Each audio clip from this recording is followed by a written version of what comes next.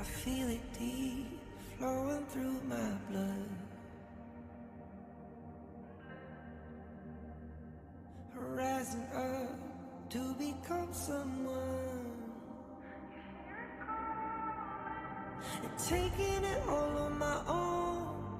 What a sweet victory. And taking all of my control, awaken something deep in me. Like flames, feel it burning inside. Take a hold in pursuit of the prize. I've been told, ain't no way to survive. Keeping all of this fire that's locked up inside. When this is the time, enter the ring. All those mental chemicals doing their thing. I got flashes of battles inside of my dreams. I was made for this moment. At least now it seems like it's time to come face to face with your fear. Been battling reasons for all of the years, and I learned how to fight them with style and grace. The ones I've encountered, you say it's amazing. I'ma come out swinging when they open the gate. Go ahead, call passion, I'm calling it rage. I'm taking what's mine like I already own it. Watch but don't blink, going here to the moment. The sky rained down into the madness that's all around. Go on, tell them who you are, you are, you are. Go on, tell them who you are, you are, you are, you are. Here's to the moment, the sky rained down. Here's to the madness that's all around. Go on, tell them who you are, you are, you are. Go on, tell them who you are, you are, you are, you are. My name is honor, my name is king, my name is champion, my name is strength. Tell them who you are. My name is Pentakill, you think it's strange? My name keep ringing inside of your brain. I hear it every night. Here's to the moment the sky rained down. Here's to the madness that's all around. So tell them who you are, you are, you are. Go on, tell them who you are, you are, you are. Here's to the moment the sky rained down. Here's to the madness that's all around. Go on, tell them who you are, you are, you are. Go on, tell them who you are, you are, you are, you are. Here's to the moment the sky rained down. Here's to the madness that's all around. Go on, tell them who you are, you are, you are. Go on, tell them who you are, you are, you are. Go on, tell them who you are, you are, you are.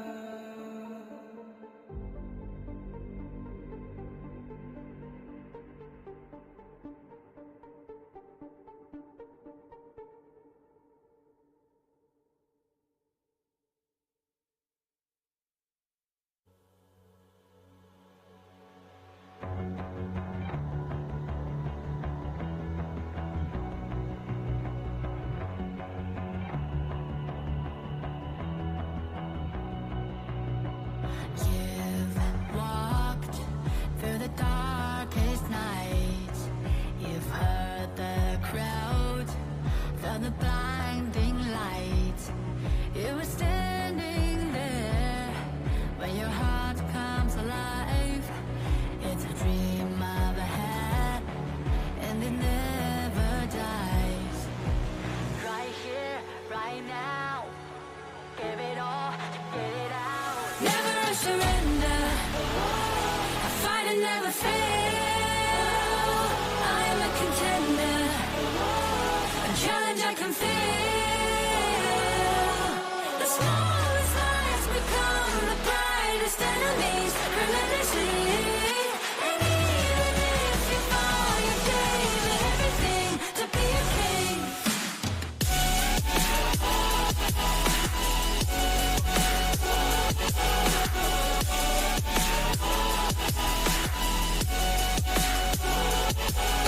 The smallest lies become the brightest enemies. Relentlessly. And even if you fall, you gave it everything to be a king. You carved your way with a sharp attack. You watched it all burn, and you never looked back. There will come a day when your fears will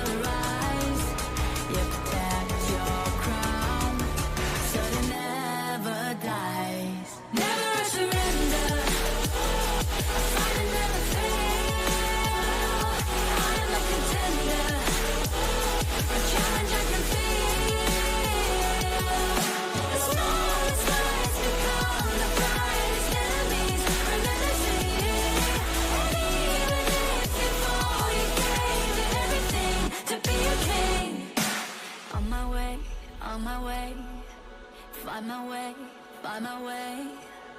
On my way, on my way. Dream my way, dream my way. Never a surrender. I find it never fail. I'm a contender. And times I can feel the smallest lights become the brightest enemies. Remember to see. And even if you fall, you gave it everything to be a king.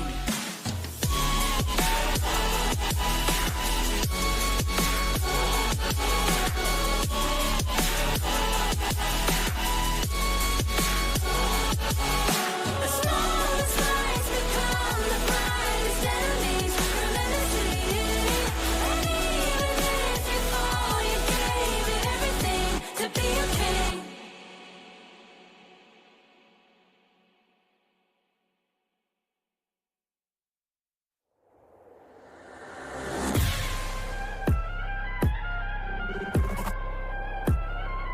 Turn it back.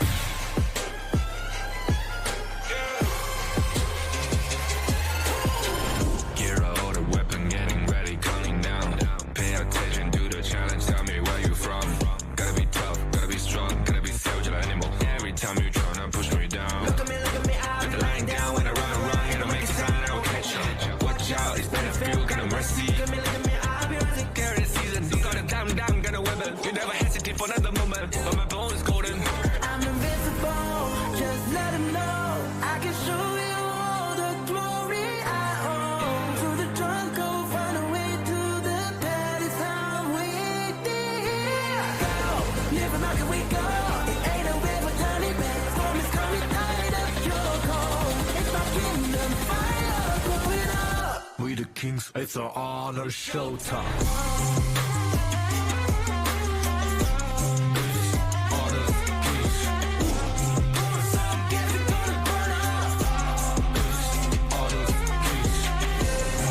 On a careless spree, I turn to violence. All my enemies, they go on silence. Wipe them out for only 2 seconds. We got honor. Who wanna get me juice? Kind of the one who made it rules. You have night to choose, only one way, got night to I can lose. see it, I gotta shut down. But you got no cry.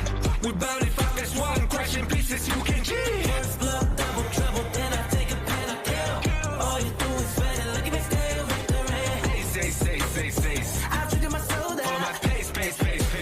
We the champions, screaming, I'm invincible. Just let him know. I can show you all the glory I own. Through the jungle, find a way to the palace. How we did go. Live and rock and we go. It ain't a river, tiny bit. Storm is coming, tired of your cold. It's my kingdom, fire, blow it up. We the kings, it's our honor, showtime.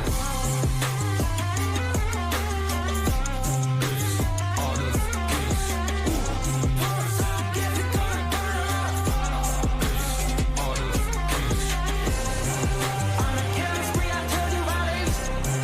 All my enemies, they go on silence. Wipe them out for only 2 seconds.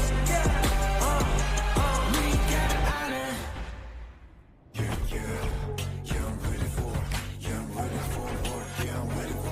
Putting in the top, grind, all my smartest pop talent. No one's a needing for trust, we got the confidence. Never stop it, I'll be ready all the time.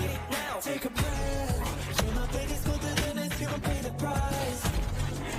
Set the trap. Got my body's in the back, you better think it twice. Coming on, never. Casting off the shadows, yeah, I'm on my way. Stand against the fate, we won't be the same. Steep burn, step again. We're gonna dream it up high, to live in the sky. You can never stop me fighting on the edge. Every time we fall, we get back again. Chances we're taking won't let us fade out. Now it's prime time, we're ready for the win. Honor. Burning on the flame. Rebel, won't be tamed.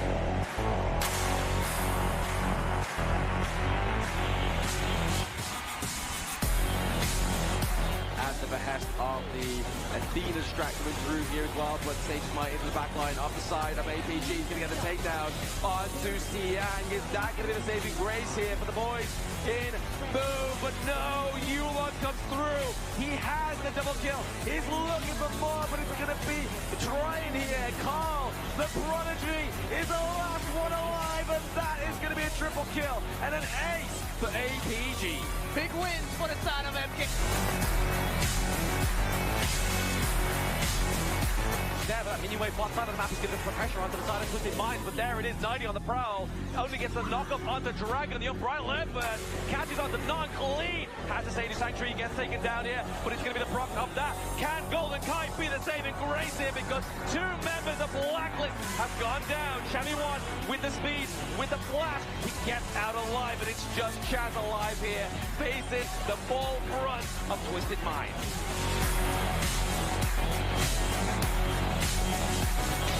So, but now we have the juggle going for Danny. That's going to obviously help. Just deleted him, but Miggy with the comeback as well. They slam him against the wall, but it's done. APG, they have turned the whole fight around. Danny is down. It might be there for Boom. Carl, he needs to run for his life, and he will not make it. It is an ace for the side of APG.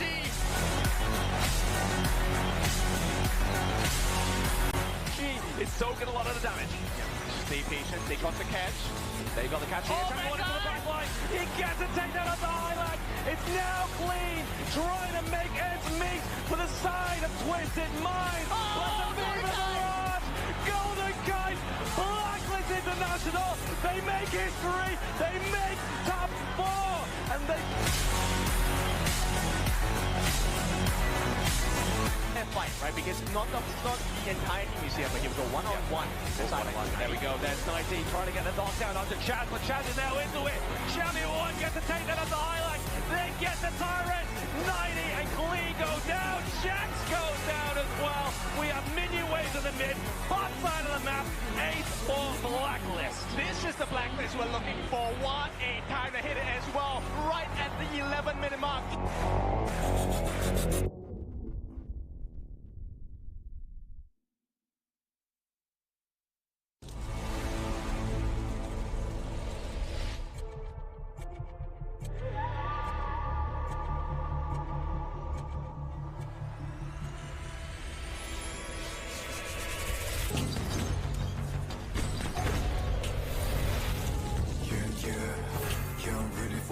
Tidak ada kata menyerah di kamus kami.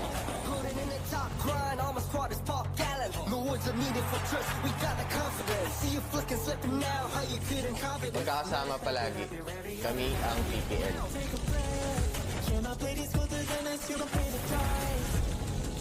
Já caminhamos uma longa jornada nos campos de batalha de Honor of Kings.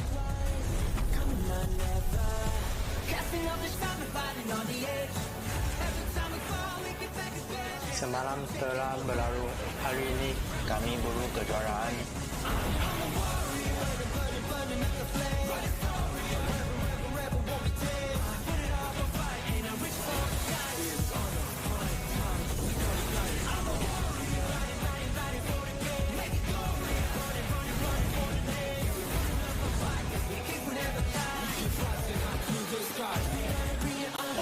Finding illusion as well.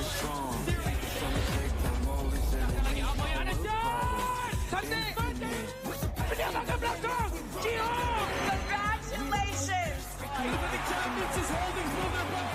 We lost form. Here's the second. Mas ele cai! E tem o roubo! Simplesmente!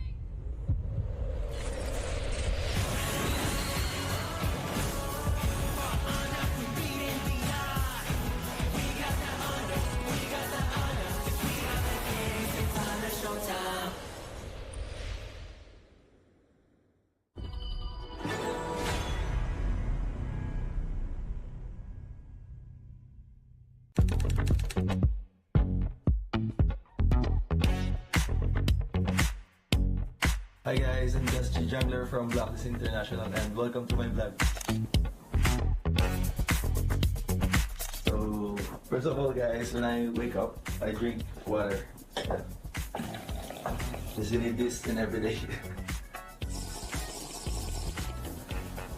And then after that, like, I'm going to like wash my face and also to brush my teeth. But I think there's some people here. My roommate Golden, guys, is inside. Hey Golden!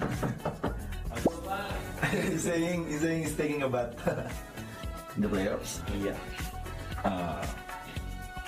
For me, I think the venue, because I think it's like so much bigger compared to the other venue, and also like there's so many people will going to support and also watch us. So I think that's the most exciting part. Oh. And also the SB19 one, because they're going to perform at the grand final. So like I hope we can make it to the grand finals. After I wash my face and also brush my teeth, like I go like to exercise always in the gym. Because there's a gym here. Can we go to there? Oh yeah, sure. Oh, alright, let's go. Let's go, guys.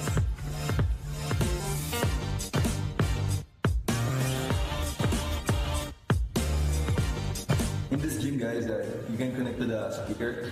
I love like, you know, the speaker compared to the headphones or like AirPods.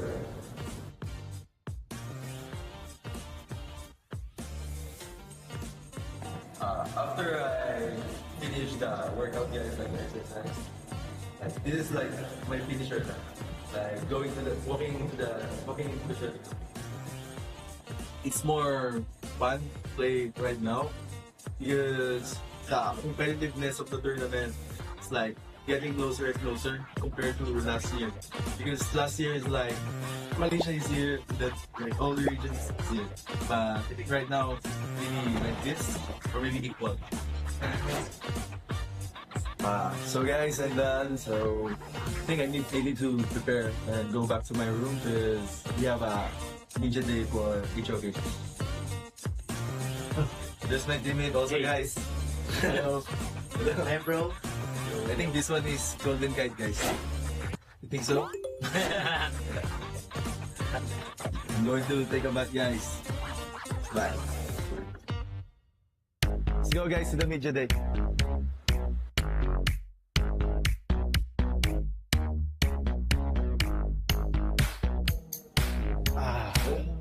So now guys, we're here in Intramuros in Baluarte de San Diego. This one is like avocado and mango, guys, flavor. So good. Should try.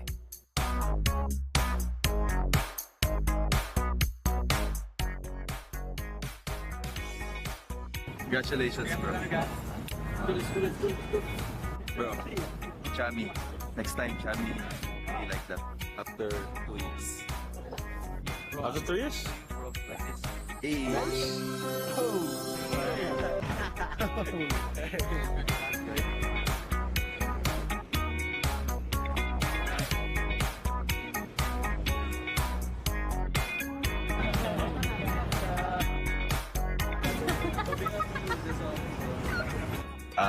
Hi guys, we're still here in Intramuros, like doing some video shoot and like that. Yeah, it's for the because it's a video day right now, and this one is for I think for the trailer for HOK playoffs. For me, I think Nova because Nova's playstyle is really good. Like their playstyle from early to late game is super good. I think we can win the championship. Our media day is done now, guys. Thank you guys for supporting us, and I hope that you will continue to support us, especially in this upcoming November 28 to 30 in Ayala Mall, Manila. See you guys.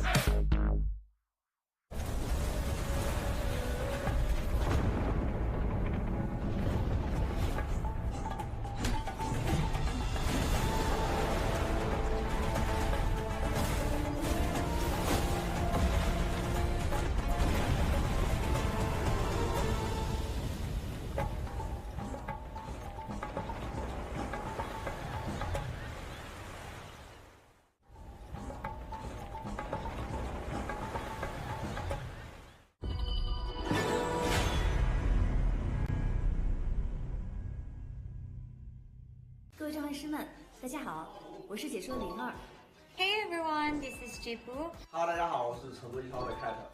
Hi everyone, I'm Bai. Hi guys, my name is Shafiq Aiman. 大家好，我是 No Player。很开心再次能够回到 KIC 的舞台。很开心再次回到 KIC。 I'm really happy to share that I will be attending the KIC2025. 这次我将以一个新的身份参与在菲律宾的 KIC 表演赛。And I'm very happy to join KIC 2025 this time. And I'm really happy to share that I'll be going to the Philippines for KIC 2025. And I'll be participating in the show match as well. And I will also be participating on a show match. 期待在表演赛的舞台上见到更多的国际朋友们。这一次在马尼拉要和大家打一场特别的表演赛，能和这么多海外的朋友们一起打比赛，是一件非常有趣的事情。And I will be making appearances for all 3 days as well as participating in the epic show match 5v5. Guys, kita-kits tayo sa 28, 29, 30 sa Ayala Mall, Manila Bay. Sa 30, kakantang SB19. So, abangan nyo yan. Tapos, syempre, supportan natin ang Boom, pati Blacklist. Make sure to watch KIC 2025 and send your support. See you there. 我们菲律宾见。不见不散。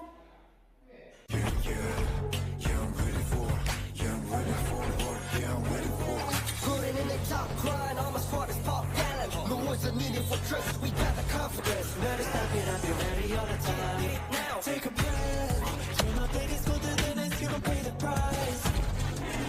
Sit and drive. Got my bodies in the back, you better think it twice. Come on, never. Casting off the shadows, yeah, I'm on my way.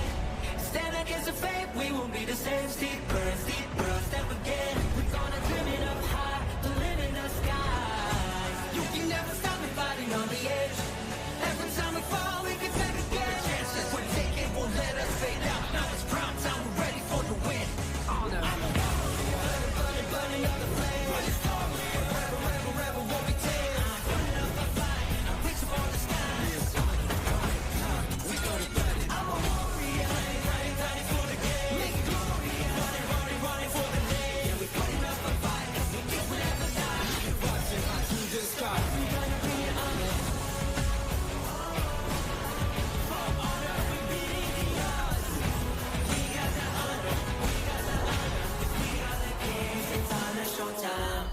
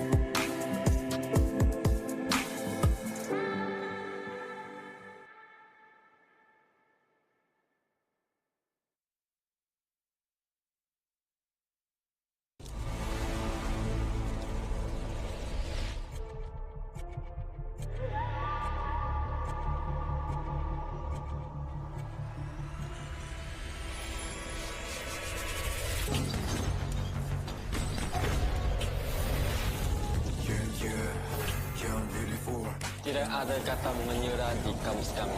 Putting in the top, crying, all my squad is pop gallant. No words are needed for trust, we got the confidence. See you flicking, slipping now, how you couldn't confidence. Magkakasama palagi. Kami ang PPL.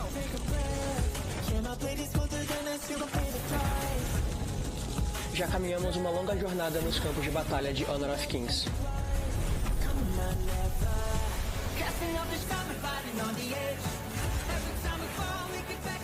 Semalam telah berlalu, hari ini kami buru kejuaraan.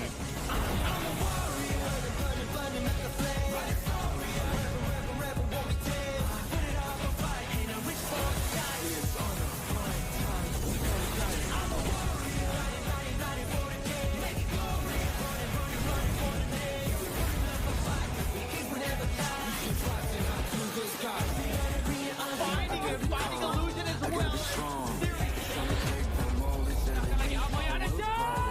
Touchdown!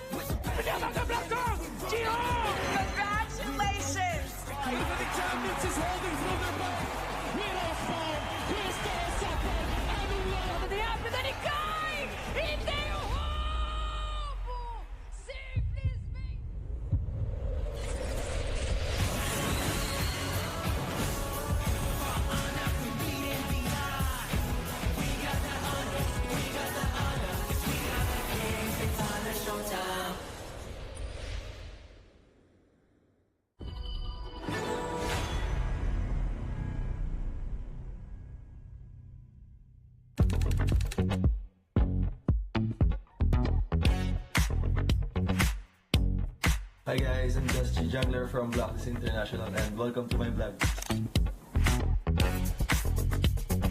So, first of all guys, when I wake up, I drink water. Just need this in every day. And then after that, I'm going to wash my face and also to brush my teeth. But I think there's some people here.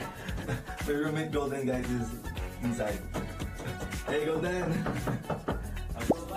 he's saying he's taking a bath. In the playoffs? Yeah. For me, I think the venue, because I think it's so much bigger compared to the other venue, and also there's so many people will going to support and also watch us. So I think that's the most exciting part. Oh. And also the SB19 one, because they're going to perform at the grand finals. So I hope we can make it to the grand finals. After I wash my face and also brush my teeth, I go to exercise always in the gym. Because there's a gym here. Can we go to there? Oh yeah, sure. Oh, alright, let's go. Let's go guys.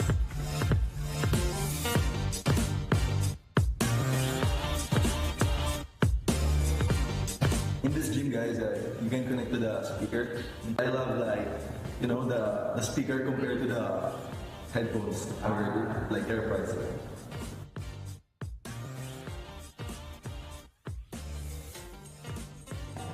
After I finish the workout guys, the exercise, this is my finisher.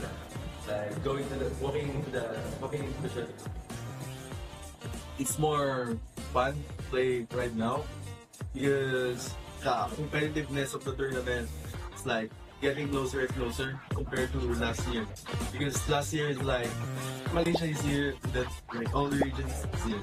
But I think right now maybe like this or maybe equal.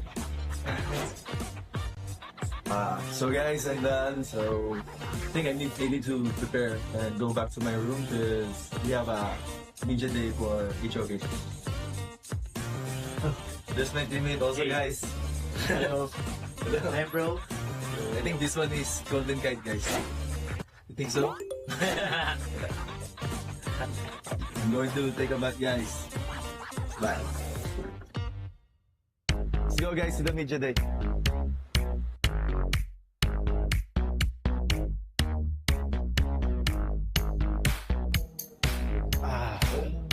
So now guys, we're here in Carmuros in Baluarte de San Diego. This one is avocado and mango guys, flavor, so good. Should try.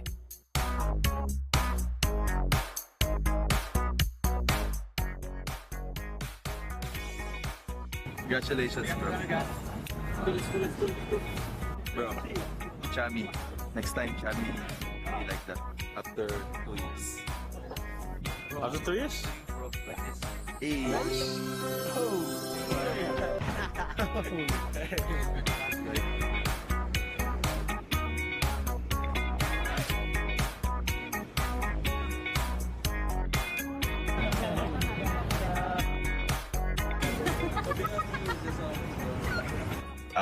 Hi guys, we're still here in Chamorros, doing some video shoot and like that. Yeah, it's for because it's a midget day right now, and this one is for, I think, for the trailer for HOK playoffs.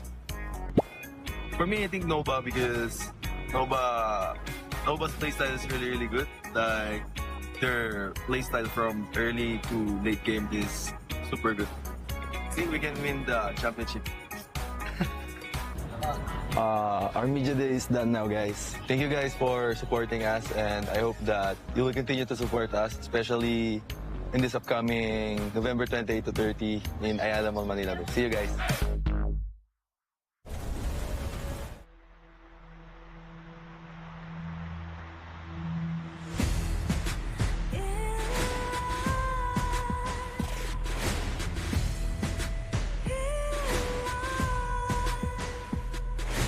What's a life without its worth?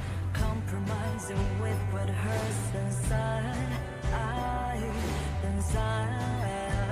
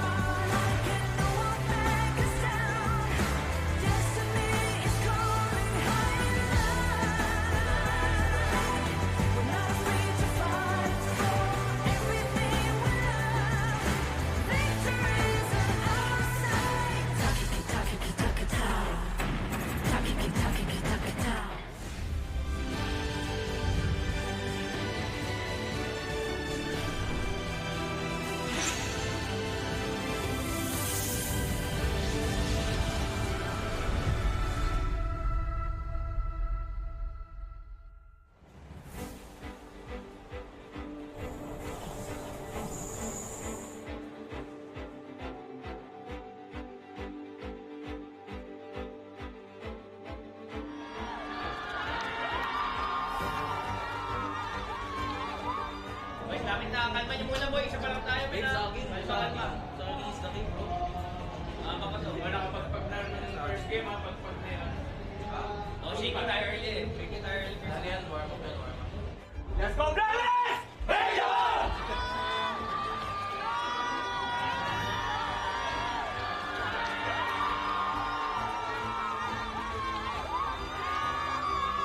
There, but that mini-wave far side of the map is going to put pressure onto the side of Twisted Minds, but there it is, 90 on the prowl. Only gets the knock-up onto Dragon, the unbridled burst. Catches onto non-clean. Has to say to Sanctuary, gets taken down here, but it's going to be the proc of that. Can Golden Kite be the saving grace here, because two members of Blacklist have gone down.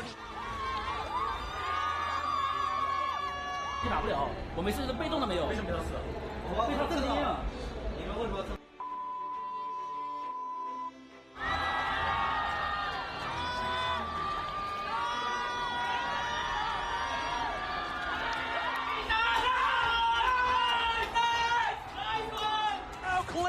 Trying to make ends meet for the side of Twisted.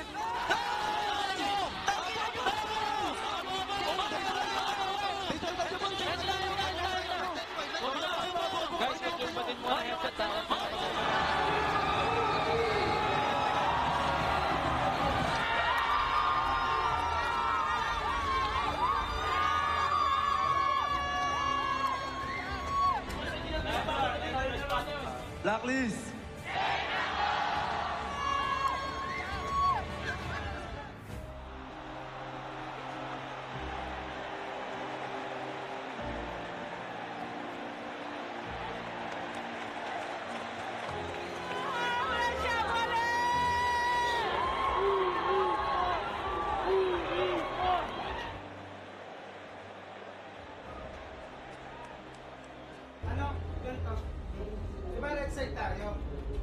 So, kung hindi sila mag-ban ng overrun sa natin, sa 2 picks natin, pakawalan natin ng pay. Kasi tawag dito, yung jungle nila maluwag pa eh. Meron pa silang Jing, meron pa silang pay.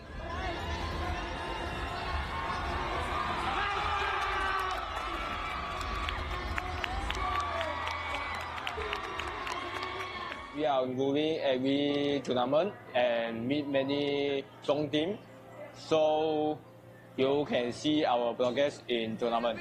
The dreams of Boom Esports gone!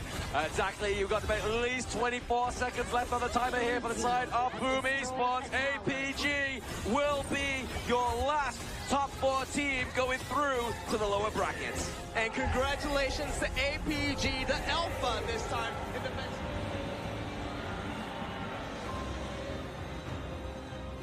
Ayun, thank you sa mga sumuport sa amin sa online and lalo sa mga nag-effort pa pumunta rito. Maraming salamat guys. Medyo lumalayo na naman yung PGL kahit sobrang early pa lang natin. So, ayun. Thank you.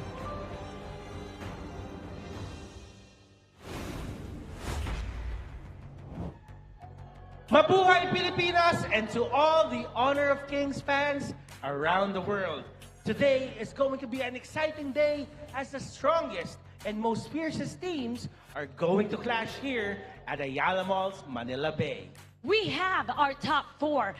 Butters, 4 have surpassed the original 16, and after today, we'll find our top 2. Mara, this is the penultimate day. This is the moment these teams have been waiting for to show that they can be the best in the world and make it to the grand finals. We started with this competition with flags from all over the world raised up high.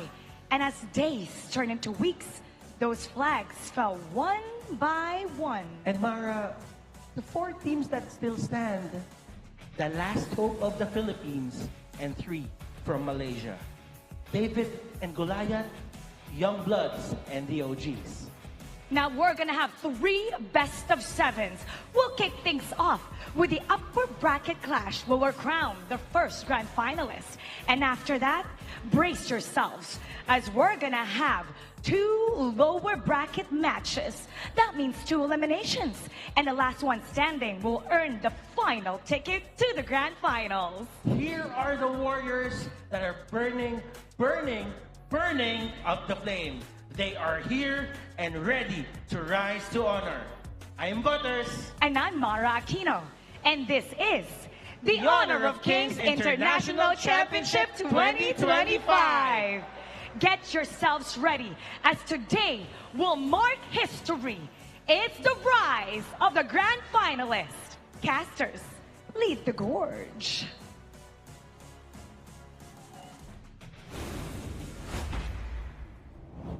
We are close to the finish line, and this is the conclusion of the epic finale soon as we find out who will be the grand finalists going on towards this journey here. This is Knockout Day 6 of the Honor of Kings International Championship 2025. My name is Sagi HOK, your guest host analyst today. And of course, we always have our Voices of the Gorge featuring Blamoba and also Hollow here. Welcome back to the English broadcast. Thank you for having me again. Of course, we've got 2 final days to find out who's going to be the champion. And of course, it's going to be a lot of hype going into it because you can see the ambiance and all of the people are super hyped. Yeah, we managed to lock him in his room for day number 1, but he broke out of the windows. He's here now, back on the desk. But yes, it's going to be an amazing day. Obviously, PKL have one more representative left to try and take down the MKL teams. It will be a tough journey so far coming in for the South Blacklist International, but from what I've seen for the tournament in Philippines itself, the crowd energy, the support that the entire ecosystem provided them, they look to be able to upset the entire tournament so far. And I wouldn't say upset because that is an underdog term. We will say that they are the tournament contenders that will be going strong for the grand final spot. I think that's why we've been most impressed, right? I think Blacklist International, the way that they've kind of leveled up, and of course with that home buff and the crowd that you see, you can feel that energy. That is true. And from all this tournament, it's not the sake of only playing for glory or only for the national pride. Those are, of course, very important here, but it is about the prize money that they will be getting coming in from this prize pool here. $1 million of the total USD prize pool here with the champions taking away $300,000 for their pockets. Exactly that. And then second place, you'll be looking at that 150K. Third place, 110K. Fourth place, the 80K. Then fifth to sixth place, 60K. 7th to 8th will have 40. Then 9th to 12th will have that 25K. Then last place, 15K. Yeah, and the craziest part is we're at the top 4 right now. Every single match you win is essentially 30,000, then 40,000, and then finally that last one, 300,000. So there's a lot at stake with every single match. And to add on to that, the winners not only get the big portion of the 300,000, that's 30% of the prize pool. The FMVP later on also gets the FMVP skin designed for their specific hero here. So a lot of stakes are on the hand right now. Every single win pushes you further and further to that grand final spot, or potentially to become the champions. I mean, we're all trying to be the champion, right? I think the top 3 going into, of course, the KPL Challengers being invited over there, that's going to be huge for them. But also, look, it's all about the name stake here, right? Getting yourself into that top position would be huge. Can they upset any of the MKL teams? Potentially here, I mean, that's going to be the whole goal of the Blacklist, is to break the code of the MKL. Obviously, they will be going up against APG in the second series of the day, but obviously first, we have to get our first grand finalist through as well. So let's have a look at that bracket.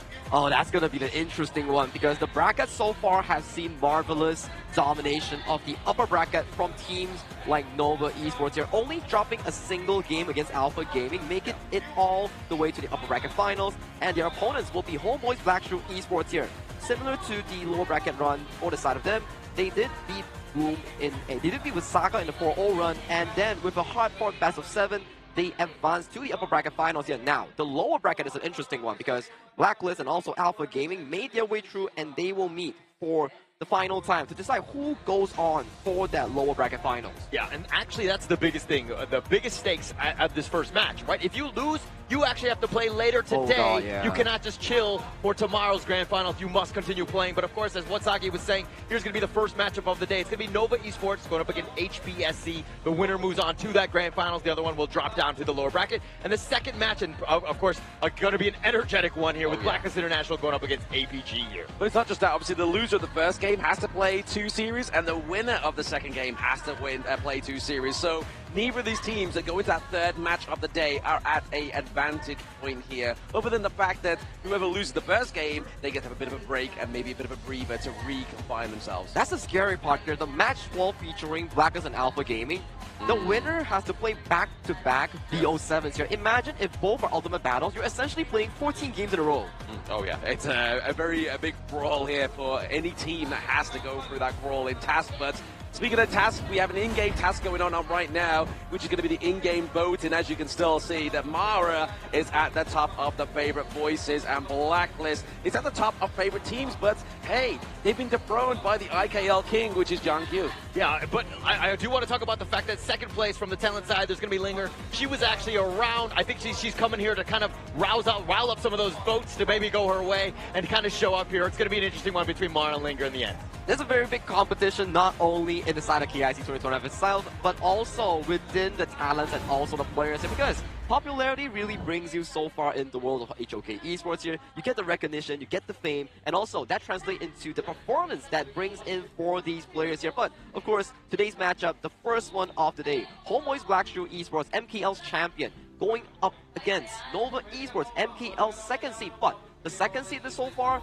has been one of the best performances in the international stage in 2025. Yeah, I think that's been the story of this year, right? Nova Esports has been the guy, or been the team, 2025. I mean, HBSE essentially were kind of the 2024, and now they're coming in. They took the top slot, but of course, it's the first ascendance to honor right here. We're going to see both of these squads going at it. Exactly. I mean, Nova, they've had a bit more of a cleaner run within, obviously, the knockout bracket so far compared to HBSE, but now it's going to be that grand finals of the MKL4 season all over again.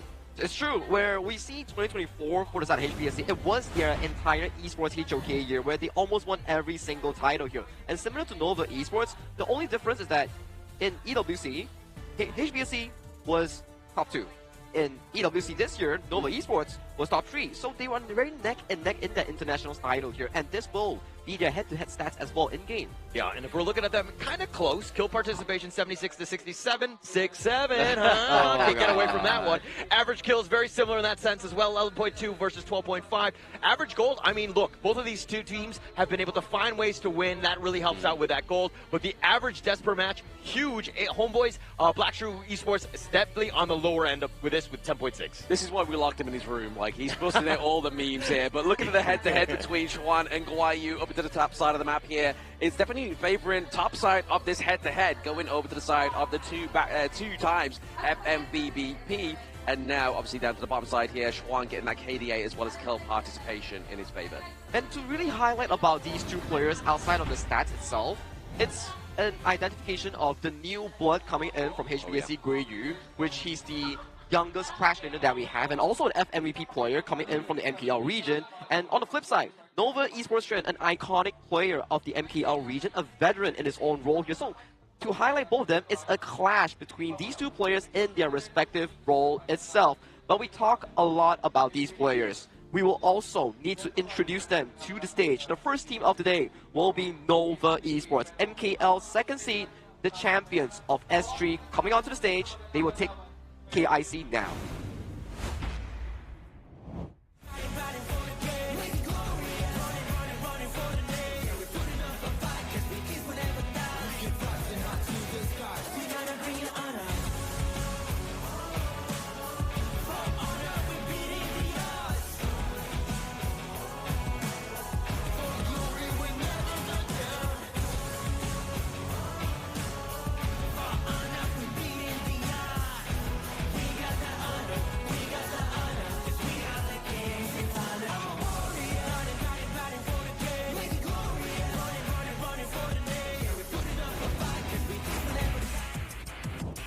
The first up being introduced here on the stage is none other than Xuan in the Clash lane.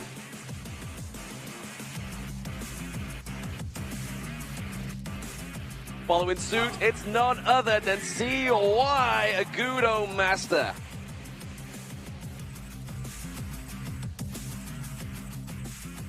And he can not only supply the utility, he can supply the carry. It's Wendy in the mid lane.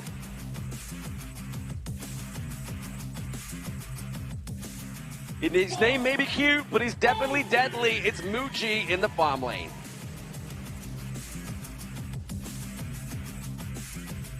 And then rounding out the whole team, it's the Beast, away pit into the roam. Look at the flex in those moves.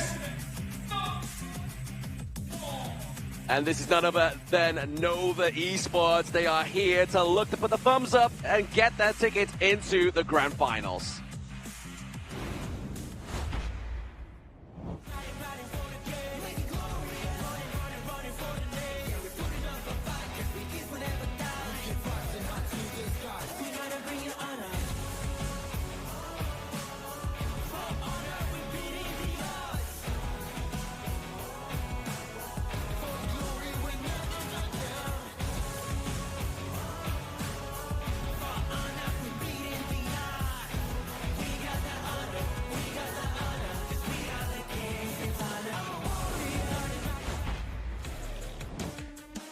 In the Clash lane, we've got Guyu.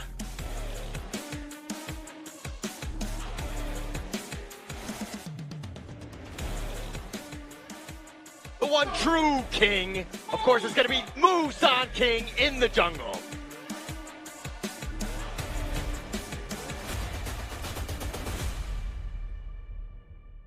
One of the most stable mid laners in the world, we have Jihong.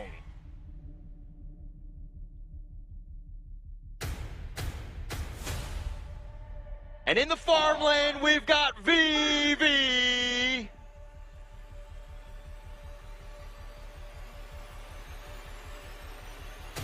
One of the best Athena players in the world, maybe the most annoying, it will be Jen in the roam.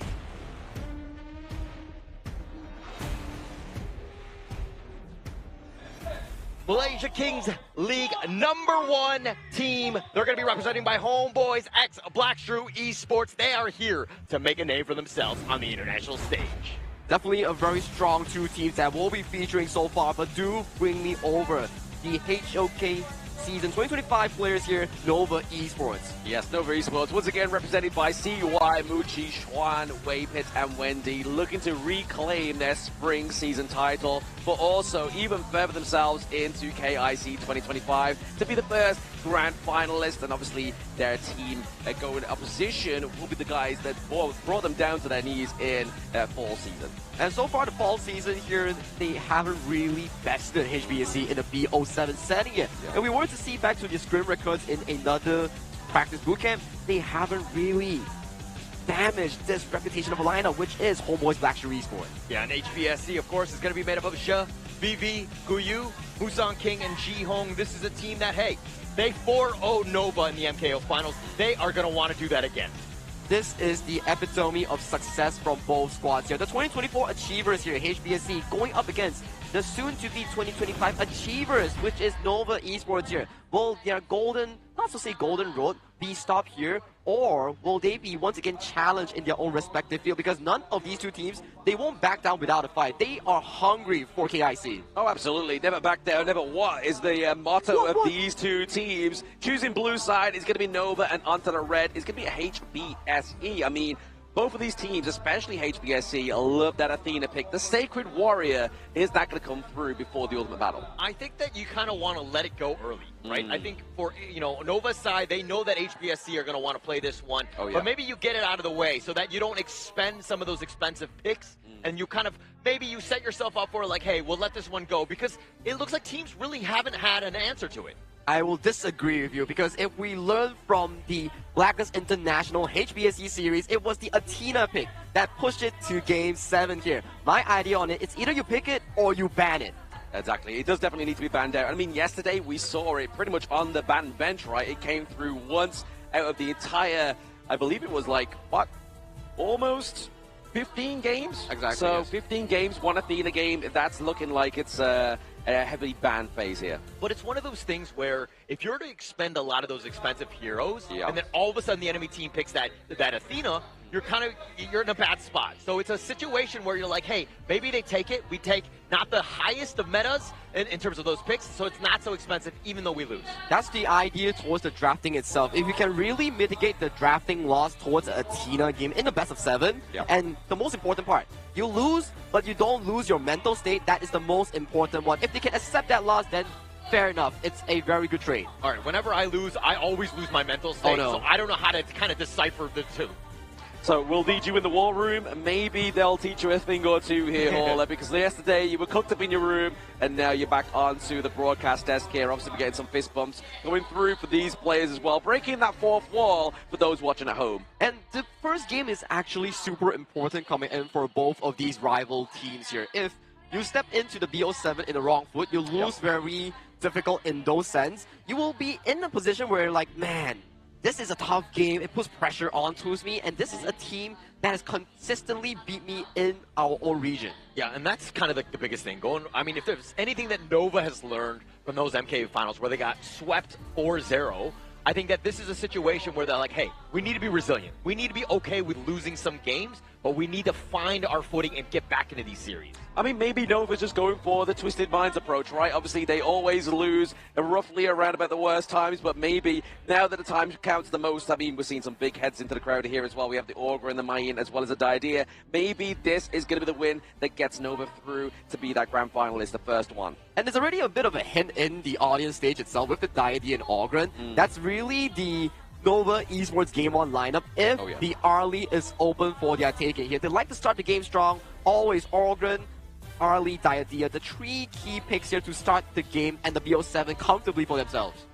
Yeah, exactly. Maybe getting that first game onto the board, which we saw was actually quite a fruitful point yesterday, right? Obviously, it was Blacklist getting the first game onto the board there, who ultimately got the winning series, and then same for APG. Yeah, but I mean, going back to that one, I mean, in every single one of these series, game one sets the tone. It's the most important. Correct. One. Because again, you always want to be in that situation where you're the aggressor. You're the put the pressure on the enemy team. Yeah, you want to one-up your opponent here, but what better way of one-upping them than to outdraft them in game number one itself? With Nova Esports selecting the blue side, HBSC will default towards the red reactive side. As we start the banning phase, Dharma, the martial monk, has been removed from the pool. Yes, again, I think there's going to be a big ban phase going towards, obviously, the clash lanes of both of these two teams because they are one of the dominant players within both of the rosters, but it's going to be the Arlie being banned out here as well. Arlie, the Parasolar, actually had quite a lot of performance yesterday, but there it is, the Sacred Warrior being banned out. Yeah, definitely. Well, it's going to be very targeted. This is something that they probably don't want to deal with. I want to say maybe they even perma-ban it. I mean, maybe it shows up in a Game 7 Ultimate Battle. You don't have a choice in that one, but I think going into this one,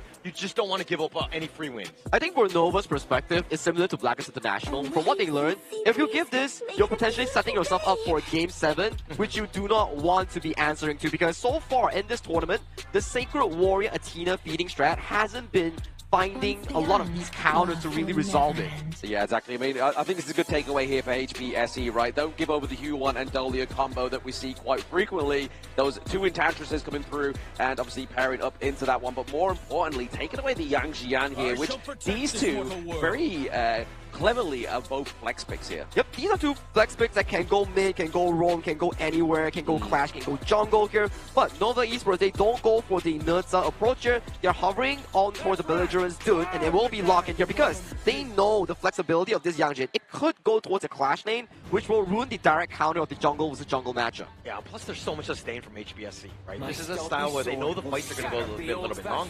Dune is that perfect frontliner because, again, he's very tanky. Plus now you've got the Lung, which pairs up really well with it. Exactly. Lung with the late game insurance is also getting that to infinite vastness is going to be a Lung for the side of Nova's Muchi, but looking at HBSC here, they may potentially be locking in the newer, so maybe going for something that's going to have a little bit more kind of like medium range, maybe the D-Ranger into the bot side of the map potentially here for HBSC. That's if they will get it out of the banning phase here, because Nova Esports, potentially they will look to ban out things like the channel and also the D-Ranger to secure a smooth laning phase for Muchi in that farm lane itself. And HBSC, they are putting more pressure against Swan in that clash lane here. This Guan Yu has been locked away from the FMVP.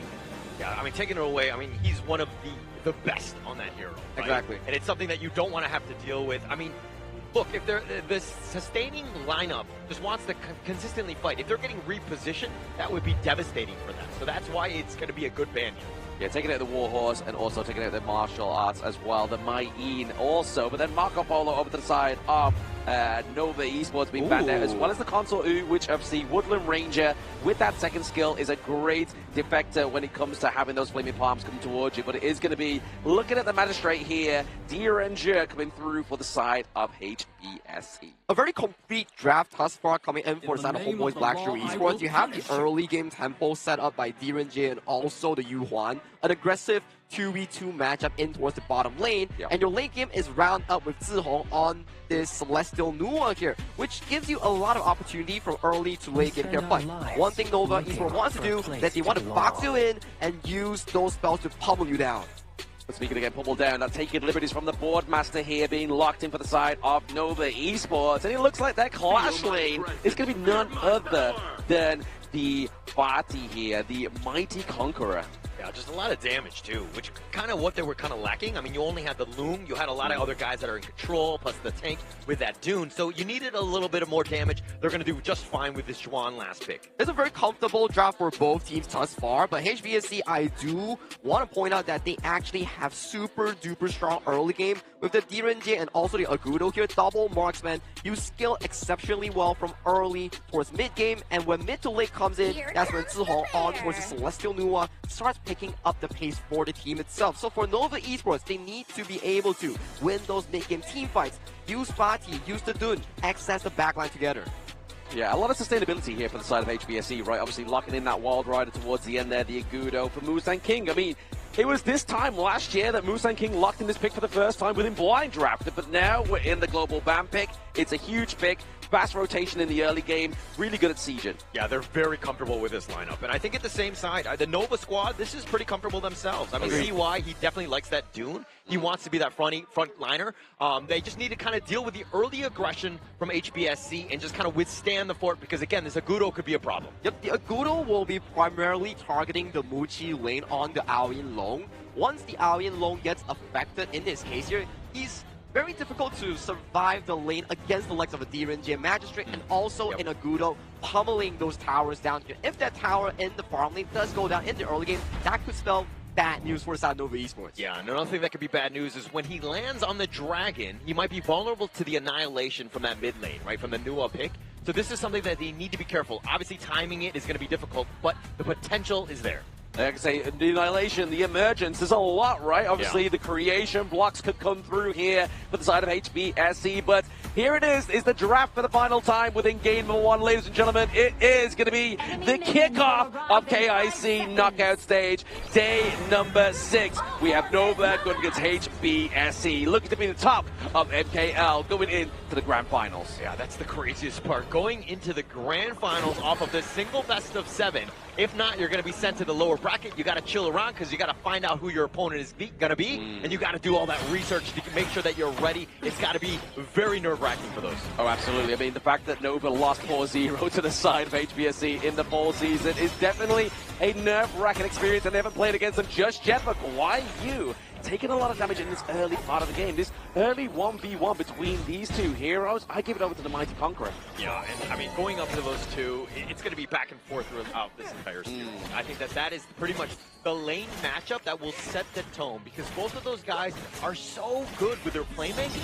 And come team fight, again, it's going to come back to like who has the most net worth and is able to disrupt as much as possible. Exactly. I mean, HBSC, they could obviously lose and falter at the point what happened yesterday where we saw the Yangjian dive into the enemy backline, but then who's protecting your backline right there? I mean, I suppose Mustang King needs to have a solid positioning and use that gorge mobilization to full effect. Yeah, I mean, but it's going to come back to like, just like a great defense is a good offense, right? Yeah. We're just going to be fine in just being able to kind of hold the fort. We should be there. I mean, if you're looking at HBSC, this is a tough nut to crack. It's a very difficult team fight to kind of deal with. It is, but when you've got CY on the Dune as well, obviously using the Unruly Blade, going in there, if he connects that wind slash onto 2, it's very devastating in terms of that tempo upset here for the side of HBSE. But right now, tit-tat into the mid lane here. Overall gold slightly edging to HBSE. Yeah, and I look like both of these drafts because I'm looking at things from a perspective of like, hey, when we actually go in, what's going to really happen? I mean,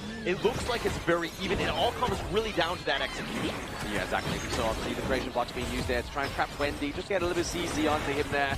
almost level 4, so the board is almost here onto the gorge, and there it is. Wendy now has the utility at that huge CC potential into these ultimates. Yeah, and I like the fact that, I mean, going back to this top lane, when you have the Fatigue, who can kind of be like that late game hero, late game carry, if you will, the Yang Jian is going to be kind of similar in that regard. So the damage is definitely going to be equalized going into this, especially since there's a lot more pressure on the farm lanes as well. Yeah, exactly. I mean, especially with Lung, obviously quite late game eccentric farm lane pick here, and obviously to the side of HBSE, you're looking towards that mid game kind of fall off there. Obviously, looking to go for the Spark Forge Dagger first item, just to get a little bit more poke onto the side of Nova Esports. Yeah, and getting that damage gonna be key, right? Setting it up with those poking and prodding, because HBSE, when you have Jihong with that long range, essentially, it's gonna soften you up. So you need to be able to fight back in some fashion, because if you're looking at the rest of them, they don't have a whole lot of that range. Yeah, exactly. Maybe using the Yagudo here through Zen King, maybe going for a bit of an engagement. It's going to be the Ruly Blade that actually connects onto the backline with the board as well.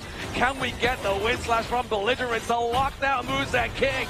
And potentially First Blood has just been lost. Muzan King gets to the backline there, but now it's down to Guayu onto the Tri-Light, just trying to force away Nova out of the enemy jungle. But still, they're sticking around, and that's the beauty of the Doom pick. Take down First Blood goes to Wendy. And we knew that there was going to be some long, sustaining team fights, and you saw exactly why. That Dune CY so tanky, plus he had the secondary, the Unruly Blade with that Celestial Melody. You had a lot of options in terms of what you wanted to do. He is just so tough to deal with at this stage. Exactly. I mean, that's a good thing about what Nova has going for the side of themselves, right? Obviously, they have the opportunity. They have multiple chances because of that Celestial Melody we were talking about moments ago, Hauler, that is coming from the Adolia. That second ultimate is a blessing. Yeah, a lot going on with this draft. I mean, it's a great, there's so much synergy with it. Almost everyone has a tremendous value with that Celestial Melody. They'll continue on, and oh, that was a potential. That was close. That Annihilation was a runway to disaster there, because that really could have upset the pace of Nova Esports, and especially that gold lead that they have curated for themselves now with the Wind Slash, the Ruly Blade, sorry, into the backline there now, connected with this Wind Slash. Looking to try and contest this Azure Golem, which, taken away from Muzan King, would be deadly, and they're able to do it. Yeah, able to do it, and they essentially walked away. No, they're not walking away just yet. No, we have the Tri-Light, we have Guayu trying to dive in, use that ultimate, but now flashing in with the Q1, the two to cast the dag with that beautiful catch. Yeah, great catch on that one. I mean, like CY, yeah, he's sustaining, but he's gonna be taken out at some point. I mean, just too many from that, and HBSE are happy with this, because again, they like to go sustaining long team fights, and they made them pay. Exactly, the money that has now, but we are getting a bit of contention here onto the Azure Golem at the side of Nova Esports. So now, can they steal away the Azure Golem that's obviously Nova politely took away from them? But you can see here, BB just playing the macro playstyle, getting that first turret onto the gorge here, trying to get the win advantage for HBSE in other means rather than these team fights. Yeah, really smart play by HBSE. Just understanding that, hey, if no one's really going to contest, we'll just run that one down, take all these free towers. And yeah, the lead is only about 100, 200 gold or whatever, but this is a situation where it's like a small win. Taking out those outer towers is going to be a huge start. Exactly. If you can't get the lead in the gold here, you may as well try and get the objective lead, and that's what's happening so far here. But I mean, we have one turret over to the side of HBSE, we have one neutral objective over to the side of Nova, so I feel like that kind of balances it out. I mean, yes, your turret doesn't come back, but now looking for a bit more engage. The gorge mobilization, trying to force out the infinite fastness, and it is a success. Yeah, that was way closer than I would have liked. Muji just like taking that one to the absolute limit. Oh, I mean, pushing it to the limit right now is going to be that re-engage from HSBC. Maybe try and get the taking liberties here to do a bit of damage onto the backline of HBSE right now, but they re-folded back into their jungle to reclaim their Azure Golem. I mean, it was a good attempt in the bottom lane, right? If you force him out, he's not getting that farm. He has to actually make the walk of shame back into the lane. It looks like he's going to be in the mid one. So you've kind of bought a little bit of time for that, plus you push them away and secure the Azure Golem as well. Song on this Nua is so aggressive. The emergence into the annihilation, just making Chuan run, is definitely a sight you don't want to be seeing if you are Chuan's teammates, especially into that top side of the map. He looks pretty low. He has to stay there to defend that T2. Yeah, that numbers advantage can quickly turn in favor of HBSE. So Nova, if anything, they kind of need to use the buddy system, make sure that nobody really gets caught out.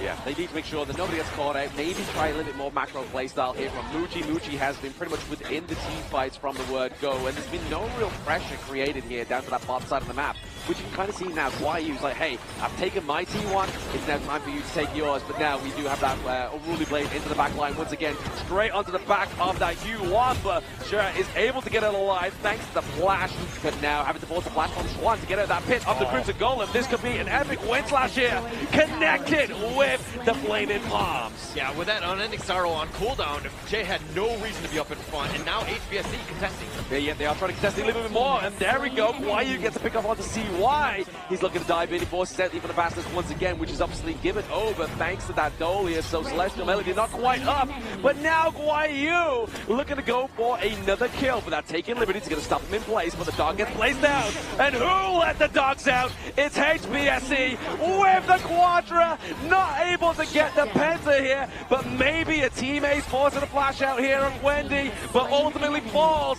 HBSC with the brawl in mid. I mean, they could take the ace, and it was off of Guyu, just literally hounding forward every single time, just leapfrogging after the next one, just getting all the kills. He got a Quadra kill, and they ended up getting the ace off of this one. Just look at how much space he created. They've lost all the towers going up into the T3 in that mid lane, all because of this play.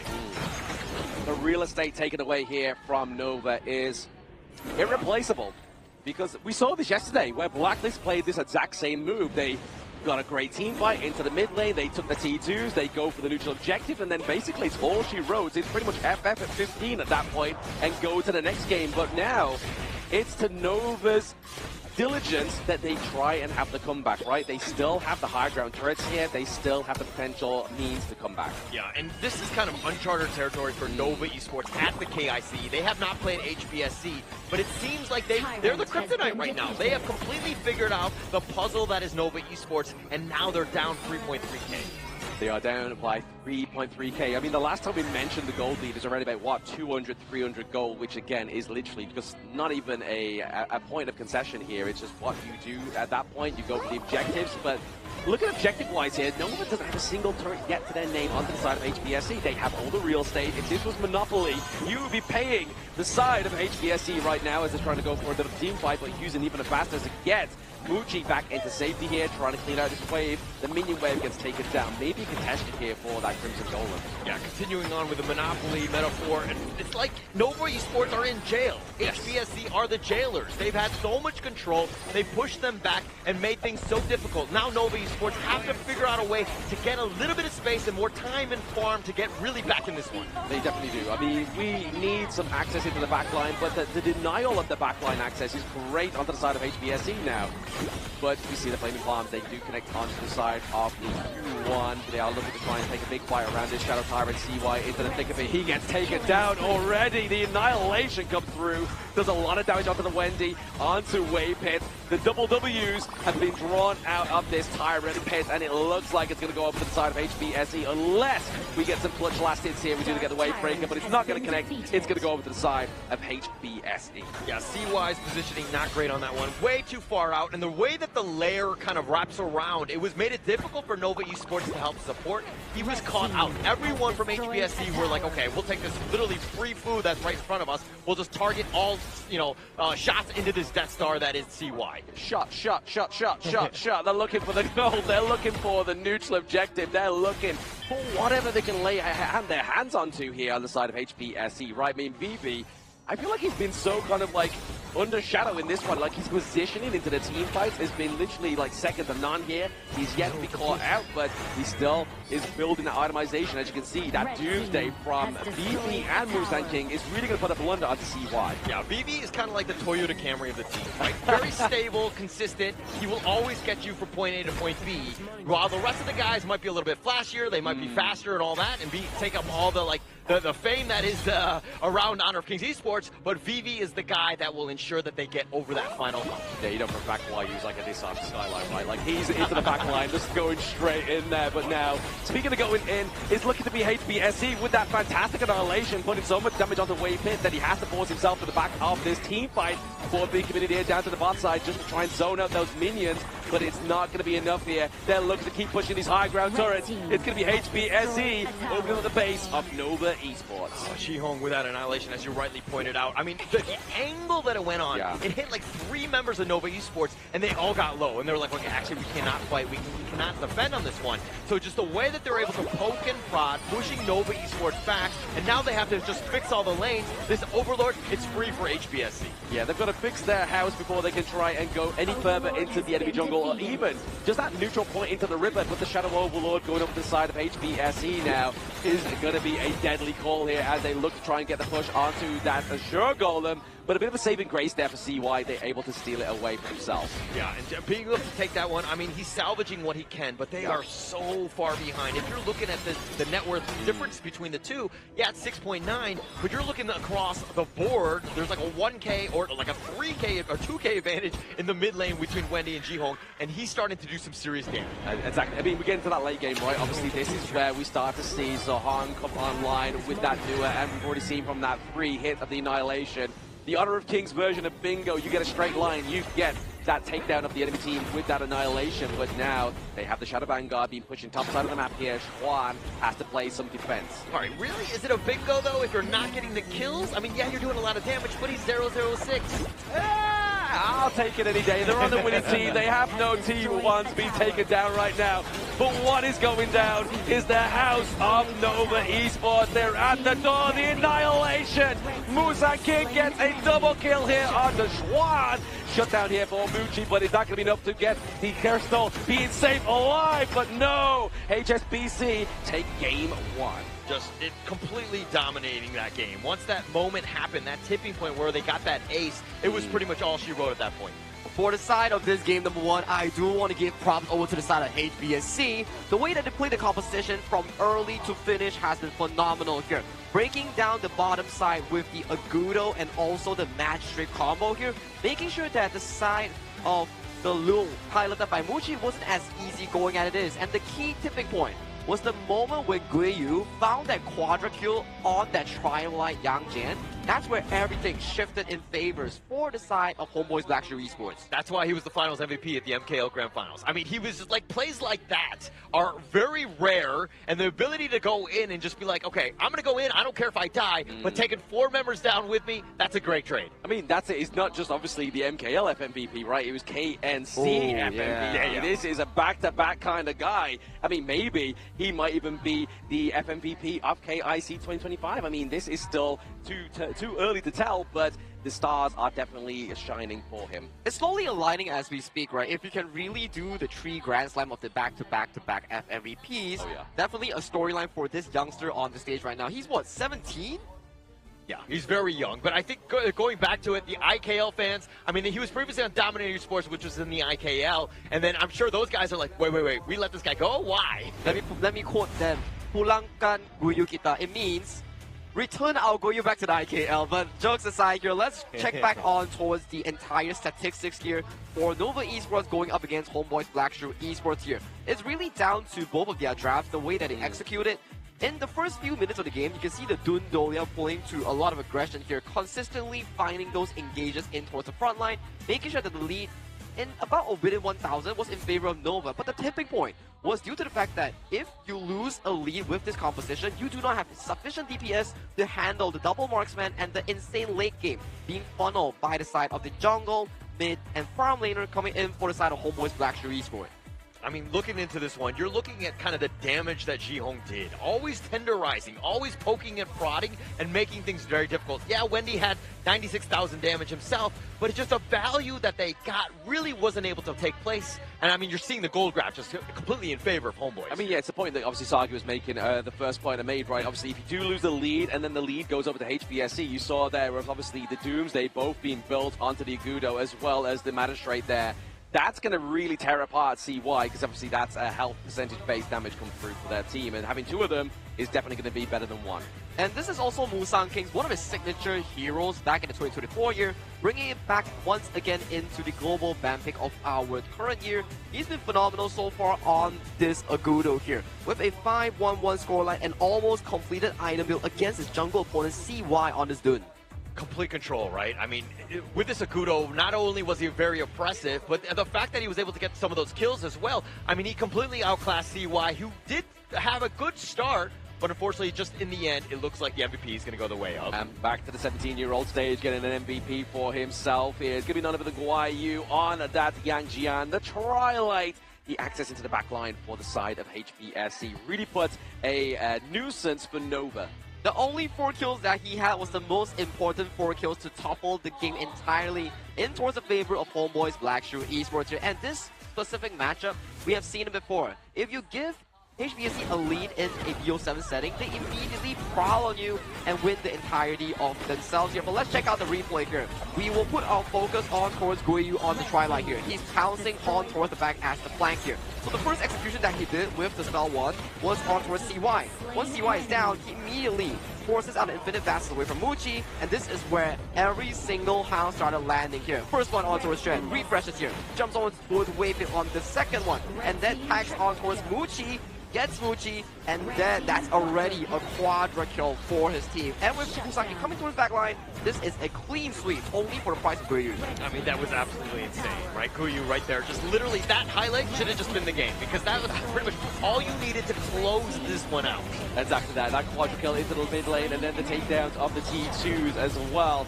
Really put a nerve into Nova Esports there. But I mean, right now, obviously game number 1, it's very early, it's a very early series here, but HBSE are looking to try and recreate that MKL Fall season finale. Yeah, this is a bit worrying coming in for the side of Nova Esports here. It feels like the nightmare is slowly but surely haunting them back and putting pressure on towards their mental and shoulders here. They need to maintain composure and find a way back towards this whole best of 7 series here. But with that first win here on towards the upper bracket finals, HBSE do start the BO7 with a bang. Yeah, just with a bang. I mean, getting up 1-0, it's going to be huge to set things up. Because again, we've kind of proven that Nova Esports Psyche might not 100% be there. Now, is it going to be similar to how they were in MKL? Are they able to bounce back in Game 2? I mean, it's not like they kind of took like a non-expensive draft onto the side of Nova Esports, right? Like there was some big picks, especially the Dolia, the Lung coming through in game number 1. And that's already been taken off the board here because we are playing with those global ban pick rules, and obviously that is going to be at the victim here for Nova Esports. But you know what? I'm a victim of being hot in the venue here. But you know what's going to be fixing up my temperature here? Definitely going to be Mightier. Smart control anytime, anywhere with good, decent, very good energy management and AI technology feature here. If you need Mightier and you need AI Eco Master, do give it a try. Yeah, and actually, I think we could use another one here because it's getting a little bit hot here, but it might be because of the play that we're seeing, especially with Guiyu making plays like that hot. I don't know. I think it's just because you both sat around by me, you know? I mean, I'm just generating a lot of heat pretty sure here right now. How dare you, sir? How dare you? But what you should do to bring me back up and my self-confidence is follow, obviously, a HOK Esports social medias, and maybe even drop a follow over to Blamat MOBA if you really want it there. You won't get any freebies like you would do if you follow HOK Esports, but you will get to see me and hear the British voice. Of course, like if we do follow all these like HOK Esports social media side, you get the bits of the talent, you get bits of the players, and most importantly, you get the bits of the entire venue here at Ayala Mall's Manila Blade here in Philippines itself here. So if you're nearby, do drop by here to really enjoy the atmosphere and join in on all the activities here. Free gifts, free, I don't think there's free food, but you know, I'll get you food if you come over. Well, you heard it here first. All right, I could use some free food. I'm just going to claim that one now. Not me? All right, well, only some people. Okay, yeah, all right, selected. I got it. But we're going to be going into Game 2. Now, if you happen to be the coach of Nova Esports, what are you telling them to bounce back here? Compose yourself. You are a strong championship material team here. It's not about beating your opponents.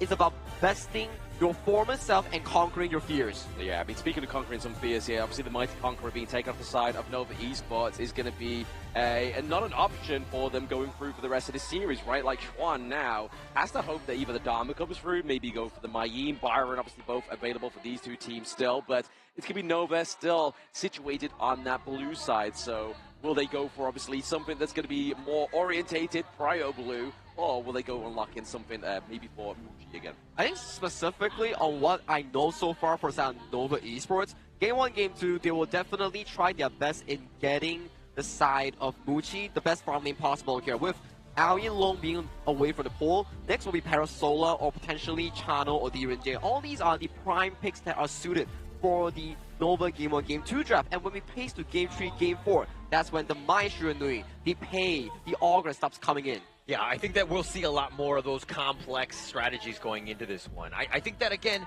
it's just Game 1. Yes, it was expensive for both sides, but it was kind of like a feeling out process. You saw that Nova Esports were taking the fight, especially early, but again, it came down to HBSC just understanding how Nova plays, and we're able to just decode them, so to speak. And that's the one thing that Blackshire Esports is good at, right? Is just reactivity. They are literally a nuclear reactor of a team. They're like, you know what? Let's see what they're doing in the first 4 minutes. Oh, they managed to get Tyrant. Never mind. We'll just basically tear them apart at that point because we know what is going on and how they're playing these team fights. The team fight so far, like Vlad mentioned here, it's always around these specific objectives here. Not only the Tyrants, but around these small neutral jungle camps or around the buffs of the enemy territory. These are the prime places that you want to be fighting for, and especially when towers are taken down, they don't respond like players here. Hence, they need to strategize a very decent of a mid to late game composition with sufficient team fight material. Yeah, team fight material for sure. I mean, going back to that Game 1 draft, it looks like they were trying to set up CY to kind of have a good game. He likes the Dune. That's one of his top 3 heroes. But again, HBSC being able to figure that one out. Now, he needs to shake off that a little bit of an off game for him and really bounce back, because this team rides on CY's play. I mean, definitely a different change up here in pace of terms of obviously what the designation of these bans are, right? Obviously, last game it was Dharma ban. Now it's going to be the Pei here. Not really want to give it over to Musan King, and then obviously the Luna, the Moonblade as well, being banned out for the side of CY. So maybe once again we're looking at going towards that tanky brawl in that jungle. Maybe something like the Flow Ball and Tank. That can potentially be the case here, but to really bring confidence back into the side of Nova Esports here, they are hovering the Fire Ninja Mai Shiranui here, and we know the entire tournament so far, or in 2025, this player, Wendy, is one of the best Mai Shiranui users in the tournament. Yeah, and you want to set the tone in this one. Game 2, got to strike back. Pick something that you know that you have high tempo on and kind of control the game, because you want that early game lead. And you look at this Yixing, you know what's coming next? It will be the Dharma potentially for the hands of Guiyu here, the MVP from last game himself. This is looking very scary for the side of HBSC coming in towards this game, but they do reduce the priority towards it. They're hovering towards the long, and that will be locked in. Yeah, give the long over the BB here. It's definitely been a flaming palms that the guy's so nice. They named him twice. Gets his pick here, but now it means that Schwan is able to get that Dharma. I mean, do we go and lock in something like either the John Fei here for the side of Wei Pit, or something with sustainability like the Diadea? Yeah, that could be potentially the case, right? But with these two picks, would HBSC just lock in a Zhuangzi and force Nova to be reactive? Very true. I mean, they could. I mean, there's still a lot of options. And I really like this Chano pick because it really kind of helps out. Obviously, it's looked at as kind of a pseudo counter in some ways to this Loon, which is going to be a bit of a problem. But it has a 63% win rate at the KIC. It has a lot of potential because of those wolves. It makes it very difficult. Plus, it has that mobility. Exactly. And you have the soaring shot as well, right? Like if he's going to get Ryan in wins, you may as well just hit him with that soaring shot, push him away a little bit further. Here, but like you were saying, 66% win rate is decent into that farm lane, especially how far we're into the competition as well. But we're getting to that second ban phase now. The Nerdsa ban gets banned out here for the side of HBSE, because I mean, a Skyfall right now would definitely be a dream for Nova. Yeah, all the engages coming through for the side of HBSC is going to be very scary. You look towards the side of Nova Esports, they know for a fact that this Zhuangzi has to go away from the drafting pool here. They cannot really commit if you are seeing a Mai Shiranui and Dharma negated by this passive of a hero. I mean, look at this crowd. They're all like excited. You see all the cosplayers there. I mean, if you happen to be in the area, please do come down. I think it's absolutely electric that we're seeing. And again, just like the players are here, the cosplayers, the activities, the carnivals, everything that you would want. Plus, Sagi's giving away free food. So what more can you ask for? I don't know. I think there's a little bit more I can ask for. I mean, a free drink from yourself here, Hauler, would definitely not go amiss. Speaking of going amiss, could be potentially the other pick up here, the white anchor for the side of HBSC. I feel like this pick hasn't come through that frequent within the KIC, maybe once or twice already. I think the last person who actually played it was probably Bigatron by Vitality Zan Q, utilizing this. But an interesting one thus far because you have sufficient self-defense here. Ata, Mayin, you have a form of CC immunity. And for the side of the Aoi and Long, you have the Infinite Vassal to bail away towards safety here. And then with the Yixing, the Board Master, you also have the passive to save yourself from all these sticky situations here. So if Nova Esports is unable to find the perfect engage against the Sun Bin Ata here, that's going to be an issue here because they are unburstable. Yeah, unburstable indeed. Plus they have so much control. But the problem is they have pretty much VV on this Loom doing all the damage. He goes down, you're going to have a problem because the rest, yeah, you can control them all day long, lock them in boxes and things, but you're not going to be able to kill them. Now this is the problem here. Yes, in theory, HBSC's composition is very well complete, but that is only if the Sun Bin, the Time Bender, gets to scale towards that level 11, level 12 mark. When you get more points in your spell 2, that's where you start being able to save your teammates with proper cooldown reduction, and you can rewind time on their health bar. Because it's not a heal, it's about rewinding time itself. So, the early game for Nova is exceptionally important here. All eyes will be on Wendy's, Fire Ninja, Maestro Nui to take on those early leads. The funny thing was, obviously, when we saw that Arta come through, I knew for a fact that that Sun Bin, the Time Bender, was going to come through as well, right? That's what generally we see that pairing, right? And for them to draft this so early is the fact that obviously HBSC are like, you know what, let's keep some of those big support picks for later on. They still have the likes of the Dolia, which wasn't even banned out. They have the Zhongfei, they have and even Lapu if they really want it, right? Like the Rifat Datu, one of the latest heroes on Honor of Kings, but now they lock in the Time Bender. Yeah, I mean, going into this draft, if we're looking at this one straight up, HBSC's side definitely on the weaker side. Not as expensive. I mean, the Ata and of course the Sun Bin. I mean, they're great heroes, but they're not the level of like the Dharma, the Chano, the Motes. These are power picks from Nova Esports. And if you're looking into this one, you're thinking late game. This series might go the distance. To know if it goes the distance here, we need to see the proper execution here coming in for both of these squads. With HomeBois Blackstreet Esports currently leading the series 1-0, it's Nova's time to bring it towards the series. Can they equalize it, or will HBSC push it to a 2-0? Exactly. Supernova, like they are, they need to shine bright, but can they? Will the HomeBois look to take this home very quickly? But if you want to take something home, pop in that CD key, dash for it to get a free everything box, but we are seeing everything being taken away into the mid lane by HSBC. Dash for it, as in the caster dash? Okay, interesting that they would have his own redemption code for that one, but I think going into this, of course, gonna be key, right? Nova Esports, I mean, Sagi was rightly pointing it out that Wendy on this mine needs to have that serious impact on that outside lane because a lot will ride on that. Oh, absolutely. I mean, you can see that obviously the Time Bender here, he has that ultimate that's going to have that silence, right? So if they try and go for a huge engage here for the side of Nova and he gets that time bomb, that's really going to upset the pace and any potential that they thought they would have the tempo or even the devastation from the side of Nova. Yeah, and that's a good thing that HBSC can do, really. They can just literally just walk away from fights. Obviously, they have that speed with that time flux. Yeah. It will definitely help them out. But in the bottom lane... Okay, the bottom lane, there is a bit of a brawl, bit of a tip attack going on there, but obviously it's a little bit too early to take that first blood, I feel like, here for the side of Nova Esports. They don't want to try to get too overzealous. They want to try and get that first blood without trading. Yeah, and pushing them away, doing great in that sense. Is that you're doing the damage. You don't have to get all the kills. Obviously, it'd be amazing if you got first blood, but, I mean, it's more of just, like, again, like pushing them back so that they actually have to respect your damage. I feel like here we're just getting that buddying system just to kind of match the pace of the Aguna, right? Obviously you see the movement speed increase here coming from the Sun Bin, just really trying to like speed up the tempo for Musan King. As you can see, currently he is not quite trailing behind. He has the goal lead going into his favor. Yeah, but I mean the level differential is definitely there, so something to take note of. But into the bottom lane, you're looking at Bucci and BB just going solo. I don't think that you need to worry too much about having that support. Yeah, because I mean, for Nova, obviously generally goes in their favor, quite a solid counter towards the Lung, especially being left alone there. But I mean, right now, it's going to be that mid lane where we're seeing a lot of brawls going on, taking liberties in clean pace, and obviously the Gorge mobilization with the Wild Growth here, just trying to put pressure onto this T1 of HPSE. Yeah, Nova Esports, they have a plethora of stuns. They just don't really have a lot of the damage. And it's got to be annoying for HPSE where it's just like getting bounced around and they couldn't really play the game because they were being controlled for so long. But the damage was next to nothing. Obviously, it's still very early, but it's something to take note of because, again, if you're looking at the side of Nova Esports, it all rides on basically Wendy and Muchi. Exactly, they are the damage outputs. Obviously, Muchi a lot later on into the game, whereas Wendy could potentially come online a little bit earlier, but the Spirit Wolves definitely laying waste to Zohang on that Yixing, the Boardmaster. Yeah, the Cannon Blast. The Cannon with Blast. those wolves providing that vision.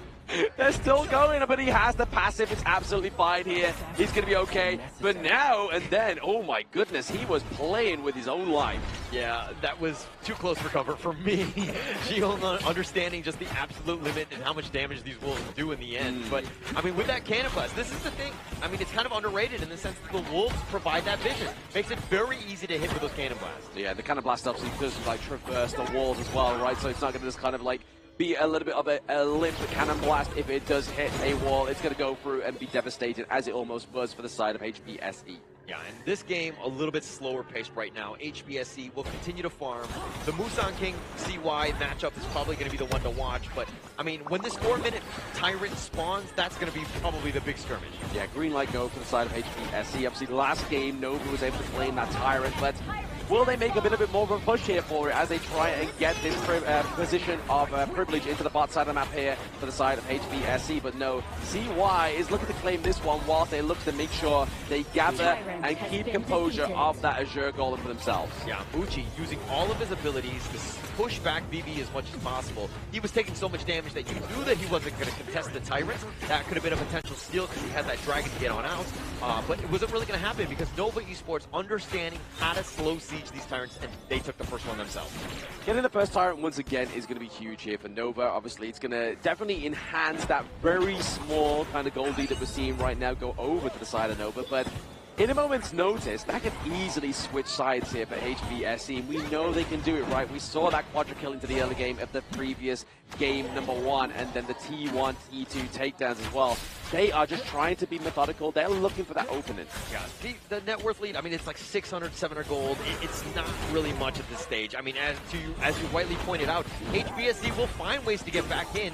Again, their team fight, when they initiate, that is key, because when they do, they understand when they're strong. The Ryujin going in, can they get the backline access? But no, first blood, thanks to that forward, pitting in Nova. You are not fighting, you are not stuck in there with them, you are stuck in there with Zihoang. Yeah, and Jihoung making them pay, right? You just trapped Wendy into that one. He was trying to be aggressive, and then this is why they counterpicked the Mai with this Yixing here.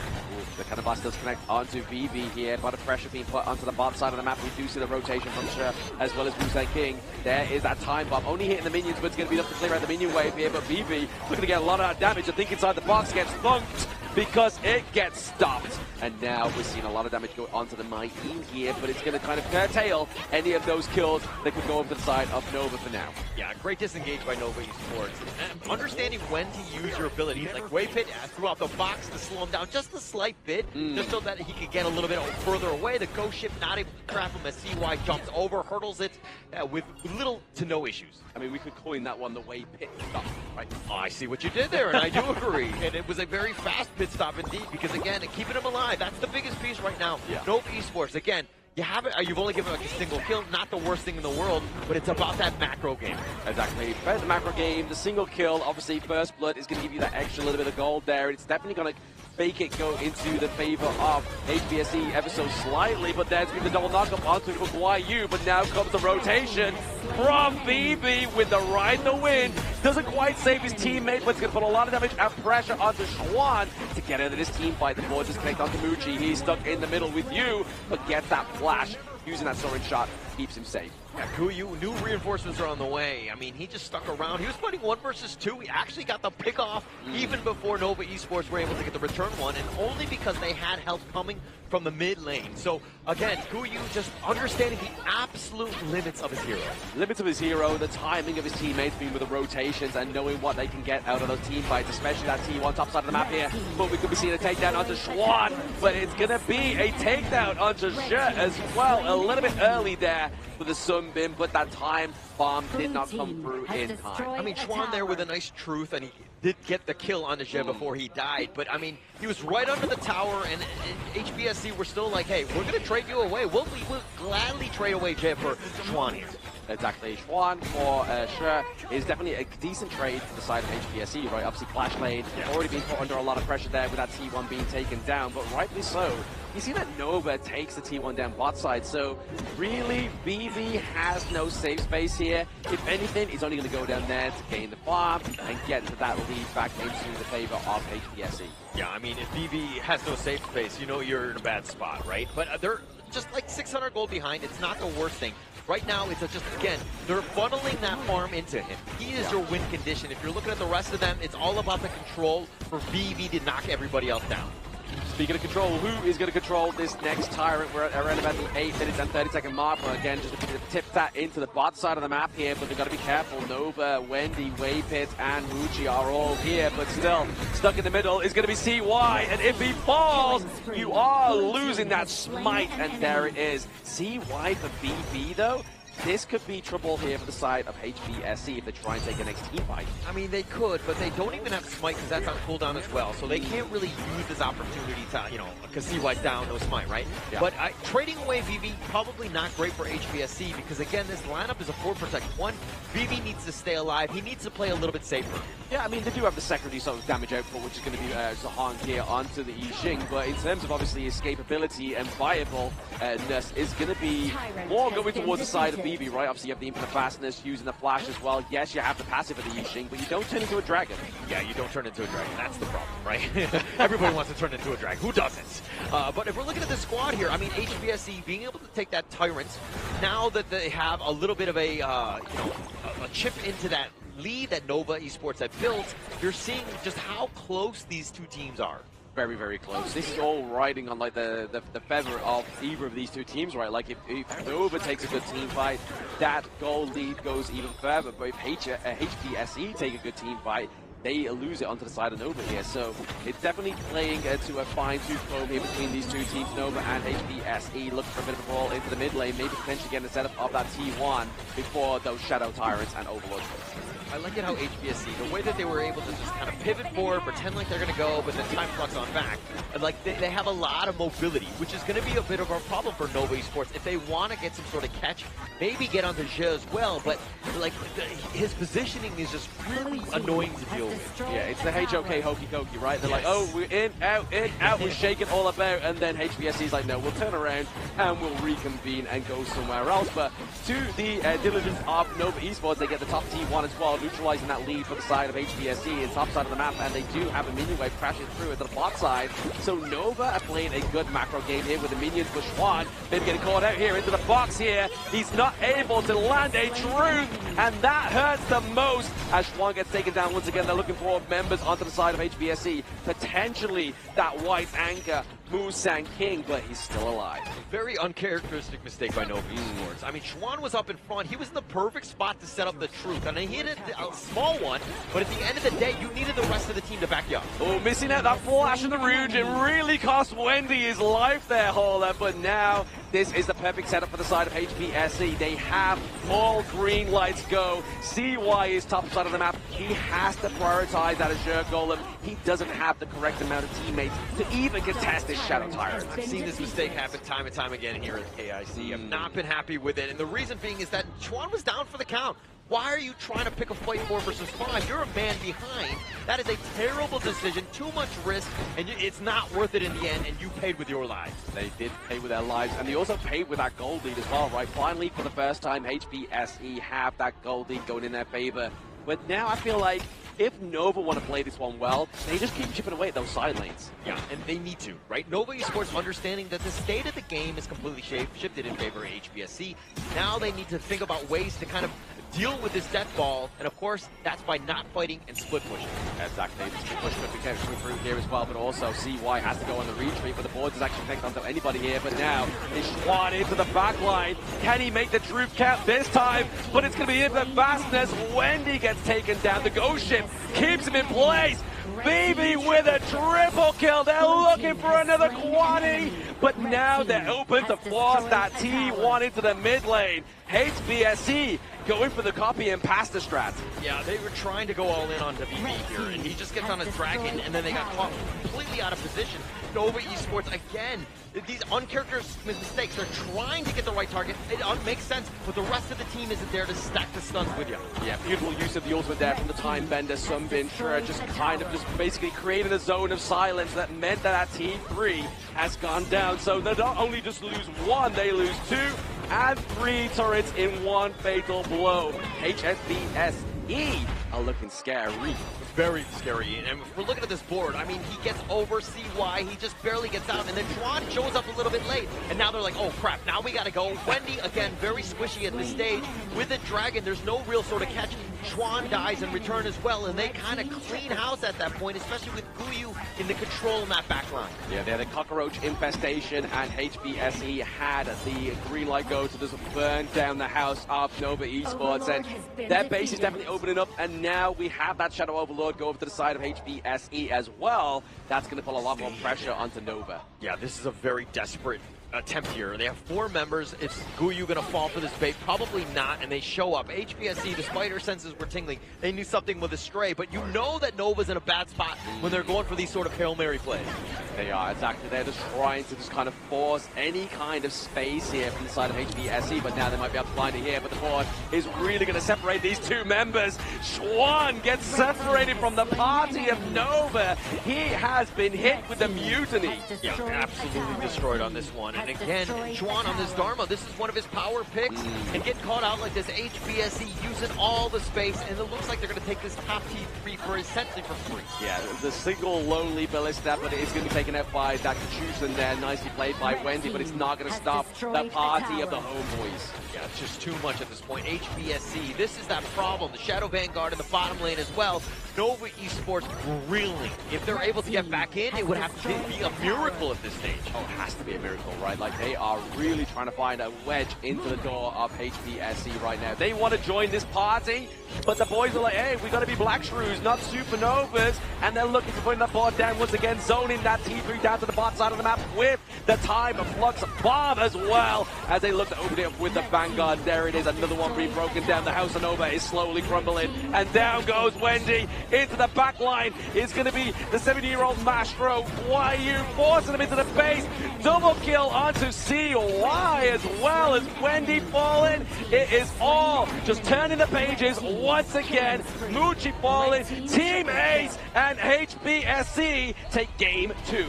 Busan King with that triple just to kind of ice things in that end. But the way HBSE were able to play, catching somebody else out. I mean, Wendy was trying to go for that play with that, just go to the back line, but he's very squishy at that stage. HBSE had all the answers. And that's the time flux value here coming in for a Sundin Time Bender that has successfully scaled the levels towards the late game here. If you don't take him down in one full skill rotation, the healing rewind will provide so much value that your burst is really put into an awkward position.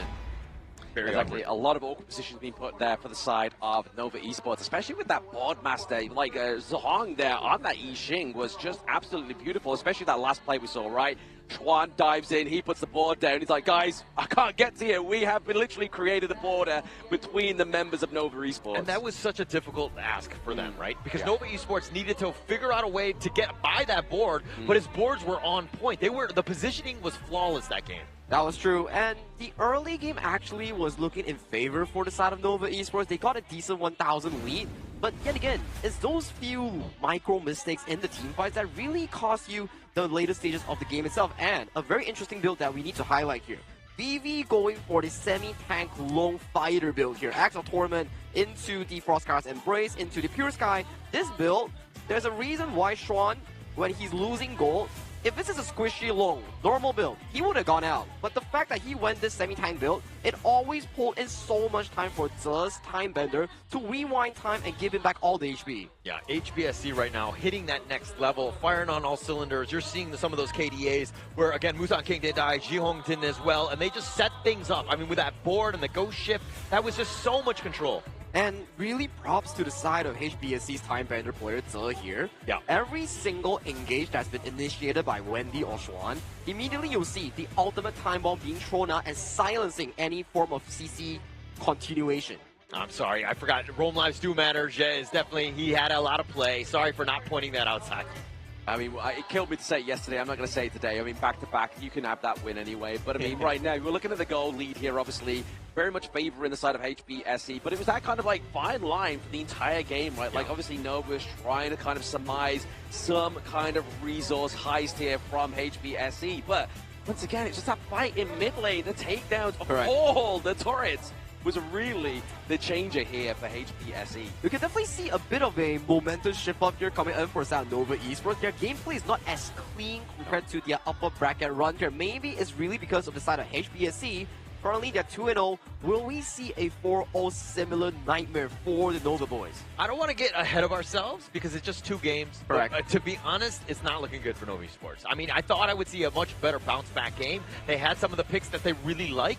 But the way HBSC were able to dismantle them, it didn't seem like Nova Esports were able to find their footing at all in this. Yeah, in the words of Costello, it's not looking good, Brev. But what's looking good is going to be the MVP here, on the side of HBSC with those time fluxes. He was doing the time warp, baby. The party is this guy. He was so consistent on this pick itself. That's why we say there's no bad heroes, only bad players. I'm sorry, but definitely. Ouch. I took that personally. Whoa, he looked at you there. Definitely, he plays super well on towards the Time Bender Sundin here. The way he uses his spell too, the way he uses his time ultimate here, everything was really intact here. But let's check out the replay of what exactly went down here.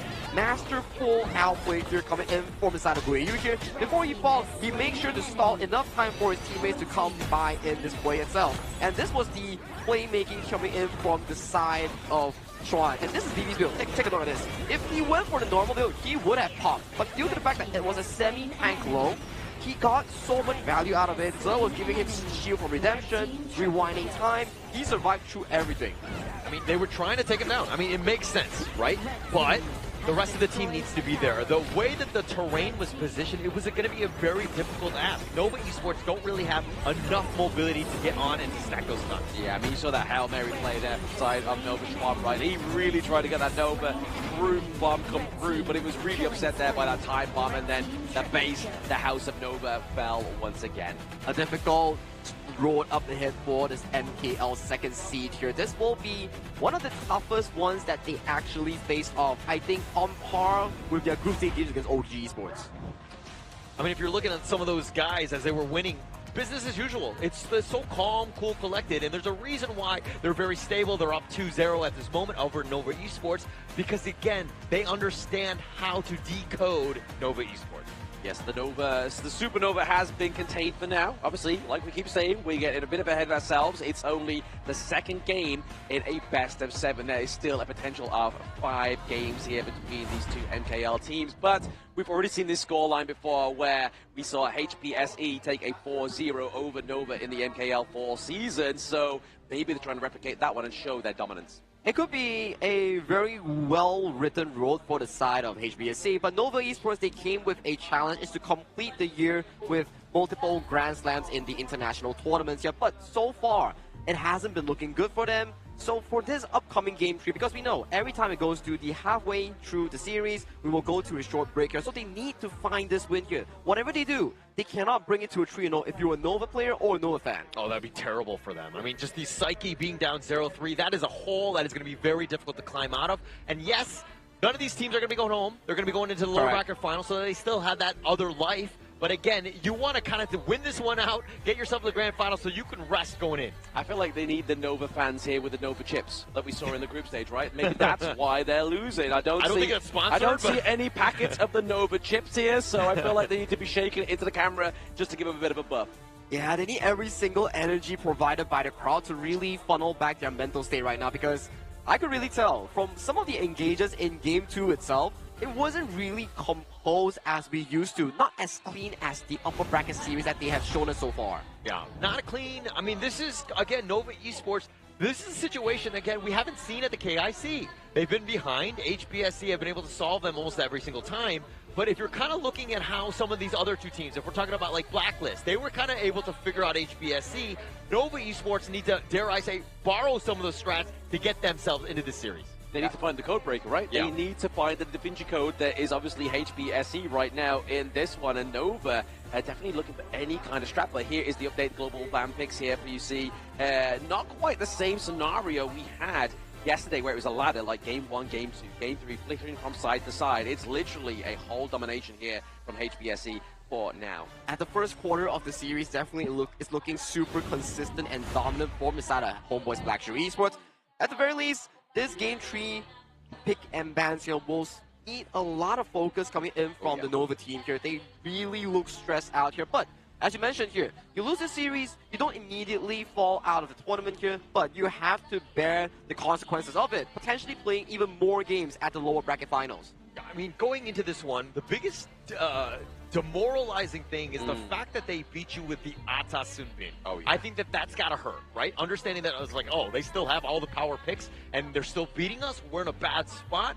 We need to figure it out. But game 3, this is, again, got to use your expensive heroes. Got to get yourself back into the series. It's not like it's a cheese strat as well, right? Like, True. it's literally like, it's solid. Like, sometimes you see it in other tournaments and other regions, right? But that was actually played to perfection there. I feel like it was really set up with YU onto the Mayin as well. Every single thing that they did was really funneling into that Sunbin late game that we talk about here. Usually we see Sunbin. Yes, it's a very strong hero in the late game, but how do you pace yourself from a weak early game to a consistent late game? Every single lane did their duty here. Surviving lane, making sure that Musang King didn't lose too much of the jungle pressure. Actually, that's the biggest thing also, is that HBSC, if you're looking at that early game, that gold graph, they were losing. But they were like, okay, actually, we're still farming efficiently. We know how to get back in, because it comes back to that team fight. Once that happens, again, Nova Esports just get blown up and they just lose the game. They do indeed lose the game, but I mean, with the MVP of game number 2, right, obviously Zhe here, he has big hair, he has big plays, and he's looking to obviously try and get that Athena to come through as well, right? Like, I mean, if Nova lets this through in game number 3, it's going to be a hard game, or at least something that you have to try and formulate a strategy to react and win over. I think with their current state right now, the Athena will never come through here. At the very least, it's time to dial the Blacklist hotline and ask, like, hey, Blacklist, how do I come back from this series? What did you do in your series that make it a 7-game against HomeBois Black Shoe Esports here? So, for Nova Esports, first thing to really solve is to remain composure and play your composition to the fullest. Yeah, and to be honest, calling the Blacklist hotline is a local call, right? So it's not going to cost you a whole lot of money. So getting into that one might be key for them, because, again, they need to figure things out. They need to kind of tap into the Blacklist mind of just how they decoded them and getting themselves back into the series, because right now they're in a world of hurt being down 0-2. It's a bit of an oxymoron as well, right? It's Blacklist International, but right now we are national. So we're not going to be paying those international costs here if you do want to call that hotline, but the hotline will be closing in around about 35 seconds here as we get into game number 3 BP. I'm thinking from the side of Nova's perspective here. Did anyone see what side did they select this game? I don't know if it was. I didn't see it. So I don't know. But I was too busy calling the Blacklist. Yeah.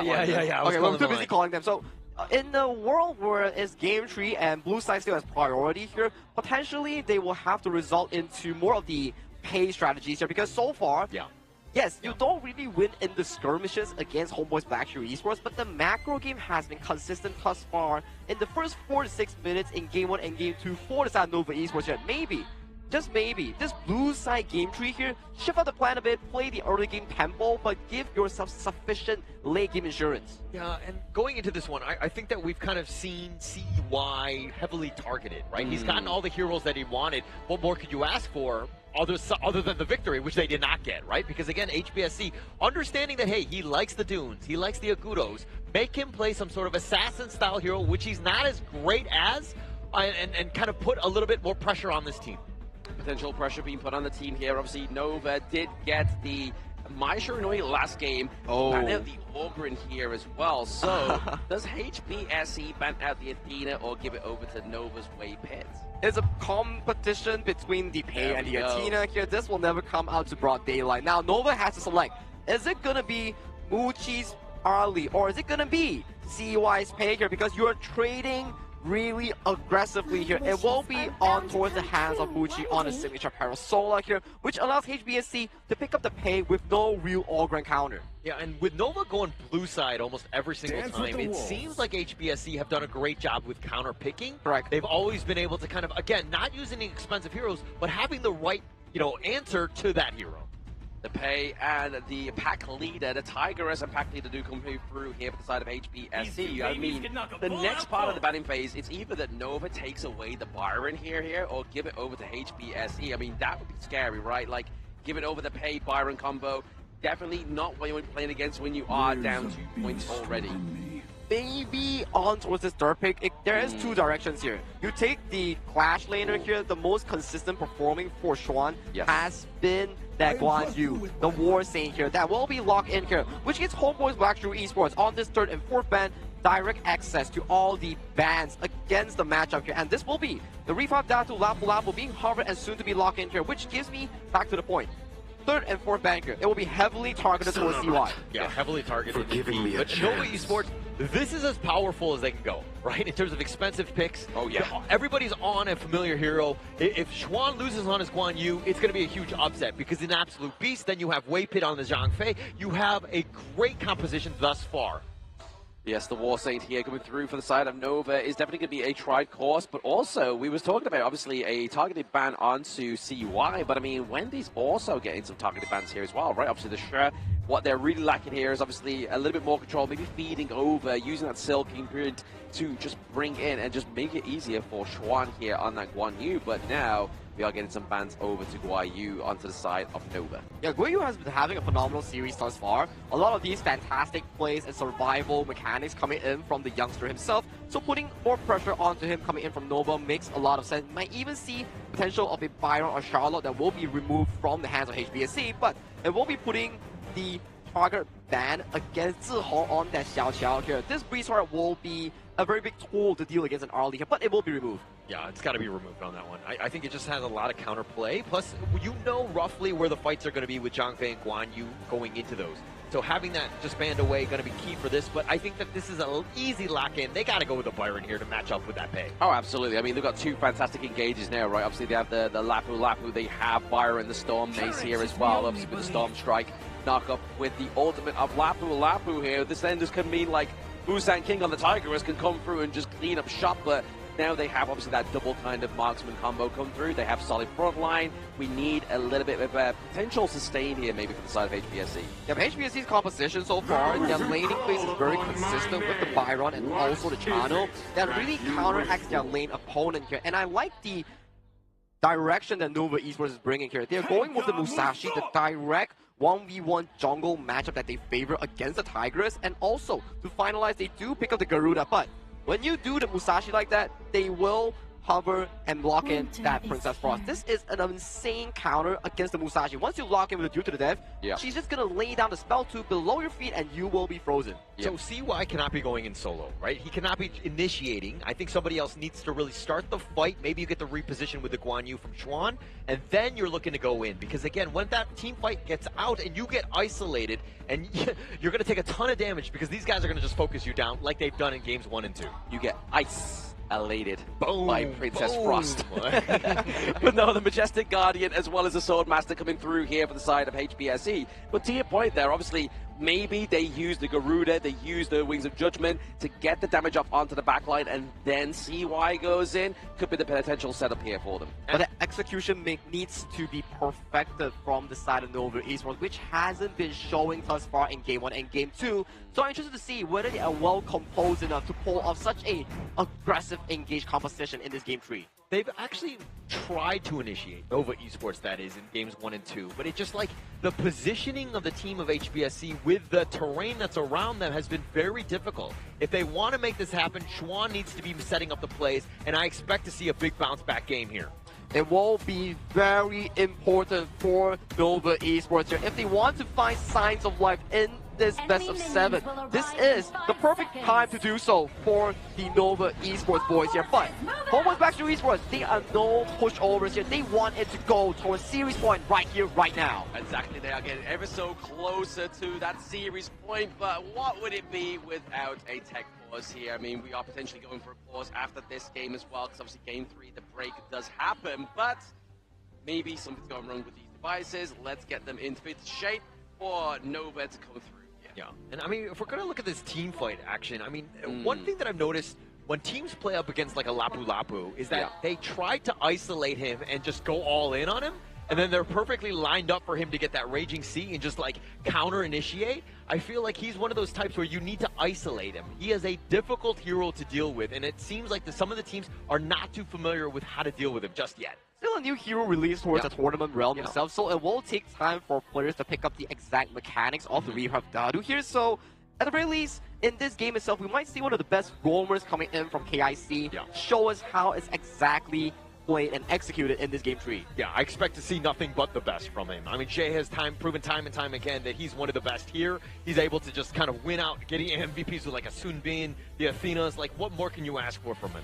Exactly. I mean, to be honest, right now, obviously, we were talking about the Lapu Lapu, and I mean, the first day that he got released in this tournament, he had like a 75% win rate as well, right? Like, and yesterday we had some dominant performances from Blacklist and the likes of, where we saw some really big, great initiations. I think it was APG as well, right? Like, Saber on this hero was crazy. That was at that game 5 scenario, the final fight to stop Boom Esports from actually coming into the game as well. But talk about coming back, we are back into the game, ladies and gentlemen. There we go, getting back into the game. Muji actually getting caught out a little bit too early there between both Muzan King and BV, as they both like to rotate down to the bot side of the map rather than go for any of their buffs. They're looking to claim that Fire Phoenix. Yeah, just we'll set the tone early. HBSC again, just getting those leads. I mean, it only spawns one time, and getting that one to kind of really help you out.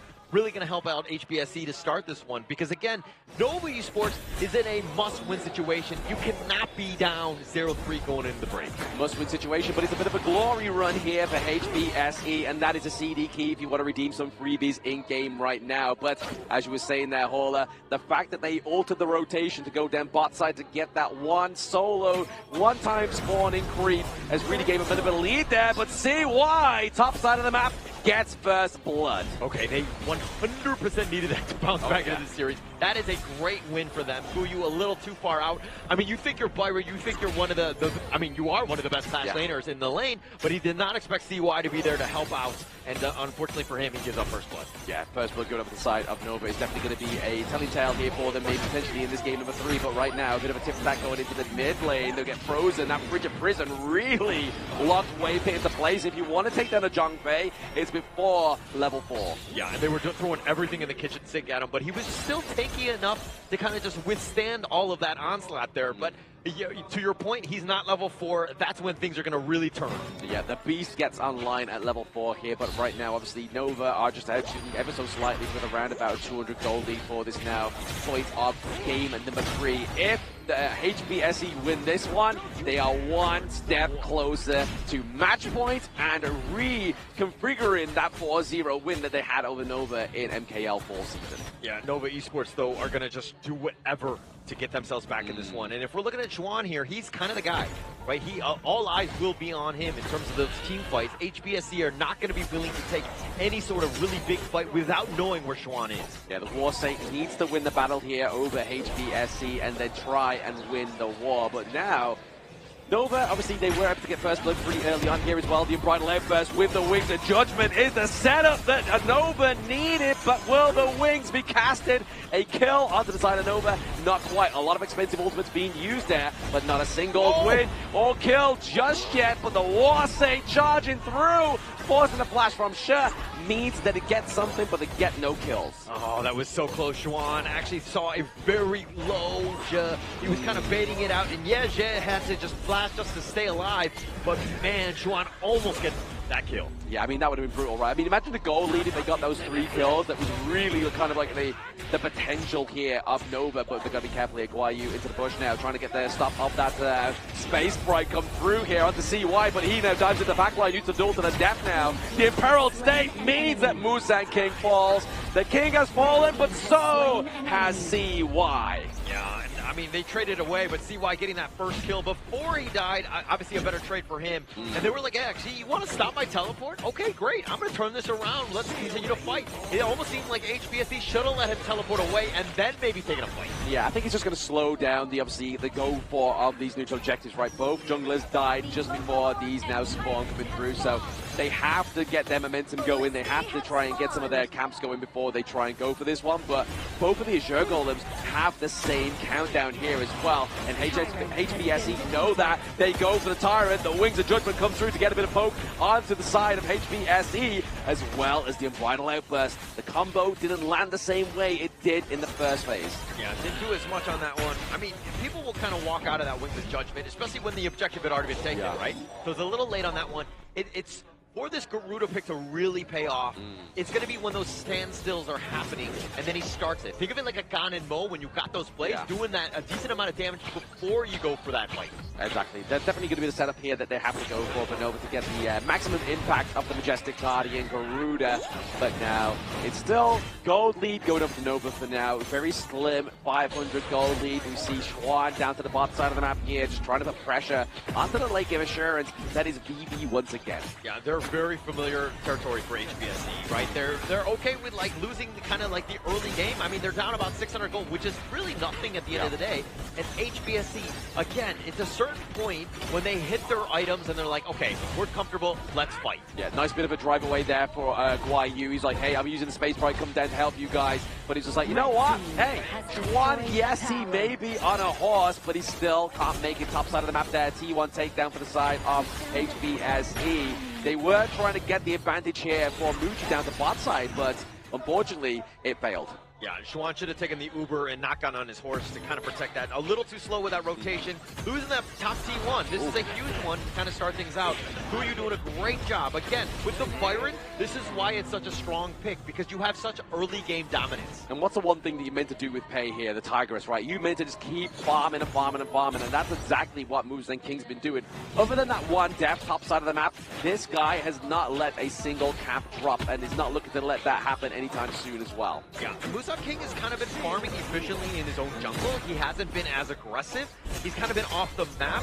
So Nova Esports, on the same way, they're like, okay, if he's off the map, I know that he's not on our side of the jungle. We're going to continue to farm and protect ourselves. And now, if you're looking at the net worth, a slight lead in favor of HBSE. Yeah, I feel like everything needs to be funneled into Muji here as well, right? Like, yes, obviously give CY the correct amount of kind of like camps here and just give over those small little bit antidotes here, but also give over the Crimson Golem up to Muji, because obviously that damage over time, those hit markers are really going to put the paint on the side of HBSE.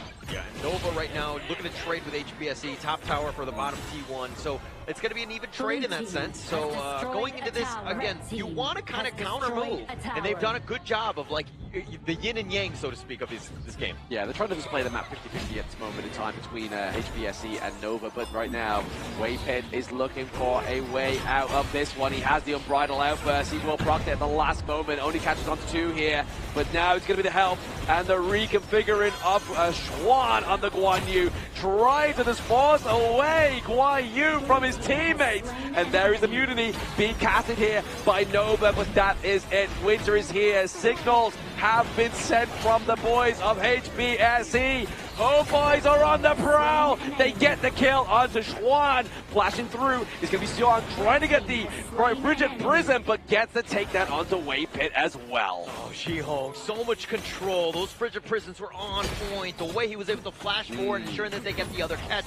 I mean, Nova Esports were running for their life. They were protecting CY, and they did.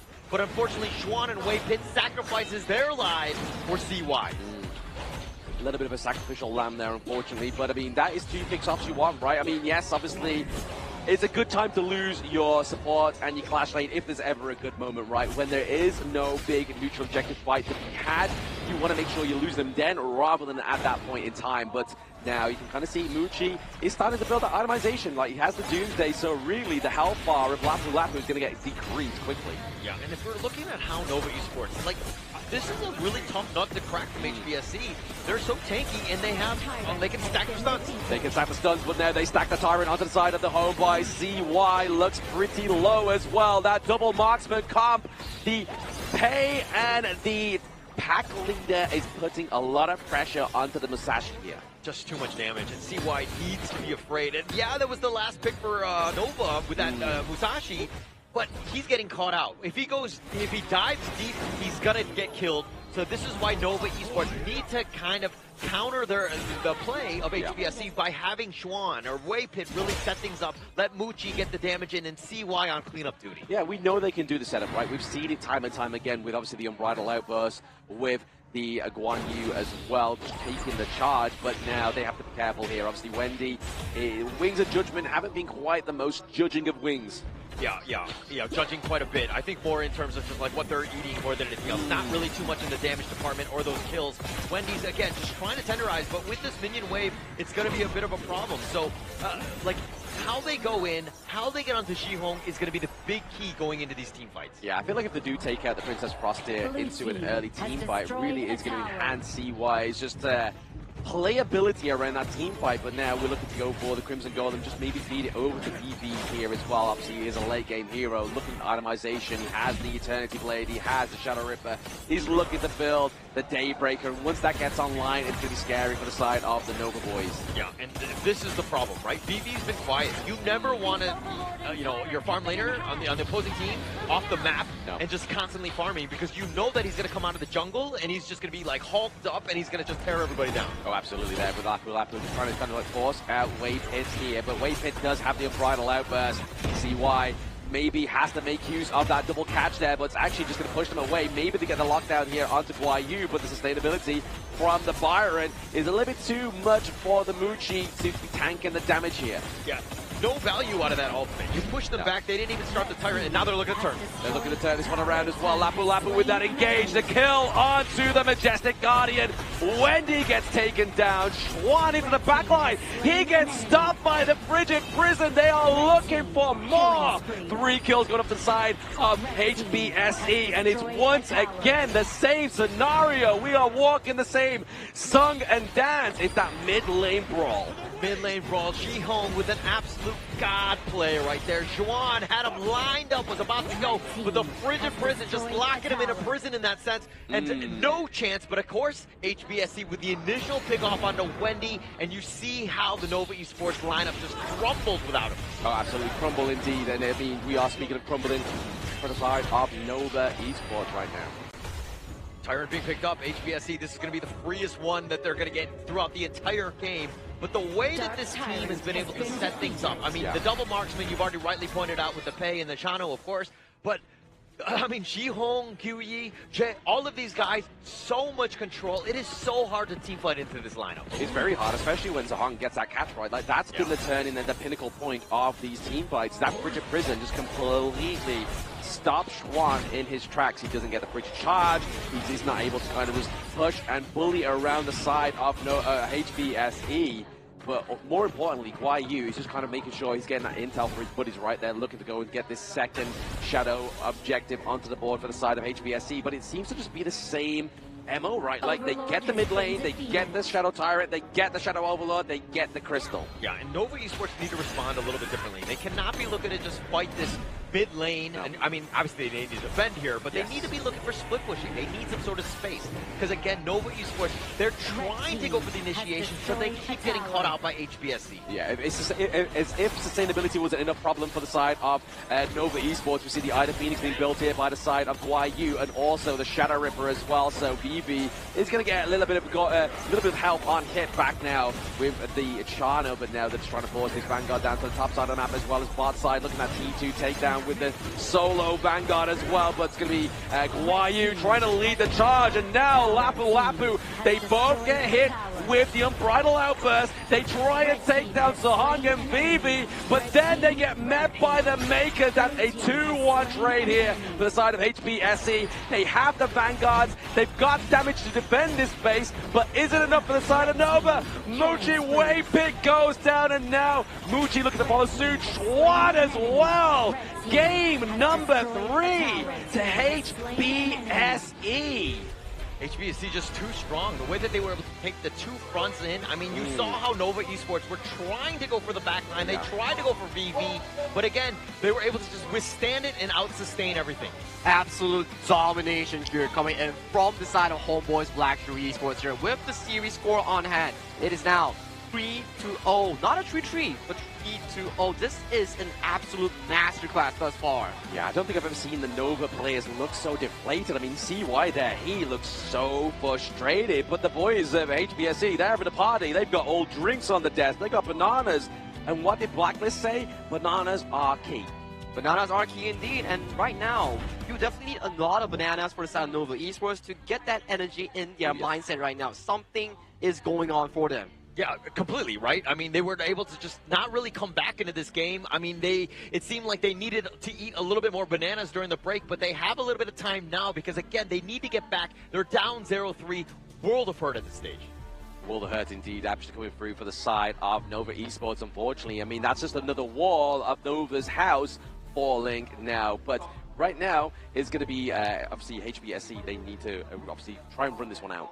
It's very difficult thus far right now, and if we look at all these situations, right now, Nova Esports, they have expended a lot of these expensive picks, and it's not as easy to really come back when you are in such a draft disadvantage in Game 4 later on. I mean, at this point, I don't know what to do because CY, I mean, this draft seemed to almost everything was what they wanted to pick. Yeah. But HBSC, again, this the red side, the counter picking has just been next level and been able to kind of withstand anything that Nova Esports throws at. I'm going to relieve that stress, Holler. You don't have to do anything, mate. You just have to sit here, look pretty, and give the intel to those watching at home and on the stage, right? And yeah, Holler, you look pretty today, same as you, Blam. But you know, what's not pretty right now is for the side of Nova Esports. It's horrible. It's 0-3, down series score. Yes, you don't lose the entire tournament. You fall to the lower bracket, but comes with consequences here. You have to play not back, but you have to play another BO7 later on at night. Yeah, and that's the biggest worry, right? I think HBSC right now, 3-0. I mean, I'm wondering if they just throw out the Athena just to kind of close out this series in style and going into this one because they are so comfortable. You saw that after that game where how happy they were and just relieved that they're in this situation. Yeah, it was just another day at the office for them. Yeah. I was like, lads, right, okay, clock in, clock out. Let's get another win onto the board here. But, I mean, they do get to clock out ever so slightly with a break after this post-game. But, honestly, the playstyle of Sohang here in this mid lane was the saving grace and really the kryptonite of Nova Esports in this game. It is. Like Zihong and also Guiyu, they played a very masterclass style of limiting the enemies. And the main part that I really want to point out was actually, once again, the roamer. Just Lapu, every time he was finding those engages, he found multiple members, he disengaged them beautifully, he found the backline masterclass in every single moment here. This guy is on such a roll. They had so much control. I mean, they had everything that you wanted, plus Jinhong was there, but this gold draft, like you saw the shift into HomeBois. No choice for them, and you were talking about Jay just having a monster game, 0-0-10. Those, like, the way he has 7.1 net worth, I mean, you're seeing exactly how he just completely outclassed Waypit in this. Exactly. I mean, and if we speak about no privilege onto the Gorge here as well, but no neutral objective as well for the side of Nova is definitely not where you want to be going into game number 3 here, but I feel like Zhe here was just kind of the secret weapon here for HomeBois. Just there was waiting to have that fall at KWC, and it's like, you know what, let's bring the guy back. Like, he is really charging the lead here with these support picks, but MVP is going to be none other than Musan King. Always pay on this one. Always consistent on that jungle monster here. He is always on the spotlight here. When his team provides him the playground, he dominates it with almost no pressure. Yeah, no pressure. He's like another marksman, right? Yeah. He's just farming efficiently, taking what Vivi's not really taking, and then just being able to like show up when he needs to, getting 416 with a KDA, I mean 24% of the team's damage. He was always there for cleanup, really setting the tone with Vivi. Oh, absolutely. It was definitely the domination into these team fights, especially when Sohan just gave them the green light go. It's like, hey, look, Schwann's locked down, boys. And you're going to see it here in these highlights, the way that these free-to-prisons were charged, free-to-prisons were being used here, just constantly putting them into place.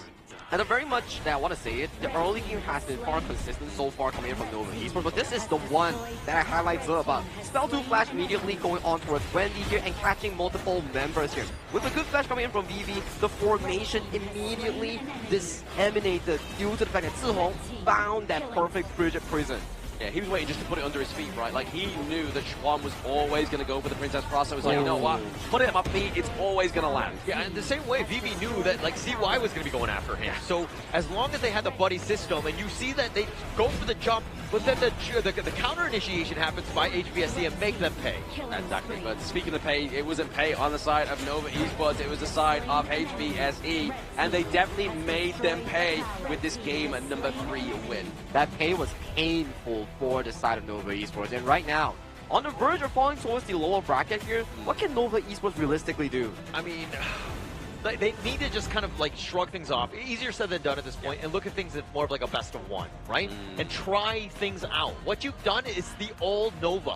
Like, we've seen this time and time again. These are the lineups that they like, but it's not working. HBSC have solved everything that you're throwing at them. Yeah, not only solved everything that's on the Gorge, but obviously their new draft and obviously team as well is definitely looking at a defiant one so far for the side of HomeBois Blacklist Esports. But looking at the up-to-date bracket here, 3-0 for those just tuning in for HBSC, looking to go for that golden matchup that they had in MKL fall season. It's a repeat of history, right, if it actually happens here. So this upcoming break will be a pivotal momentum shift coming in from Nova Esports. If they can really find their groove coming back from the break, then potentially in a very difficult role, it's going to be a long climb for the side of Nova Esports here. But talking about breaks, we definitely have to pass it over to a short break for these players to recompose themselves, rest up, get some snacks, get some waters. We will be back after this short break.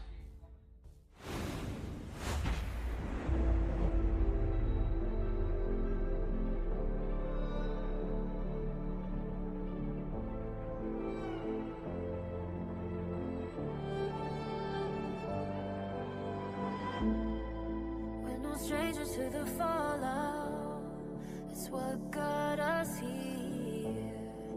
Ever changing, some chameleon. Blood, sweat, and tears. We'll never make it if we fall to everything that brings us down. With a comeback is now. Blood, sweat, and tears. Fight for what we want. 'Cause it matters the cost. Every day, put in work. Blood, sweat, and tears. Nothing comes overnight.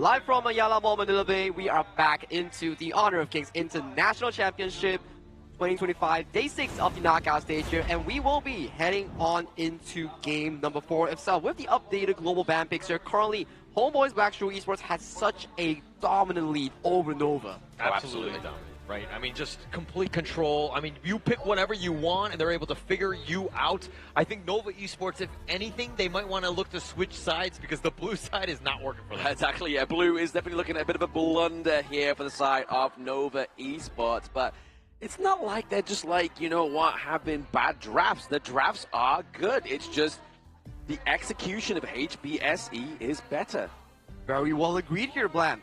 HomeBois Blackstreet Esports in every single important skirmishes at the 10th minute mark or at the 4th minute mark has outdone Nova Esports in every single occasion here. So that brings to the question here, is HomeBois Esports ready to take on that KIC 2025 trophy? Because they are looking so darn strong moving to the final day. I mean, while Nova Esports, it doesn't seem like they've been able to figure out HBSC. I don't want to count out the other guys, right? We have them in the lower semis with you know, Alpha Gaming and of course Blacklist International, who took them to a Game 7 HBSC. So if anything, that is a potential right there. Speaking of potential, this could be potential change in turns of the tides here. Nova go for the red side. I mean, they have had the choice for the past 3 games, but now they decide to go for it now. I mean, maybe a little bit of a saving grace. Yeah, you got to go red side. You got to go angry, right? Yeah. You got to get mad. You got to get upset, and you got to figure something out because right now you're too passive. You're letting HBSC dictate the pace of all of the games and taking it to you got to turn it up. But you also have to figure out for the side of blue side right now, HomeBois Blackstreet Esports, their game 1, 2, and 3 drafts weren't that expensive compared to the side of Nova Esports here, so that puts them into a peculiar position here. Both teams finding their comfort zone right now. Yeah, stop with the reality checks, okay? You're making too much sense, and yeah, you are speaking facts, right? But going into this one, I think they need to forget that. They need to just, whatever the hero they have available, best available right now, show up. Yep, show up indeed. Definitely is what needed to be here for Nova Esports. Because, I mean, it's not like all their picks they have left the bat, right? Like, they're only 4 games in, but they've lost 4 games with some really expensive picks. That's true here. So for the side of Nova Esports, forget about the first 3 games of what exactly happened. This is at a cost of you putting pressure on towards yourself here. This is not the end of the world.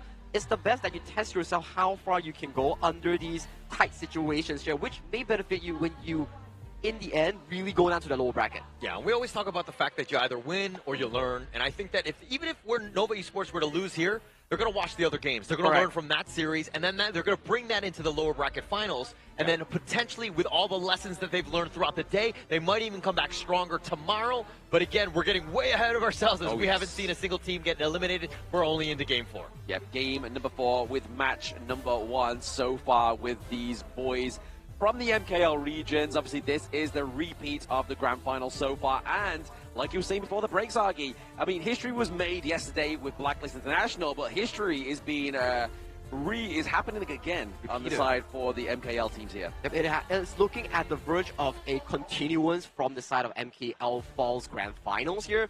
So for this side of Nova Esports, maybe they're haunted by the past of the results that have really put pressure on towards them. This has been a tough year for them so far, especially for Blackstreet Esports here, because they came into spring losing to Nova Esports. They went to KWC, not the best performance, and then they went to a roster reshuffle, and that's where they slowly but surely started finding excellence in this roster itself, which brought them KNC champion, which brings them right now 1 step almost to the grand finals. And that's why, you know, the Honor of Kings esports scene is ruthless. It's difficult, right? Because Nova Esports, to your point, they were riding high. They had figured out, you know, Blackstreet Esports at the time, but they came back. They retooled. They figured them out and are now looking to be the top dogs and taking the fight to Nova Esports. It's looking like the complete role reversal. Oh, absolutely. Definitely a role reversal here for the side of these 2 teams, because obviously, like you were saying, Nova Season 3 champions, then top 3 KWC. Blackstreet Esports didn't even make it out of the group stage. Like, they really blundered at KWC, and they have something to prove, and they have proved it so far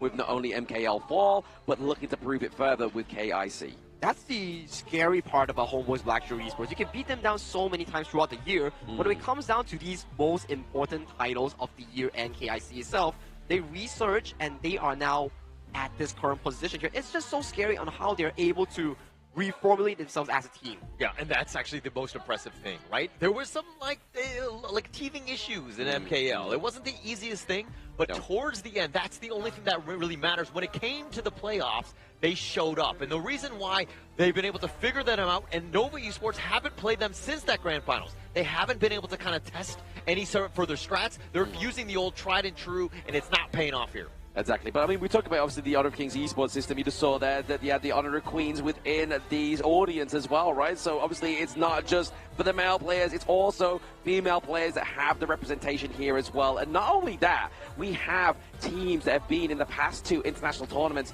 within the Open Series. These are community teams making it all the way to international stage. So there is a path for everyone in Honor of Kings esports. One word to really summarize what Blam has actually said: inclusivity in Honor of Kings.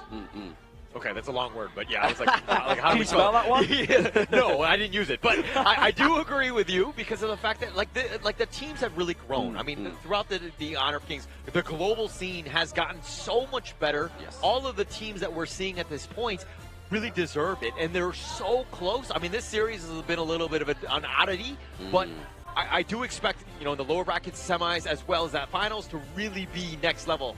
I feel like lower bracket is definitely where all the heat comes in because it's added pressure on towards you. One series loss will just fix your position in KIC 2025 for the entire year itself here. So a lot of stakes will be on the bottom side itself, but right now, it also defers you. Are you going to the grand finals, or are you going to take a step into the depths of the lower finals itself? So it's a very peculiar situation. Whichever you win or lose, it sets you in a different path. Yeah, playing a little bit of devil's advocate here. Even if HBSC were to get the sweep and go into grand finals, they're going to be feeling very good. Correct. Flying high and all that. But at the same time, if they get, in a situation where the fight goes the distance, I mean, yeah, they did it against Blacklist International, but they're going to be reeling at that point. They need to ensure that they're not overconfident in the grand finals, assuming that we even get there. Yeah, I feel like Nova is not synonymous with the lower bracket. Like, that to me is a fever dream. I feel like I haven't woken up from last night's sleep, and now we're seeing Nova's nightmare,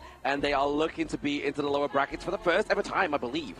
I think that is true so far. There wasn't a moment for Nova in this year itself to appear in the Nova bracket here. So that may be a realm that they are not so used to as well. I think they don't even know what the lower brackets is. They're like, oh, we just lose the winner bracket. We're just out of the tournament, right? Well, what do we do? I have never been there. I have no idea how to play against this one. But, jokes aside, I think Nova Esports, this is a tried and true. They need to test it out. Again, going into Game 4, it's not looking great, but try something. Yeah, just as you would coach a kid. Yeah, just do something, Just do anything. Just don't cry. Yeah, just don't cry. Just do something. And that's definitely what Nova needs to do in this game number 4, because if not, this is match point here for HBSE. I think to start doing something, you have to first look at the draft here first. I think until this very last moment, there is no way that you actually allow the likes of the Athena to actually come in towards the draft. And you have to pick between your second ban. Is it to lock away the Arlie or the Maestro from the side of HomeBois to actually Esports? Yeah, I think losing to Athena would be one of the most demoralizing losses. So I think that you still ban that out and let them play a little bit more standard lineup. Yeah, speaking of standard lineup, we've not seen a Diadea on either of these two teams, as we've just seen on the in the audience as well. So maybe Diadea comes through, maybe Dolia comes through for the side of HBSE, because they still can use it here. They haven't used that pick just yet. Yeah, these are the global ban pick pressures that really surmount on towards the shoulder of both players and coaches here, because in towards Game 3 itself, 15 heroes are automatically banned away from the hero pool, which places you in a different state. Do you have the sufficient hero measures to play those games, or are you really pressured because of your low hero mastery? Yeah, and I don't worry too much about it, because we've seen these squads go the distance, right? They have heroes. They should be very comfortable going into a longer series of Game 7. So not that big of a deal, but again, it comes back to just the counter drafting. It seems like HBSC have gotten the edge from the draft, which makes it difficult to out-execute. Yeah, exactly. Straight from the jump here is being HBSE from this word go of this series, and we're still waiting to get into the BP here, and now there we go. The British man calls for it. We get it right now, and HBSE are going to be on the blue side, and Nova on the reactive red. Is this reaction going to be enough to take them further into this best of 7? It will be very much needed and required coming in from the Nova Esports side here. But HomeBois Blackstreet Esports, they want to end it right now. Oh, yeah. I mean, if you've been getting out-drafted the first 3 games, it's better to change things up, right? I think that be a little bit reactive.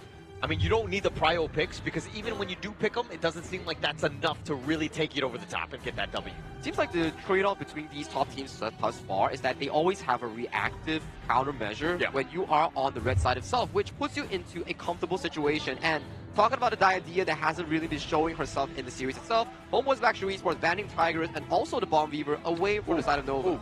They ban out the Athena here potentially, or did they ban out the Orgrim? Because Athena. this is now going to be potential Orgrim pickup for the side of HBSC. Coming. Ugh, do they give over the Athena here? Okay, that's an interesting one. I mean, they're definitely thinking long-term. Jihong again, or even Muzan King, but they're giving it up. Here we go, the Athena. Wave the white flags, lads. Wave the white flags. No, we're joking. We're joking. Okay, so a bit of a history repeat as well. Nova Esports back in MKL Fall group stage was the only team to beat HomeBois Blackstreet Esports Athena Strat in one of the games. So maybe they have a strategy to really limit on his Athena here, but that does open up the Luna for the side of Nova here. I feel like this is a bit of a repeat of what I saw yesterday. With HomeBois Blackstreet Esports, they could potentially pick up the Athena and the Orgrim and formulate this double strong early game to really crumble the side of Luna's jungle. Oh, but no, they're looking to go for the Featherfoot Fade here, potentially for the side of HBSC. They want to go and give the carry over to Muzan King, but the Sher as well as the Moonblade Luna coming through here. I mean, going into this one, like this Luna is going to be haunted throughout. See why might not have the greatest of games. He's going to be constantly hounded. This Athena is going to be a problem. So they need to figure out a way to kind of deal with that. I mean, you do your damage, get the kill, and then kind of move on with your lives. And it looks like other teams, when they struggle against the Athena, is that they don't have the burst and the proper time to get back and farm those lanes. And to really surmount this early game pressure on the side of CY, you can see the priority on the side of Muchi will be on towards that Magistrate here. At the very least, you get one winning lane to look to assist your jungle against the pesky Athena. Yeah, the Athena could be a real pesky nuisance here. We talked about cockroaches in the house of Nova Esports earlier, and now that Athena is definitely going to be the biggest, the mummy cockroach here, especially playing that Athena distractive strat. Yeah, the cockroaches are just too many at this point. There's an infestation. And again, I think that they need to call the pesticides to get things, because they need to get themselves back into this game right now. And like going against the Athena, I want to see how this team reacts, if they're able to out-execute and to deal with Zhe. To out-execute and do it against Zhe, we really have to see how they formulate that early game here. So far, the bans are quite interesting. It's really CY protective. They are looking a lot on this Luna, this Moonblade to carry themselves in this game 4. Hence, you can see the Kongming and also the Daji and also the Arlie. All these 3 picks are prime counters against the Moonblade. I mean, the gunslinger here, Marco Polo, I mean, he's going to do a lot of damage onto Nova's Lapu Lapu here, right? Waypit is going to be the target, but it's going to be the Mighty Conqueror for the side of HBSE, which is obviously in game number 1 for Nova. But then also, Lady Jen, Cascader here as well. The Destructor Deluge, we've seen some really big highlights from this hero. I mean, also with Jihong's play, right? I think Jihong has been next level in this entire series. I don't think he has an MVP, but the amount of impact that he's had in all of the games has just been so high. He's had so much control and made Nova's lives so difficult. I think the consistency coming in from HomeBois Blackstreet Esports in this first game series here has been phenomenal. Very little miss-ups in those team fights, and they have consistently been delivering better team fight outputs compared to the side of Nova Esports here. Hence, my question is, what kind of clash bane will we see on this final pick coming in from Nova here? I mean, Nova are still yet to pick up Maven Byron, but that was going to be the Iron Bloom here for the side of Nova Esports. We saw this came up. Oh, wait, no, okay. Never mind. Never mind. Atar Clash Lane coming in from the side of Nova here. So, okay, my logic here, since you are against an Athena that will be damaging one part of the jungle, you pick up another Clash Lane that's capable of bringing the Smite and jungle item and contest the Athena in your own jungle. Very much so. I mean, definitely it's going to be a tanky one to obviously try and overcome, right? So the Arta here the white anchor coming through for the side of Nova. I mean, this is the first time in like a series that this pick has come through twice, right? Like obviously we got the devastation blow with the synergy of the time bender, the Sunbin, but now it could be the potential difference maker here against the Athena. I mean, going into the team fights, I think the thought process that you're trying to divide the team as much as possible, right? Use that go ship to your advantage and to pick off people that are in your side, right? And prioritize that as much as possible. It will be interesting to see because we don't see Ata too much from the Clash lane. Yep. I think this is the first debut white anchor pick that we're getting towards the Clash lane. And interesting enough, this rare pick has came out in this best of 7 twice already. Yeah, that's definitely once in a blue moon, right? That we have seen the Ata pick come through here. But now it's time for Nova to pull out all the stops, right? They need to do something to get this dub onto the board. Yeah, they have to at this point. I mean, being down 0-3 and you're just going to lose a series 0-4, I think that they would be going out with a whimper. If anything, you want to roar back. I mean, take one game at a time. It's not going to be the easiest. We've seen this time and time again where HBSC have been able to figure them out. But just one game to get ourselves back into the series. But the thing is here as well, like the fact is that Schwan is on the Ata. Like he's normally the carry player here for Nova Esports. Is this the real switch up they want to do going into game number 4? I think it's a specific draft counter or countermeasure against the likes of the Athena roam. Potentially we might see the Ata bring up the jungle roam, the jungle item in towards the Clash lane to really counteract this Athena. Yeah, I always make the joke that I was like, hey, I mean, Nova Esports need to do better by trying things out, but I don't know if Ata is really the one we want to be trying out at this stage.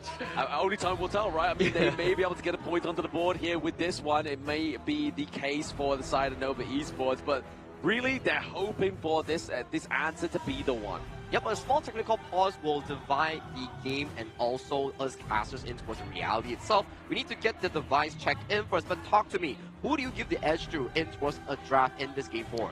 I mean, we've seen Ja on this Athena just be an absolute menace, tear up the games, be those MVPs that you're looking for to just carry the team.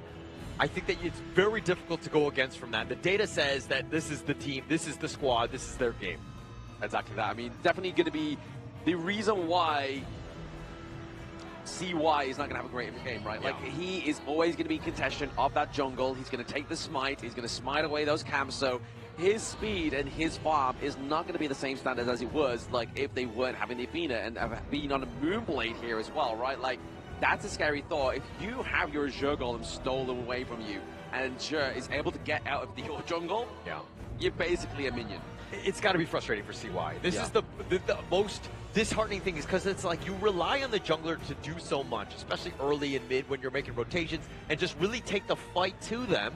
But CY has not gotten going, and then in a must-win situation, now CY is being targeted. It's got to be so frustrating for them. Well, diamonds are forged under pressure here. You need to be figuring out every single countermeasure and also maintain your composure in high-stakes games like this. That's why these two teams, they are considered the best of the best in the world currently. Best of the best so far, but I mean, like it's just G saying in that introduction video, right? Like last year wasn't as fun for these players to play, right? There was a clear disparity, but now the other regions are getting so close to the MKL region, and Blacklist have already proven that and look to prove it in the next series. But with this series, it could be either the maker or the breaker of Nova Esports. Yeah, and Joshi said that because he's winning a lot more. It's much easier. It's way more fun when you're winning. Obviously, very difficult when you're on the losing side. But Nova Esports, I mean, you're seeing the demeanor of the players right now. Yeah. Obviously, calm, cool, collected, as on both sides. Nobody's kind of like hyping it or anything like that. But it's still a situation where now you got to be resilient. You're here for the long game. The long game will start if they can win this game for itself. If they lose this, there's no long series per se. It's only towards the lower bracket where you have to climb step by step back to the grand finals here. But for them right now, being able to come up with a countermeasure here, we're not sure whether it will work out, but for us to really view, and if it does work out, potentially it might be a counteractive measure that is perfect for other teams looking against the Athena.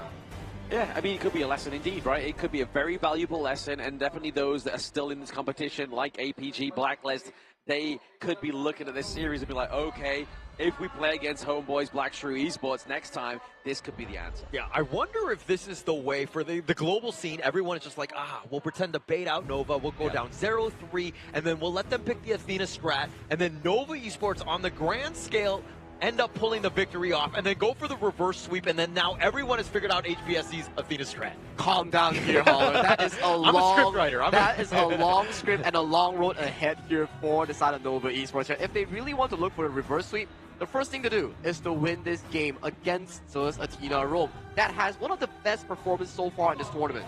Exactly, definitely one of the best performances so far. Maybe even FMVP worthy, you know? Like, hey, let's not get ahead of ourselves, but there is definitely potential on the whole side of HomeBois Blackstream Esports to be the FMVPs. And obviously, used to be Musan King. He's taken a backseat to the 17-year-old Maestro. I mean, I'm not too sure what I was doing at 17-year-olds, but there was a lot of tissues because I was crying a lot. Oh, I don't even think I was potty trained at 17. I mean, it's a completely different world, right? I mean, this guy, just the way he's able to play is just so next level. His decision making, his execution is basically everything that you want from a Clash lane. Yep, this was the Guiyu that we wanted to see back in the Blacklist International versus HomeBois BSE series just a few days ago here, but it's glad that we see the recovery of his form coming in towards a series that's so important today, because you play this series, you can win and go back home and rest instead of your opponents who has to play that lower bracket finals. I mean, that's the big thing, right? I think that if you're having to play multiple best-of-7s in a single day, that's got to be strenuous. And then if you pull that victory out going into tomorrow's grand finals as well, that is going to be potentially 21 games in 2 days. I mean, the scary thing is as well, is if you're playing 14 games maximum when you are the losing team of the upper bracket. Like, you have the momentum going. If you're in the lower bracket, you are the winner going forward. Yes, you're showing your best strats, but still, you have the positive momentum going forward. Whereas if you drop from the upper bracket down to the lower bracket, it's not the same kind of gravy. It doesn't hit the same. Yeah, for sure. And it's a double-edged sword, right? Where Blam mentioned that, yes, you play now, you go down, you get to rest, but you get to rest in a very sad mood because you just lost at 0-4 or you just lost a long series. And then this exact examination from the side of HomeBois Blackstream Esports, they already give you the answers for the other teams that, hey, if you go down to the lower bracket and fight Nova, this is exactly what you need to do. I mean, it's looking that way. So I think that you need to just mentally be prepared for whatever situation happens here. Obviously, you want to be coming back, looking for that reverse sweep, put the pressure on. But if that's not able to go in, you kind of just need to forget about it, right? HBSE could be a problem for another day. You got to figure out what these next two teams are bringing. Well, at very least in this game itself, these two teams, they are bringing into an equilibrium of two things here. One, they're playing towards Athena Rome into the Luna here. One of the better matchups, I would say, because Luna, not the best heroes to be counteracting against these resources here. She's not strong level 1 to level 3. She only gets online level 4. Hence, we see the proposed strat coming in from San Nova will be the Ata White Anchor, potentially bringing the smite. Yeah, but the Ata was one thing, and that's the last pick. But why would you pick the Luna into the Athena? Because it was done right away in that first phase of the draft. I feel like this question is really down towards Nova playing towards their comfort, and then also utilizing the Shi as a utility mage to give back the missed out farm towards the Luna itself. So when they pull the game towards the mid-game scenario, the Athena value will succumb to a lower priority here. But we will be finished up with our technical pause here. This will be Game 4 of HomeBois Blackstream Esports at the verge of winning the series 3-0 already against Nova Esports, finding signs of life back towards this series. Oh yeah, and we're getting Lapu with the smite here as well. Obviously looking for that double contestation of the smite. So hey, maybe that's the one way you come over the Athena, right? Like, hey, if they're smiting your camps, I'm going to smite yours too, because if you can smite, I can smite better. You need something to compete with that, right? It especially comes back to those the big neutrals and all that. But going into Game 4, elimination game right now, I mean, not elimination game, just a ticket to the lower bracket, and of course, the grand finals going into this one. But again, I think that you need to look at it like an elimination game. Oh, absolutely. If you are Nova, you want to be playing like your hearts are on your sleeves right now, because this is potentially match point for HomeBois Blackstream Esports as they're looking to be dominant into this one. But Guiyu actually been put under a lot of pressure here. Maybe it's the 1v1 matchup against the Mighty Conqueror, right? You go for the White Anchor against the Conqueror. That's going to be an interesting matchup. We have not seen the Fatih Ata matchup. Well, let me be completely frank, because the Ata in the Clash lane is definitely a rarity in that. But I think that it's more of like the mid to late game. When those team fights are happening, how much impact these ghost ships are going to have. Yeah, but I mean, the Athena here with the smites already taking a lot of the camps away from the side of Nova Esports onto the red side, right? Like, they're just trying to go for the spike tail beast here, just trying to get a lot of those resources through, but he may get lost in a bit of a hard place here between a place of a hard rock and a stone is going to be Azure, but he gets out alive. He gets out alive, and that's the biggest thing. But I like the fact that Nova Esports are like, okay, we got to stop chasing. We got to get back into our lane. Because most people get that tunnel vision, and they just focus on Jay the entire time. It's like, oh, we get we get 10 kills on him. But then the outside lanes, we have not been farming, and you get completely, decimated there. Yeah, I mean, the scary thing is as well, right? Obviously, we've got double smite onto the side of HBSE, but we also have the hardened Jade Steel, right? Like, that's basically having 3 smites to 2. So I feel like Nova was forced to take the smite here rather than the flash, which has been a great engage mechanic here for the side of the Lapu Lapu. I mean, the biggest thing here is making sure that CY gets first blood. They will secure it for him. Jay will be hunting him around, but CY is the guy that's going to be mostly affected by this Jay. Oh, absolutely. I mean, there's no point hyping the first blood onto Zerg, right? Like that, that's going to be just the case in point here, and the whole point of the Athena strat coming through here is that he's going to be dying quite a lot, and there's no need to get hyped about that one because they're just going to get one member onto the side of Nova Fat, and then if they get the takedown, that's going to be a prize pick.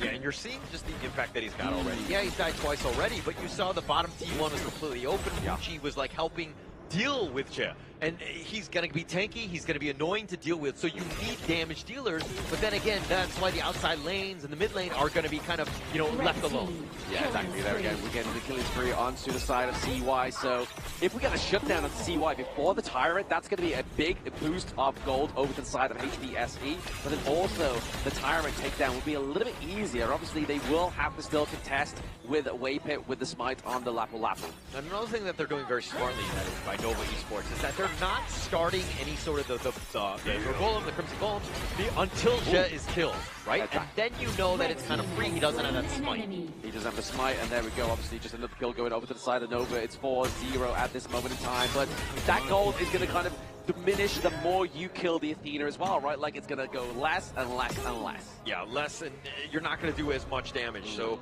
I mean, he's not going to have as much gold that you're taking off when you get those kills. So it's going to be less of an impact, but he will be able to smite things away. And look, it takes a village to deal with this Athena stretch. It's like a whole 4-man job here, and that's not what you want to be doing, right? You're taking resources from a lane, yes. Muchi's having a good lane in that bottom side of the map, right? Look at that T1. It's definitely taking a beating here, and BB is looking to be a Marco Polo that's going to be very absent from his lane going into that mid stage, right? Once he gets that itemization of the Sparkforge dagger being built just right there, as well as the Doomsday, he's going to be up and across this gorge taking T1s. Yeah, HBSC, if they know what they're going to look to do, and obviously they played the Athena strike quite well, but they need to be aggressive in the lanes. You want to be pushing, have the minion waves crashing into the towers as much as possible so that Nova are punished when they try to rotate and deal with Azure. Yeah, exactly that. You saw there, right? Obviously, Azure was able to get that Azure golem away from them slightly for a brief moment of time. They weren't able to get the Tyrant here, but obviously first Tyrant finally for the side of Nova Esports is going to be in this game number 5. Yeah, and the net worth lead has shifted ever so slightly, about 200 gold right now in favor of Nova Esports. So they've done a good job, and now they're being aggressive. And you're using that Luna for that extra mobility. Yep, CY does steal away that Azure golem ever so slightly, but it's that Ardent Jade Steel not going to come out in time. Takes a big of a beating, loses a lot of health, but now it's going to be Athena. Maybe here Azure gets the kill off as well, but not quite. Yeah, I mean, Jett actually went for that Smite Steal, actually missed it. CY ensuring that he got it. So Jett not getting as much value as we've seen him on this Athena at times. Yeah, I mean, the pressure being put onto CY here is definitely a not what you want to be at if you are in game number 4 between Nova Esports and HBSE, right? Like that, you are contesting with 2 smites, with the Hardened Jade Steel, but still managing to outsmite them is a good call. Yeah, if you're able to do it. But, I mean, he's just going to be annoying in other ways, and he's looking to smite here, competing, contesting, forcing out CY to use the smite. Forcing him out to use a smite, but it's going to be the Overlord going up to the side of HBSE. So they haven't come out empty-handed here with this first wave of the jungle neutral objectives, but Training T1 for bot Red side, the team top side of the map has here destroyed is going to be a tower. YU looking to put that pressure onto Schwan. Yeah, Nova doing such a good job of just Blue kind of team weathering the has storm, destroyed right? a They've seen the tower. Athena Oh, strat. They know that HPSC are going to be bringing it, and this is how they're looking to deal with it. And so if you're like, again, Blacklist or APG that are watching this game, this is the kind of style that you need to deal with this potential HPSC monster. Oh, Wendy's got to be careful here. Silk and Beauty has to be careful, but even more so, it's going to be YU. Goes into the back line, uses the ornament, able to get the damage off. Oh, just about, but now, sure, comes in, forces out the flash of Wendy, but still saving grace. Oh my gosh, Wendy just saving the flash for that one, and now he's going to get dove under on this point. Wendy, what is he doing? He's trying to get the ultimate off, trying to get that last little bit of damage. Can he get that damage over time? Okay, so Wendy falls. This means there's going to be a trade for the T1 bot side, top side of the map as well. Okay, Wendy there, I felt like he should have kept running instead of just stopping. I know Joe definitely has the dashes, but you got to make him work for it a little bit, and just can't be free food just standing still on the side of the road, right? Yeah. So, but still, it's only the first kill that's gone the way of HPSC. Yeah, first kill going over there as well. But I mean, look at the itemization being built here. I mean, definitely keeping pace, even though they have been put under a lot of pressure. CY obviously has around about the two full items being built, which is Augur's Ward as well as the Insatiable Tome as well. But they've got to be careful here. Schwan doesn't want to get caught out, especially with BB with that true damage. Yeah, with that damage. And now you're seeing just the power of Zhe even more with the vision. Yeah. And Busan King was looking to go. Yep, he's looking to dance around. CY gets the dunk onto Zahang as well before he can even drop the Destructive Deluge here. But down goes Zhe as well. So double kill going up to CY. Looking to amass a lot of gold here. Not yet being shut down, which is still a good call here for the side of Nova. Yeah, Nova Esports, on the other hand, they understand where Zhe is looking to go, right? He's going for Wendy every single time because Wendy needs to stay alive, potentially controlling Busan King, VV, stopping those, Fever Barrages, all of that goodness, right? So he needs to stay alive. He does need to stay alive. Obviously, he does use the cleanse for them, but he gets the mark off the trade, the shutdown as well. So now you can see it. HPSC take a slight gold lead. Now to shut down the prize money, but CY being taken down here. It's now meaning that the damage is not going to come from elsewhere other than Mucci getting the takedown onto Zhe. But look at Wendy. He is so low. So low. He has to walk. He can't just recall from there because he knows that Zhe might be coming back from the grave. So it's a slow walk in that sense, but getting a couple kills, VV and Zhe both down for the count, which is going to be huge for Nova Esports. But if we're talking net worth, HPSC are still making this strat work as they had the lead. They do. They are obviously definitely putting a little bit of a halter to this Athena's just a monstrableness I've never seen up throughout the most of the game. Like obviously you saw there to try and go for a bit of a steal of that Tyrant there. Still not the Shadow Tyrant, still not 10 minutes. But that Hardened Jade Steel is going to be that lifeline inside of HPSC. Yeah, and CY actually with a slight net worth lead over Busan King, understanding just how to out-farm right now, which is going to be key because all eyes will be on him as Busan King. Yeah, Busan King tries to go in here as well. CY now has the help of his teammates. Wendy actually gets the flash and actually gets the Silk imprint onto Zhe, which is not the target he was looking for. He was looking for the King himself. Yeah, he was trying to go for him, but Busan King just too light, too agile. He gets on out of this. I mean, this fade is going to be a problem come mid-game, especially when it's so close and you're fighting for those big neutrals later. The problem is, I think, here for the side of HPSC is Mucci actually playing a very good macro game. Okay, trying to use that pull into the lane there, but now CY gets a dunk on the two, but Zhang actually gets the Destructive Deluge off, but it's not going to do enough damage. Backline access there from YU. He gets to take that on the way pit. Wendy as well. They'll look for a little bit more, but Mucci, he's been kept in a very good place. Cleans up Busan King. Maybe this is the opening for Nova. Yeah, absolutely huge for Mucci. I mean, the fact that he was able to just understand that Busan King was hitting that back line, Wendy looking to go down as well as Wave Pit on that one. But him just being like, okay, I need to focus him down, taking down that damage as much as possible. And now Nova with a sizable 1.5K net worth. Yeah, still, again, pretty decent for the time that we're in. We're about a 10-minute mark now without Shadow, Tyrant, and Overlord to come through here as well. Start to see Mucci try and make a good sure start here as well. But we do have, obviously, the Athena coming through here. does have the smite. They've got to be careful. Do they get the steal here? It doesn't look like it's going to be quite a potential because that Silk imprint is going to delete YU here. The ghost ship comes through, tries to separate Chef from the rest of the team, but maybe this is going to be a bit of a split push here for the side of HBSC. They're looking for that juicy mini wave top side of the map. 10 minutes and 30 seconds into this game, Nova Esports weather this Athena Strat storm, right? Yes. They've actually turned the lead into their favor. If there's any other team that's looking, how do we stop HBSC's Athena Strat? This is textbook. Yeah, oh, there is a Fever Barrage. It's going to be enough to get down Mucci. Oh, there it is. The Silk imprint is going to stop Musan King in his tracks. Zahang and She have to defend the base. Oh man, both of those guys, Musan King and Vivi, just not on the same page. If they went in together, they would have gotten the wombo combo with that damage. Well, Vivi going in with that Fever Barrage, and then after he died, Musan King going in, you could tell that they were just slightly off in this coordination. Yeah, coordination, communication, maybe just a little bit of a intercom here between these two teams, but CY definitely been showing how his prowess on this Moon Blade Luna for now. Obviously trying to get stuck onto Eva or Vivi at this moment of time, but just getting that T3 takedown into the bot side and mid lane map here is really going to open up the house of the HomeBois. Yeah, taking what they wanted, those T3s, but now they're going to get gone on here. Jeff just continuing to just do what he's going to be doing, right? He's looking for those steals, and he actually takes that, but he gives it right off. Exactly, that's the problem, right? If you get the steal, you say give it right back. It's like, yes, you get the gold away from the camp, but you then give that, you give the buff straight back over to the enemy team. Yeah, and this is kind of where that Athena strat really starts to crumble a bit. He hasn't really been able to get too much value. Yes, he's got that kill onto like Wendy and things like that, but just overall, Nova Esports have been able to, again, deal with this Athena. Yeah, maybe HBSC's movement here is just get the macro play right up CC and a mini wave top bot side of the map there for themselves, but then top for here. Nova Esports looking to approach that final T3 here. Now they drop the Radiance as well. We see Musan King coming in from the sidelines. Can he get enough damage onto Schwan or Eva Waypit? Mucci looking pretty low, but he's just going to keep shredding that damage thanks to that lifesteal into Doomsday. Yeah, and sure, I mean, he's tanky enough. He was doing a decent amount of damage to Mucci. Almost got it, but I mean, Nova just turned around. The rest of HBSC were really not there to kind of help support. It went to suicide. Vivi, oh, he gets taken down. He's not having the best game here onto the Marco Polo. He is definitely being put into his tracks here, but now it's going to be Nova Esports with the comeback here potentially. They're trying to stop that Vanguard, and YU does it for now, but there is going to be a base race here for the side of Nova. They come back in game 4. Yeah, no sweep in mind.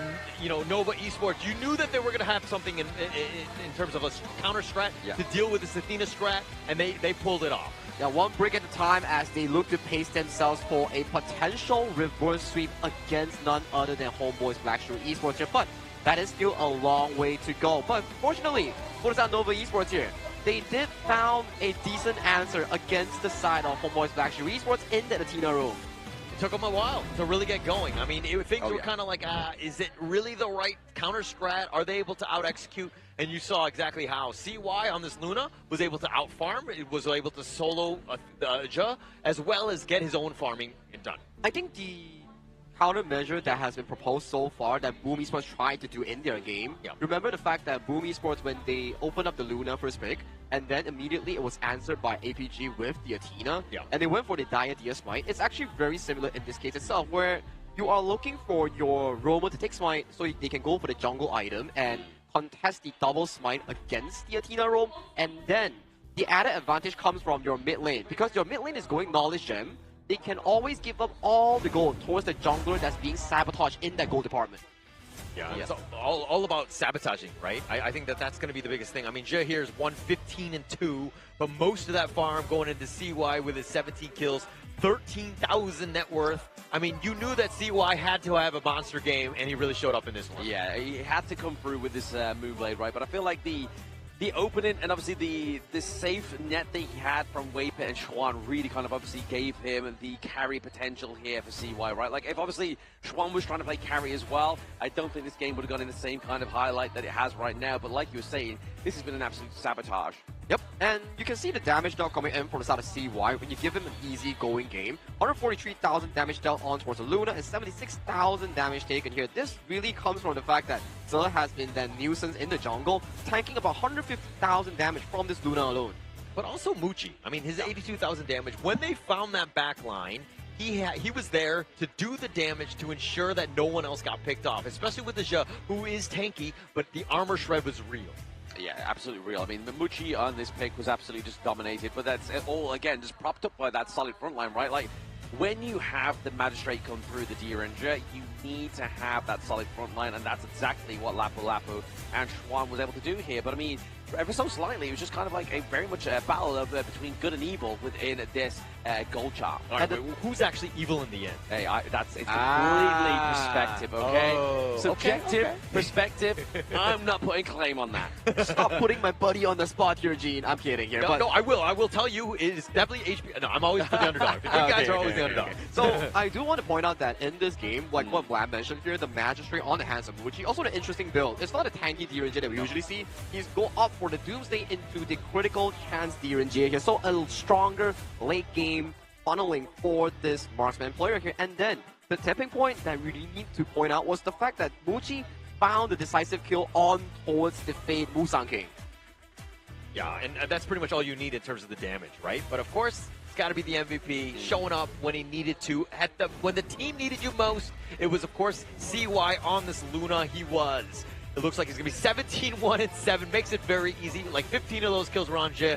A little bit, buffed in that sense. But the 43% damage, that's where he truly shines. Yeah, finally having a smile on his face there. Obviously, he looked very stressed going into this last series, right? So now is Nova going to actually be a shining bright after the death of their star coming through after this game number 4 points coming through for this team, right? But obviously that 43% damage dealt is absolutely monstrable. But you can see here into the highlights exactly how CY played the Moonblade. That is such quick footwork coming in from CY's Moonblade here. Immediately exacting the back line, getting Zihong, and then kiting towards Zhe. But this is the tipping point that we talk about here. Goalie is dead even here, but take a look at Waypick here. When Musang King jumped towards the top, found the side of Wendy here, but at the second one that we see here, he gets pulled down by Xuan from the wall, which allowed Mucci to find that burning kill.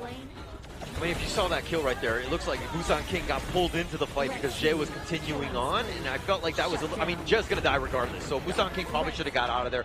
Just got to save yourself for the next day, but the biggest piece to me about this one is that fact that Nova Esports have finally been able to solve not only HBSC's Athena strat, but also them as a team and getting themselves one win in terms of the series.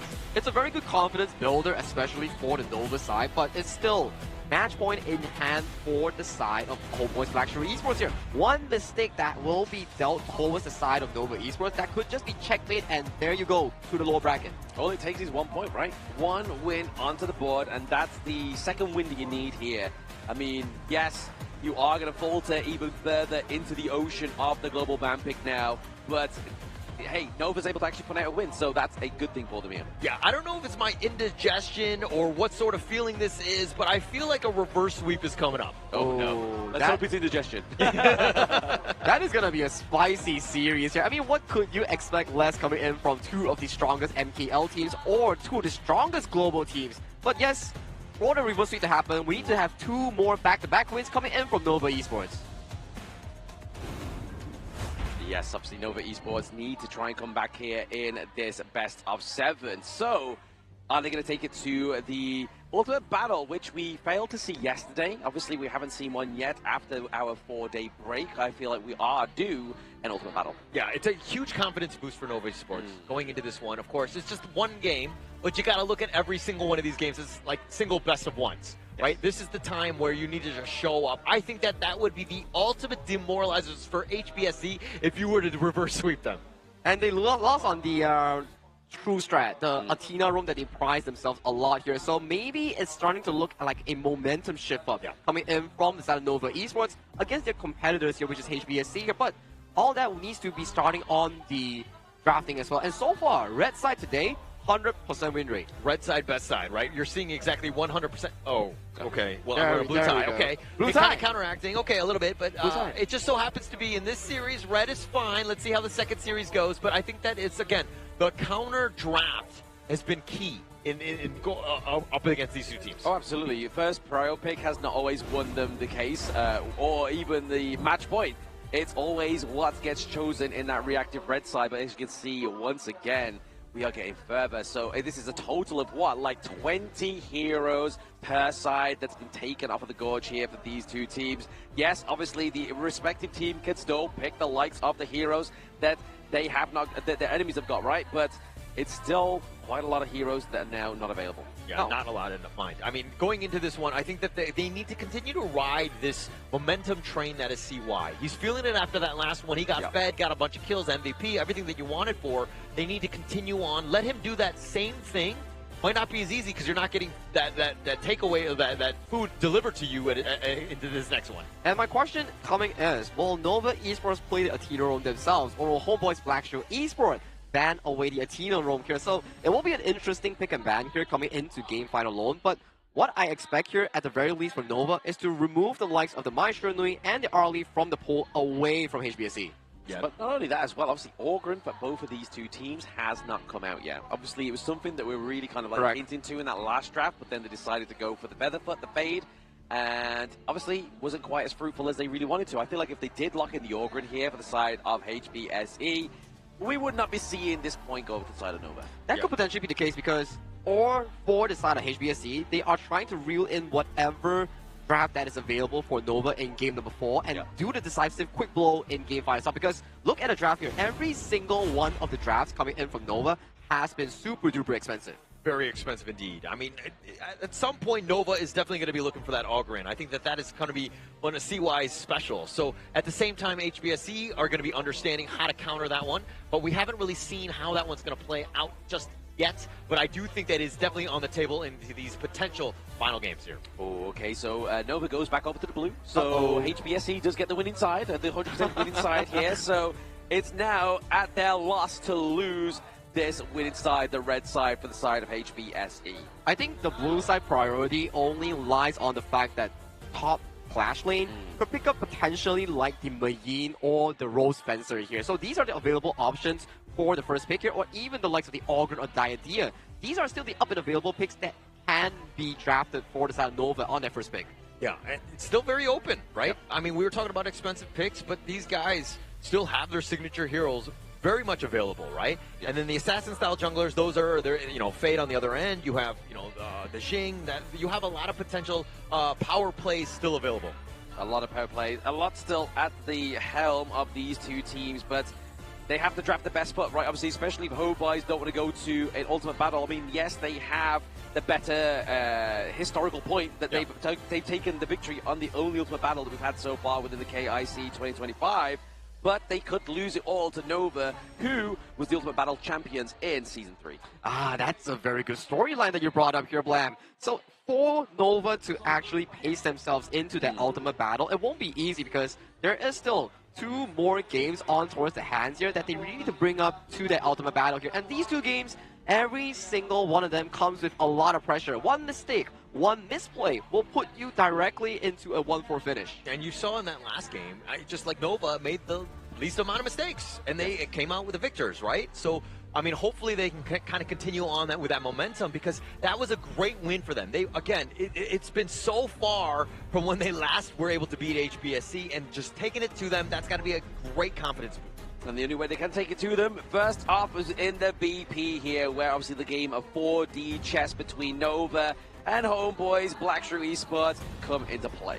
Yep, with Nova Esports going on towards the blue side here, they will definitely have to use up some of the bans on towards priority picks, like the Arlie, like the Maestro Nui, for example. Here, these 2 probably won't see the daylight in this series itself here. On the side of HomeBois, Blacklist Esports here, the Tigers, and potentially another strong pick here. I would say that you will put more focus on towards the side of CY after such a fantastic game. Maybe consider banning out the Augurin. Well, maybe you just banning out the Athena again, right? Obviously, don't give it over to Nova.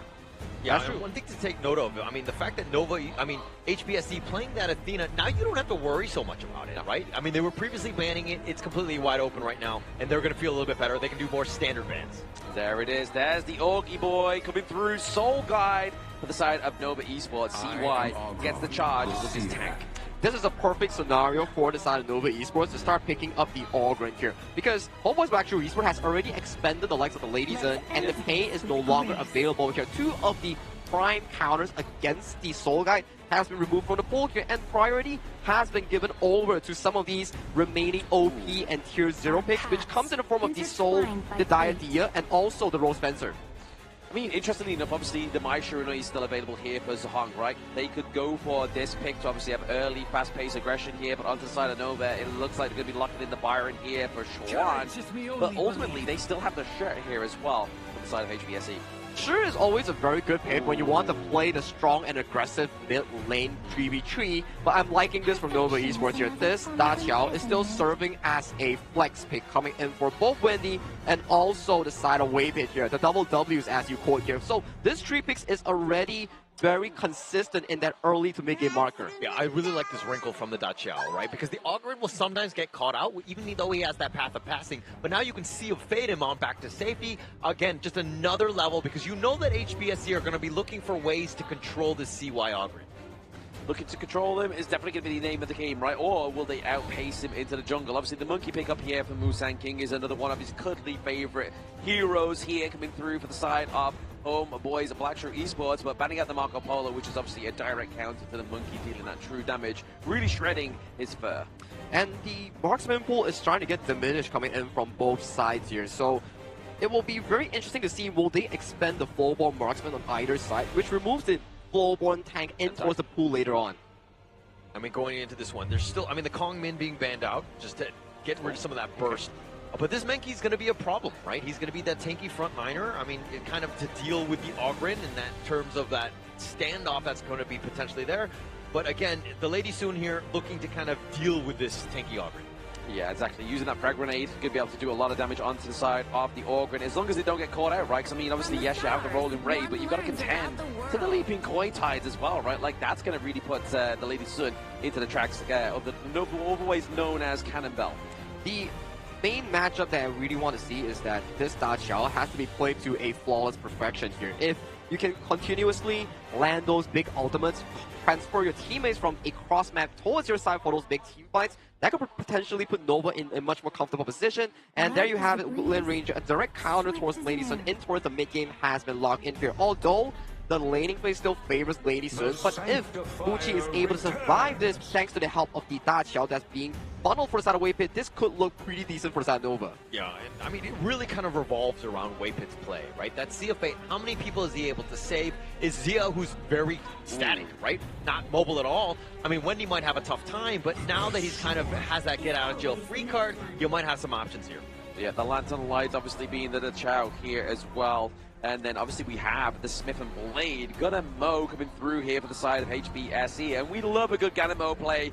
And definitely onto a player like Zhang, where he's going to be wanting to lead the charge and be the carry here as well, right? Like, you're going to see those big, crucial setups from Guayu on the Charlotte here, and then also the Dream Roams from Monkey also is going to enable such great setup for those couple blades. Yeah, it's a very strong triple core lineup here coming in for the side of HomeBois Blacklist Esports, but it comes with a cost that it is very late game centric here. If they cannot defend themselves against the Ogren early game invade, things could go really sour for the HBSE lineup. Do you think that they're more so late game than Nova's lineup with a Ogren, Gia, you know what I mean? Like, I mean, Kanso, you were to agree, like, it seems like they're kind of set in that late game.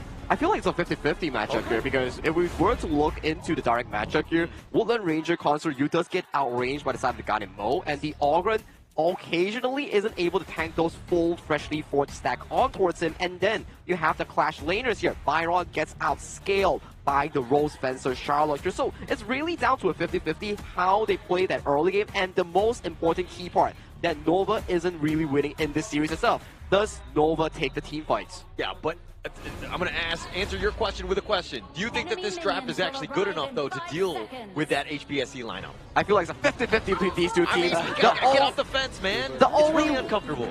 For me, it's what for the side of Nova Esports that they actually can draft with the remaining pool here. Hence, I do favor the Nova lineup if they can execute those team fights that we talk about here. But let's save the talk. Let's bring it to action for the players themselves. Exactly that. I mean, the fence has to be sat on, right? It used to be me, now it's Sagi, but now It's up to HBSE if they are going to be the ones to basically demolish this fence that we are sitting on to prove us wrong in this game number 5. I feel like we need to put a little barbed wire on this fence, right? It seems like too many guys are getting a little comfortable on it. You don't want to be there the entire series. I can sit on barbed wire, don't you worry. I'll find a way. I'll get a cushion somewhere. Cushion for the pushing. But now, here we are getting into obviously this game number 5 here between these two teams. A lot of pressure in top side of the map here, obviously rotation-wise. They're looking to just kind of funnel in every little bit of help onto VB on this cannon belt. Yeah, for me, it's about this early game, right? Is Nova's CY going to get that farm to be really just kind of take himself to the next level, because there's going to hit a tipping point where he's going to be so tanky and tough to deal with, plus he's going to be powered up by Wendy, and then he has that, you know, Da Chao Seal Fate to get on out, so he could be a potential problem in that mid game. Oh, absolutely. I feel like maybe the Sea of Fate's going to be there to save the Schwan on the Byron, right? Like, he's going to go in, use a Sword Mace, get the knock up, and then if he gets 2 damaged, it's going to be a hard task to damage him anyway, but obviously a lot of true damage coming from obviously the frag grenade, as well as obviously the couple blades from Zahong. He can get sent back to base and then just reconvene. And for me, this Nova lineup, I mean, aside from the Gia Wendy, which is not his stock standard, but the CY Ogren, Chuan on his Byron, these are the tried and true. If they're going to have a chance in this series and this game, those are the guys that are going to be making the play. You definitely look at those 2 players to try and spearhead through another point here for Nova Esports, because if they don't, the House of Nova falls and crumbles into the lower brackets. But just seeing a bit of a fight and tip attack into the mid lane here, just trying to get that priority of the minion wave. Yeah, and Nova needs to do a better job of, again, understanding that your win condition revolves around CY. Get him as much farm as possible. Why you not having a great little time there? A bit of a tip for tap, but more of a scratch battle Scar. Why you running away from the pit? Yeah, and he needs to run away in this one, because like he will just be all in the bottom lane, and they did a bit of a lane swap to kind of give a potentially VV a bit of an advantage in that top lane with that range advantage, because you're going, oh, who are you? Oh, so close. These Leaping Koi Titans, man, they are literally denying access into Nova's Moochie's range. And look at how Schwan, right? He's got that force field suppression, been zoned away, and this is the lane matchup that VV's looking for, right? You'll have that pace. The range, obviously, is going to outscale the Byron melee.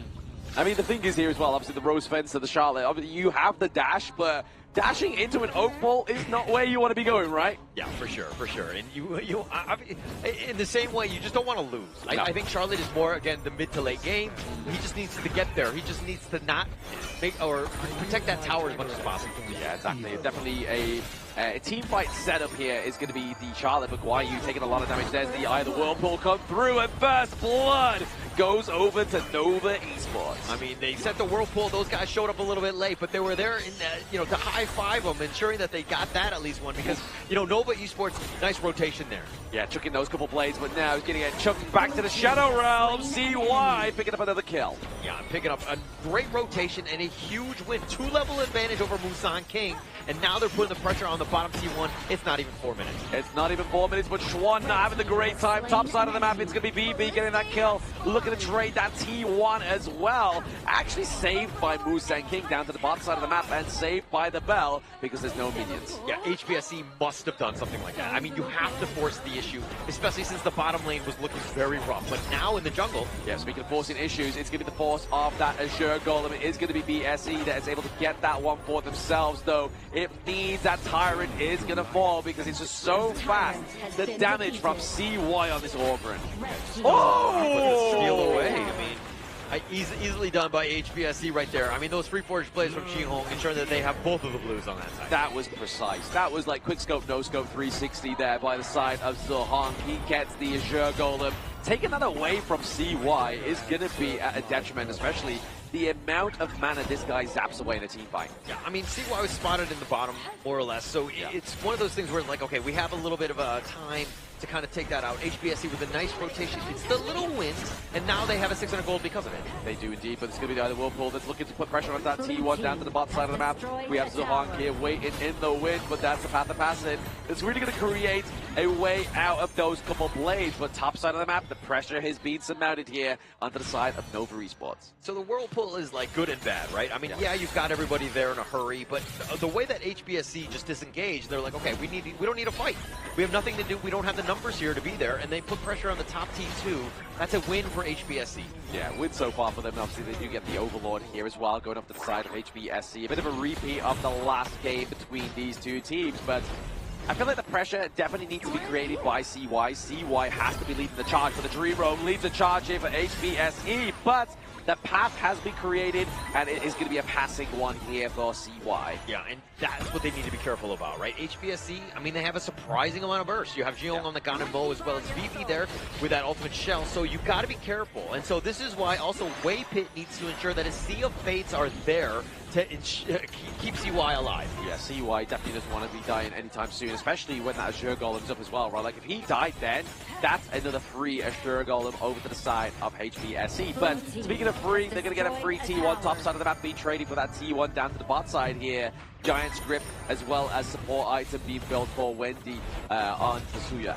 Yeah, I don't want to be over dramatic when I say this, but CY, if he dies in like the first 10-12 minutes, the team will crumble because there's so much that's riding on him to ensure that he hits that tipping point of items where he's able to tank and be able to survive, because the rest of them are really, they will crumble without this front line. Yeah, but the good thing about the Ogren here though as well is the fact that it forces HBSE to build anti-heal items first. As you can see there for Zohan, they built a bit of a staff, they built the Blazing Cape onto Monkey as well, so really forcing them to get that one before the damage items come through means that you can try and build a big outcome for your team before that moment comes. But there's a Sea of Fate for the side of Nova sitting in that brush there, but it's giving the access under the back line right now. Schwan trying to do a lot of damage, but the couple of blades with the rolling raid and the ultimate shell, but ultimately it's going to be Musan King picking up a kill, but then being on the receiving end of CY's death precipice. Yeah, CY just strolling in from the top, ensuring that he gets the cleanup onto Musan King. That's going to be a win for them. But Juan kind of, I mean, he was tanky. He was, you know, going in, but the Sea of Fate, it seemed like it was committed a little bit early, which is uncharacteristic of Waypit, and not able to keep him alive. If they were able to get the 1-for-0, it would have been much, much better for them. Yeah, it feels like it was just using it to maybe get a bit of intel, right? Like, see if anyone would get the flank onto the back line of Nova Esports, just using it in that respect. But it did mean that obviously Schwan had to fall there, unfortunately. But hey, you fall for the enemy jungle, you get their Azure Golem. It's looking pretty positive here for the side of Nova. Not the end of the world, of course, for Nova Esports, but Schwan is still a guy that you want to be tanky. Like, he needs to be that front liner because, again, if CY gets Sea of Fated, then who else is going to be that front guy? You need that backup, and Schwan is there. Exactly. Schwan is going to be the Storm Mace going into these team fights. The Daybreaker being built here by the side of Muji. Muji's having a fantastic game so far. He has around about that 5.8k gold now for the side of Nova, and they're looking just to build more and more damage items, but looking to create that pressure is YU down the bot side. And this is kind of scary for HBSC, because CY is kind of that guy. He's not afraid to dive. He's not afraid to dive. He's the raid boss. He's looking just to focus out, sure, on this Diadea, but for now, they're just using that path of passage to be a driving force. The hammer came through, but it's giving that fatal damage that gets taken away there. Keeps him alive. Wow, the guillotine was just not enough to do the damage into killing Ja. He got thrown up, thrown down, but he somehow survived. Nova Esports, though, playing this Ogren, this draft perfectly, right? You want CY to go over, you want that path of passing, you want him to be aggressive, and then Waypit with that save, and to bring him back right on time. That's what I mean. Like, if HBSE just drafted this Ogren last game, it would have been Jova for the side of Nova, but now they take the Shadow, actually not Shadow Overlord, it's just a Tyrant here once again, but it's still going to be another bit of neutral objective, increased damage, increased movement speed for the boys of Nova. Yeah, CY being able to take that one, just really huge. I mean, he needs to exert his dominance right now. He has a 2-level advantage. This is exactly where Nova want to be. Yes, they're behind in terms of this net worth, but that's fine, right? Because they don't have any answers for the Ogren just yet. I feel like maybe HomeBois Blacklist Esports, their problem is a potential endurance problem. But speaking of endurance, it may be the endurance test for the side of Schwan. The dive in, the takedown, but it means they created once again huge pressure top side of the map to get away this Crimson Golem and also a big juicy minion wave. Yeah, I mean, it took 3 members to take down Schwan, so that's not the worst thing. I mean, Nova, just ensure that you don't want to fight, but now the Shadow Tyrant is up at stake. This is a problem because, again, they're outmanned. They are outmanned and outnumbered here. They are left to play at a disadvantage. Universal Law being placed down here just to drive them away. And see why, once again, just getting that soak of damage. Counter couple plays come through. BB gets the steal. Now it's time to go in. We see KIC take the charge to see if fate is going to save CY, but can they get this T1 takedown into the mid lane? Whilst we have the absence of CY, he looks to get the path of pass in just to get the minion wave taken out. Yeah, I think, I mean, CY up in front, I was like, oh my god, why are they taking this fight? And I totally forgot that Dachau was there. Wave hit with the ultimate save, ensuring that CY stayed alive. If he were to be picked off there, that might have just completely shifted in favor of HBSC. But the fact that, again, HBSC has a 2.5k net worth lead, they're still playing well to get themselves into this. I feel like Nova Esports are just listening to the BGs, right? They're just staying alive. They've got the beat in their head. You're like, right, guys, we've got timers, we're clapping our feet, we're in sync, and that's all that matters. But speaking of which, definitely in sync is those minion waves on the opposite side of the teams crashing into those T2s. Yeah, you said NSYNC? No, we're not doing that. we're in the Philippines, we're not going to do a karaoke. Okay, we're going to continue on with this one, but look, HBSC, this is the great situation, right? They have enough damage. You're seeing that VV is able to do some serious work. Yeah. Nova now have to play a little bit scared because they understand that that burst is real. The burst is real for this team of Nova Esports as well as HBSC, right? Obviously, they definitely need to be putting in all those couple plays and throwing them wherever they can. But Nova, they have to contest this Shadow Overlord. If they don't, it's going to be a hard task to compete. Yeah, you don't want to give up anything for free at this point. Something to take note of, though, is Muchi is level 16. He's got that level up from Wendy there, so that's going to help in terms of this damage because he's been largely quiet, but Waypit can pick up elsewhere. He got deleted with the either Whirlpool into the mid lane here as well. And Musa King, he gets the Shadow Overlord. He's like, boys, look away as we come crashing through. VV with a kill onto CY. This means that mid lane, unless the Universal Law wipes them out, is going to fall. And now it is the same song and dance from HomeBois Black Shrew Esports as they march down mid. Oh, they find the right opening. They get the pick off onto Waypit and CY without his brother there to kind of get those saves with those Sea of Fates. Opening up the door, HBSC full control of this game now. Yeah, using that Vanguard down to the bot side of the map, really going to kind of mitigate that huge blue wave that we were seeing moments ago. But now KIC goes for the split push. CY back up in 2 seconds. Waypit here as well. Maybe enough to drive away these Vanguards. Yeah, I mean, the push is real from HBSC. The damage that you're talking about, how do you even try to get onto VV, who's the guy that's been doing all the damage? You have so much pull from Shihong. Musan King is there as well. Yeah. It's going to be a tough one to crack. You've really got to kind of hope that Schwan gets that really big Storm Strike come through, but now you have KIC just kind of constantly checking him, having that intel onto the team, right? He has the flash, he can use it, he's just looking for the right moment for BB, but BB's playing at the complete opposite side of where Schwan is. Yeah, they've played this one perfectly in terms of that comeback. Things were looking rough for CY, but when you don't have Waypit around, he's very vulnerable. And HBSC have made him pay. Yes, you have the level advantage in terms of Wendy and Muji, both level 17 at this stage, but the net worth is shifted. It's going to be tough because you're taking so much damage. You're taking a lot of damage here as well. Now, obviously, we see a Iron Dome version of Nova Esports, right? They are looking to make sure they keep that T3 alive into the mid lane because right now, HBSC, as they kind of push further and further into this late game, it's going to get harder to contest this damage, especially if they go for this Shadow Tyrant. Yeah, Nova Esports, though, haven't really been able to kind of, I mean, aside from the saves, oh, but CY looking to go in. Oh, CY is definitely looking to try and go in and contest this one. He doesn't want to lose this at all, but they keep the Crimson Golem. It goes over the Waypit. Probably not the best hero to have this one, but it's still going to deny the side of HBSE that extra bit of damage for KIC, as well as Schwan having a bit of a tip-tat into the mid lane, and definitely Wendy gets taken down by the Destined Encounter, and that's the name of this series. It is a Destined Encounter by the two MKL teams once again, but it's going to be Schwan into the back line, tries to get the saving grace. He's swinging the mace. He's trying to stay alive, but BB into the back line. It's only Schwan alive. Minion wave into the mid lane. Dream Roam comes through, keeps him from going back to base. I mean, that was an absolute masterclass of how to initiate. HBSC looking to end. Looking to end this one. The House of Nova is falling. HBSE do it once again. They are your first grand finalists. Congratulations to HBSC as they are into the grand finals, easily winning that game, complete dominance, and things were looking kind of scary in the beginning, but HBSC understanding how the lineup of this Augur and the Da Chiao were to play out, and they were able to counter that in the end. And still the beautiful team fight strategies here being committed from the side of HomeBois Blacklist Esports. Every single game thus far that Nova Esports has lost, it was really the early game. They were doing decently well, but the mid-game team fights, HBSC finding a certain member in the side lane, converting that into a 10th-minute objective, which led to them to win this upper bracket finals, qualifying as the first seed to the grand finals itself. It's all about making the least amount of mistakes right there. And they, again, HBSC just understanding just how to take advantage of those gaps that were available to them.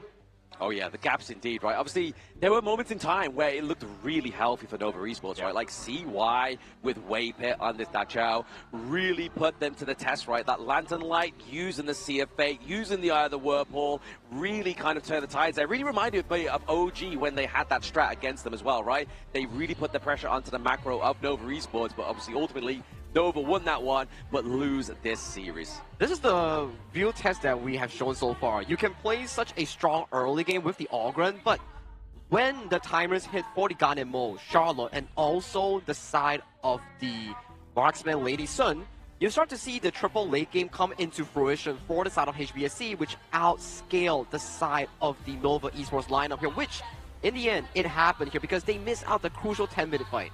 Yeah, just missed too many. I mean, like, the level advantage was a non-factor. It was all about the damage at the end of the day. And once VV hit that point, it was kind of like it doesn't matter where you were at. You're not able to sustain that damage. He just does way too much in the end. A lot of damage came through for the side of HBSE. But I mean, look at VV, man. No death run here for both the boys down to the bottom side of the map. It was Diadea, it was the Lady Sun, just sticking together. Sticking like glue meant that they could not be torn apart by the side of Nova. This specific setup coming in from the side of HomeBois Blacklist Esports, the Bond Weaver and also the Cannon Bell, they really did super well in limiting Schwan with the early game lane swap, and in the mid game they repeatedly captured Strand in towards the side lane, deeming the 10th minute mark a 4v5 essentially for the side of HomeBois Blacklist Esports. You can see the damage dealt coming in from VV on this Lady Sun. He's been phenomenal this series. Yeah, they had no way to get to that back line, right? I mean, you see the Ogren, it's very linear. You know where it's coming from, and they just kind of work around it. And this lineup that you're seeing, I mean, the Gold Grab is completely in favor of them because of the way that they were able to just take those fights on. Yeah, exactly. You can see here, there's no kind of like fight for good and evil like we was talking about in the last series. It's literally a wave of red. And once again, the red side having a 100% win rate here as well. And we're looking at the head-to-head here, obviously, into the mid lane. Obviously, two different kind of playstyles, right? The Zuya is there to give the Sanctification, the Universal Law, to have that wave clear and give over a little bit of an unlocked potential to one of the teammates. But Zahong here, obviously, just dealing so much damage. 70k compared to 57.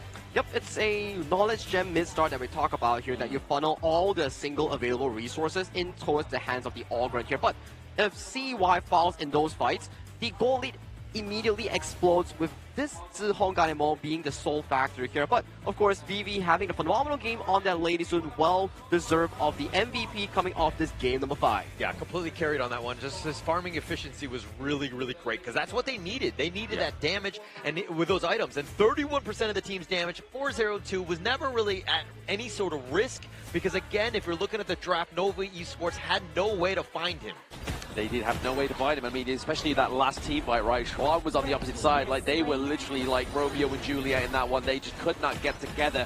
But now we see these highlights. Those couple blades really just put so much pressure onto Schwan here. Like, he was literally like deleted or pretty much like at death's doors before anything even else happened. And as of this point, CY already got outscaled by the triple damage dealers coming in for the side of HBSC, which in these team fights, it's very difficult for you to take on already here. CY with no real armor item here gets immediately taken down by the multitude of damages here, just landing on towards this Ogre.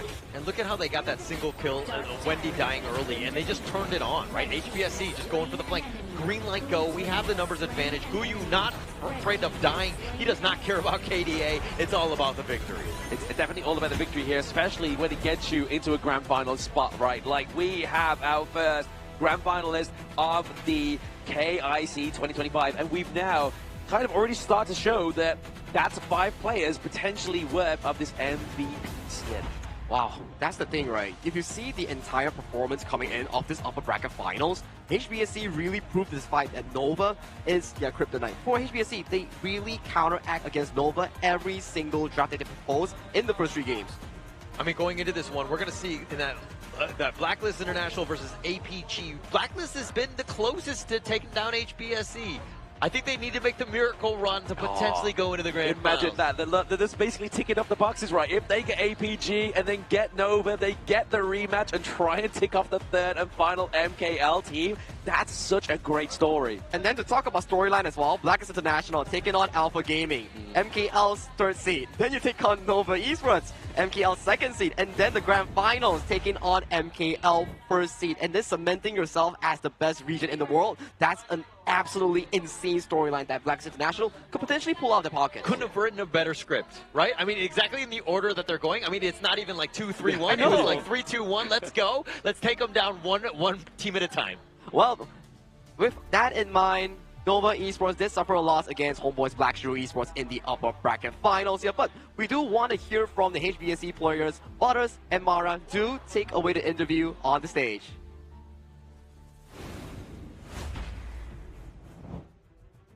We now have our first grand finalist, HomeBois Black Shrew Esports. Congratulations, Guiyu! Yeah, and as for the first question, congratulations on winning that upper bracket finals match. And it's the same, it's almost the same as the MKL Grand Finals, but they won 1 match this time around. Now, my question is, were there any difference in the type of preparation that you did for this upper bracket finals? For this few days in our screen, we prepare new draft like Sun Ping. Not that all. We still have secret weapon in final. You know, Guiyu, it shows how prepared you are.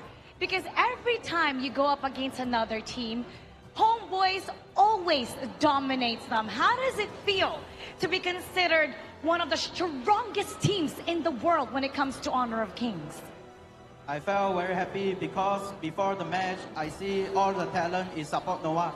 We beat the prediction, and I think they already forget how we win Nova in MKL. I have them review in today. You definitely proved that you are the stronger team. Now, if you were to predict who you would face in the grand finals, who would that be, or who do you want to go up against? No have any special team I want to against. Just see them fight first. I think that was very amazing. He doesn't care whoever He doesn't care. gets He doesn't in have grand finals. any predictions.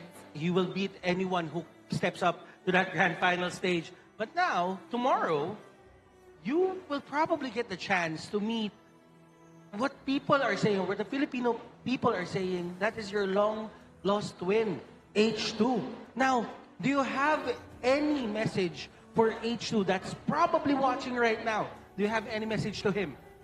H2, let's take a photo. We see really same or no? The crowd is definitely gonna love that. You guys look almost like twins. Now, what would you like to say to all the supporters, not just for HomeBois Black Shrew Esports, but the supporters of MKL? Thank you for your support. We will try to do the best team for MKL. Congratulations once again, Guiyu. You guys are phenomenal. A lot of things are going to happen, but first, we will take a break. You are watching the Honor of Kings International Championship 2025, and we'll be back.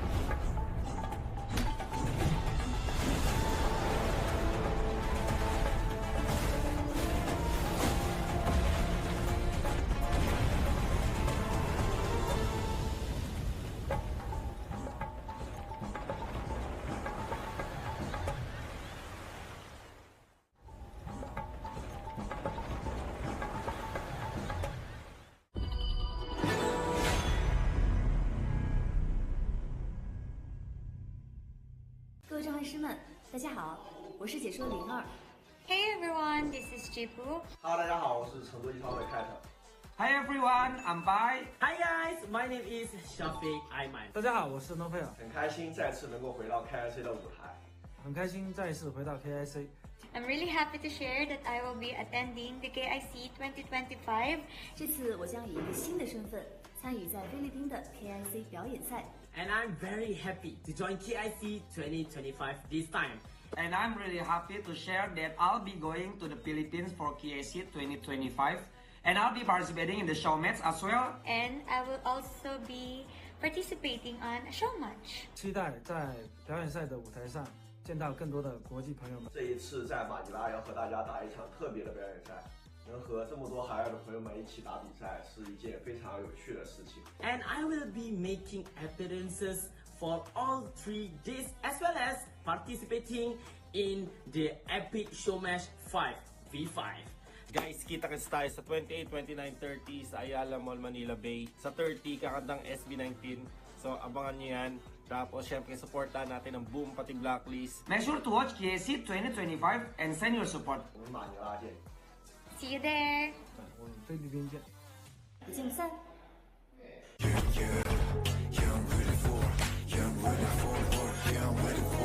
Putting in the top grind, all my squad is pop gallant. No words are needed for trust, we got the confidence. Let us step it up, be ready all the time. Now, take a breath. When my baby's colder than ice, gonna pay the price. Set the trap, got my body's in the back, you better think it twice. Coming on, never. Casting off the shadows, yeah, I'm on my way. Stand against the fate, we won't be the same. Steep burn, step again. We're gonna dream it up high, the limit in the sky. You can never stop me fighting on the edge. Every time we fall, we get back again. Chances we take it, won't let us fade out. Now it's prime time, we're ready for the win. I'm a warrior, burning up the flame. Rebel, won't be tamed. I'm burning up a fight, I'm reaching for the sky. We gonna burn it. I'm a warrior, ready for the game. Make glory, running for the name. Yeah, we putting up a fight, we get whatever die. Keep watching out to the sky. We gonna bring it on it. From honor, we beating the odds. We got the honor, If we are the kings, it's time to showtime.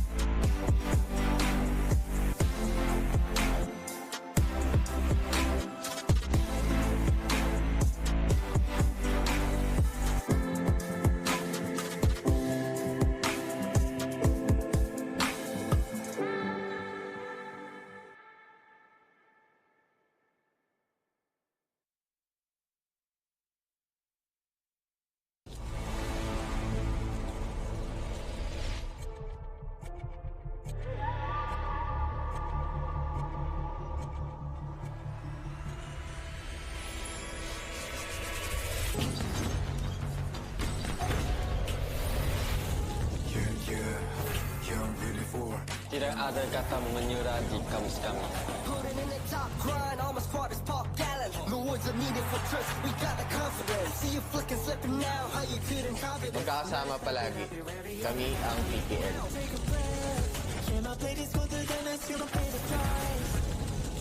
Já caminhamos uma longa jornada nos campos de batalha de Honor of Kings.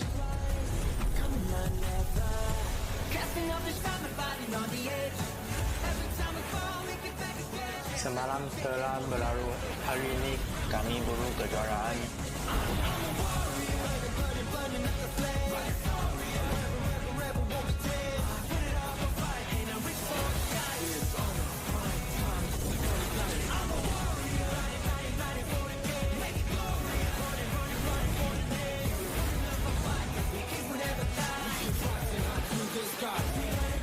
Fighting illusion as well.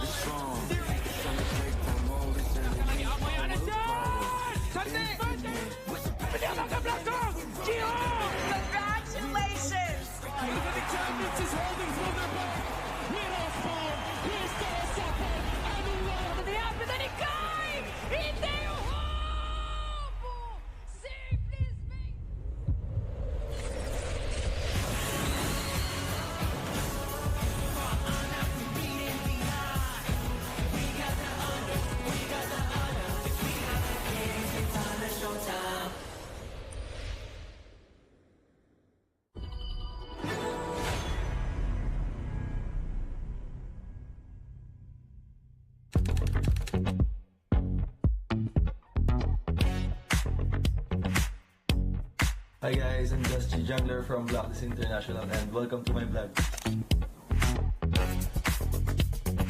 So, first of all guys, when I wake up, I drink water. Just need this in every day. And then after that, I'm going to wash my face and also to brush my teeth. But I think there's some people here. My roommate Golden guys is inside. Hey Golden! he's saying he's taking a bath. In the playoffs? Yeah. For me, I think the venue, because I think it's so much bigger compared to the other venue, and also there's so many people will going to support and also watch us. So I think that's the most exciting part. And also the SB19 one, is they're going to perform at the grand finals. So I hope we can make it to the grand finals. After I wash my face and also brush my teeth, I go to exercise always in the gym. Because there's a gym here. Can we go to there? Oh yeah, sure. Oh, alright, let's go. Let's go guys.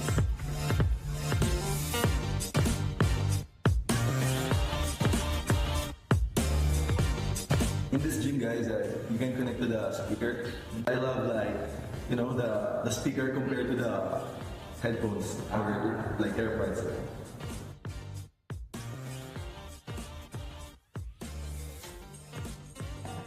After I finish the workout guys, the exercise, this is my finisher now.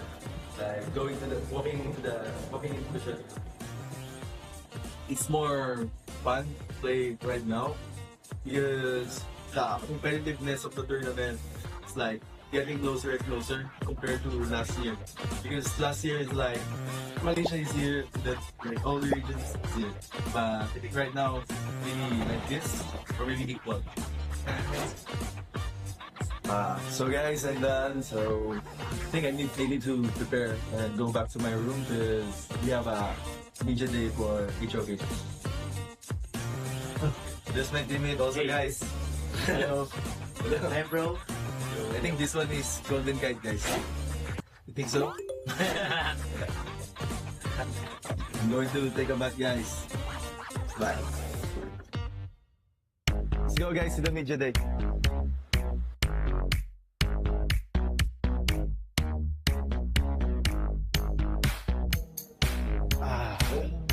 So now guys, we're here in Intramuros in Baluarte de San Diego. This one is avocado and mango guys, flavor, so good. Should try.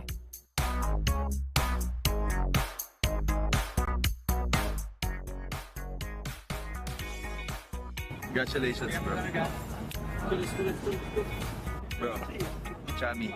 Next time Chami will be like that after 2 years. After 2 years? Hey.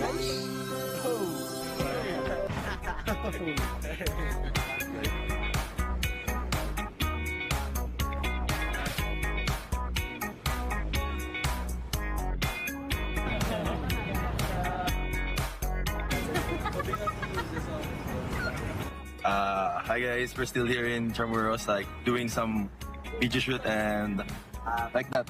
Yeah. It's for because it's a video day right now, and this one is for, I think, for the trailer for HOK playoffs. For me, I think Nova, because Nova's playstyle is really good. Their playstyle from early to late game is super good. I think we can win the championship.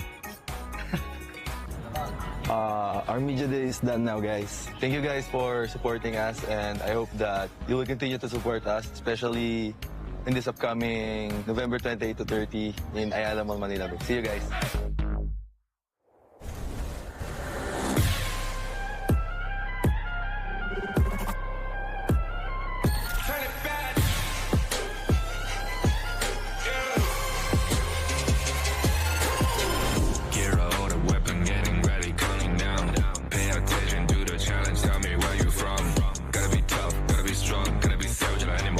Time you tryna push me down. Look at me, I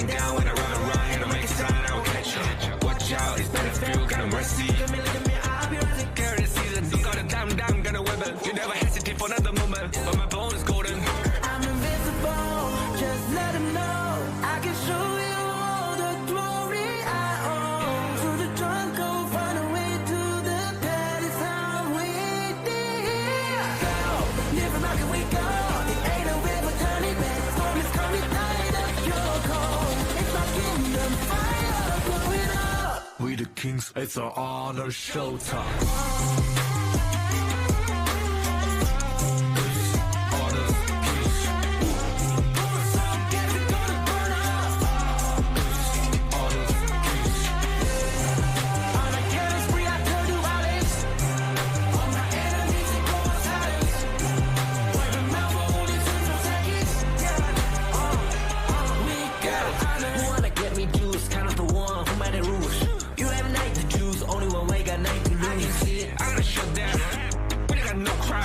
We barely fuck as one, crushing pieces you can cheat. First blood, double trouble, then I take a pen, I kill. All you do is sweat and look at me stay with the rain.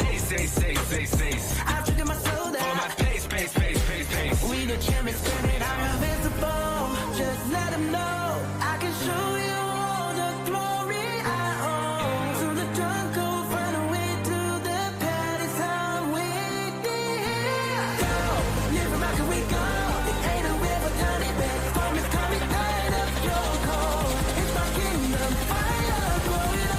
We the kings, it's our honor, showtime.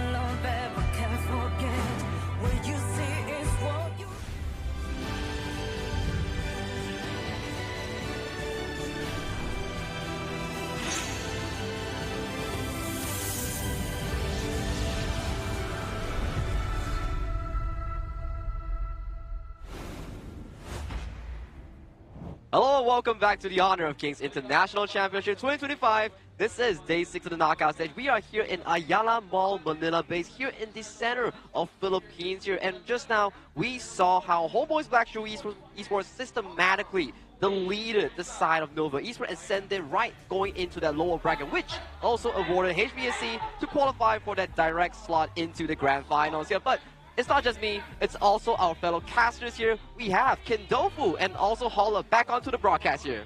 Yeah, and obviously happy to be here as well. I mean, Blacklist International going against APG, who's going to move on to play on Nova Esports. Everything at stake, because this is, of course, an elimination game. Yes, and it's going to get very tiring because both these teams, they have to go through another BO7 again after this. So I feel like this game for APG as well as Blacklist, it's important that you try to end this fast so that fatigue doesn't get to you when you play against Nova in the last series of best of 7 today. It's not only about fatigue as well, that's the primary thing, but also you don't want to go to the extent of 7 games, which shows you all your trump cards to Nova, who's just waiting to pounce on you in that lower bracket. They suffer a bitter defeat, so they are definitely angry and looking for someone to vent their anger towards it. But this is our featured matchup of the second one today. It will be Blacklist International taking on Alpha Gaming. Agents' first test of endurance against an MKL team. I mean, this is the first one. We were kind of talking about in the last series, right? Where they have to play essentially all 3 MKL teams. It seems like they've lined up from 3rd, 2nd, 1st, all the way to that grand finals going into this one. But can they break the code here? I mean, it's going to be difficult. This is like a taste test, right? Okay, so what kind of difficulty do you choose? 1 to max. I mean, there is no difference here. Every single team coming from the MKL region is very strong. And of course, the first challenge they have to face is going to be APG in this second half. And I mean, we're approaching towards the end of the KIC 2025, so you really have to perform your best. And it's also Philippines' final hope at stake here. If they can really make it towards that lower bracket finals, and we do the numbers game, Blacklist International is the only team thus far in the playoffs that pushes HBSC into a 7 games, which Nova Esports couldn't have done just now in the upper bracket finals. They've looked impressive, right, in the KIC. This is a whole new Blacklist that we've never seen, right? The way that they've been able to step up and being able to find it out. Yeah, they did lose in that Game 7 against HBSC, but that was the closest that team has gone to losing. Exactly, and I think this might prove the point for PKL because, look, they have been growing thus far. Every region has been growing, but the growth of Blacklist International specifically, this one works wonders, and perhaps they can dare to dream. I do believe that in this scenario itself, Blacklist International is no longer the underdog, but a fierce tournament contenders here. They are ready with whatever it takes to get this entire tournament in towards their backyard. But to really allow them to do so will be to traverse the lower brackets here. In front of them is the MKL third seed Alpha Gaming, and if they do make it past APG, they still have to face the 2025 Grand Achievers here, Nova Esports, in another BO7. Yeah, I mean, but I don't want to get ahead of ourselves because Nova, while is a formidable foe, but they still got to go through Alpha Gaming. This is a team that's right 3rd place. You're seeing why they're one of the toughest teams in the entire KIC. Yes, they're ready to go, but this is a situation now where can, again, Blacklist find a way to overcome the first MKL team in the KIC. Yeah, and it's only going to get more difficult, right? Because, funnily enough, it is now ranked 3rd, 2nd, and 1st. So if you beat the 3rd, okay, welcome. You're going to go up against the 2nd team in MKL. And then the final challenge in the grand finals is going to be the #1 team, HomeBois Blackthrough Esports. I want to know who the scriptwriters are because they set it up perfectly, right? I mean, this is going to be the first true test, as you're seeing here, in terms of endurance, because not only, again, 3rd, 2nd, a 2nd waiting in the wings, then you have 1st place potentially tomorrow. All of the MKL teams are like, Blacklist, come at me. But of course, we'll see if, of course, they can first overcome Alpha Gaming. And this is the head-to-head matchup between Blacklist International and also Alpha Gaming here. In terms of kill participation, they are neck and neck tied at that 71%. And all of these statistics, they are rather 50-50 between these two teams. Even the average deaths per match and also the goal, all these are very neck and neck. 50-50 between these two squads. Yes, very close. And we'll take a look at a very specific lineup here, head-to-head. We're talking about the farm laners, Golden Kite and Sun. Now, Golden Kite obviously has impressed us in the group stages, going to knockouts, and now in this final stage of KIC 2025. Sun didn't really show up until the later parts of this tournament, but still, the stats are pretty impressive on this guy. Well, Golden Kite is the only player so far in KIC 2025 to get that pentakill on that specific channel pick here. So it will be interesting to see. Son has been one of these high achievers in the 2024 year of HOK Esports. I want to see them battle out, and also the rivalry between these two players was not day one, because back in 2024 KC, that was Blacklist International defeating Team Secret, and Son was on that roster. Yeah, I'm sure there's a little bit of bad blood. Son will want to show up. I mean, you talked about the fact that he showed up a little bit late here, but now he's here, and you're seeing Alpha Gaming kind of hit that point, right? They've been much better. I think they've been way more stable with Sun in the farm lane. This is something that they need to be worried about, Blacklist, that is, going into this series. I think it's always better late than never. This is not to excuse, me being late every time, but with that being said, every time.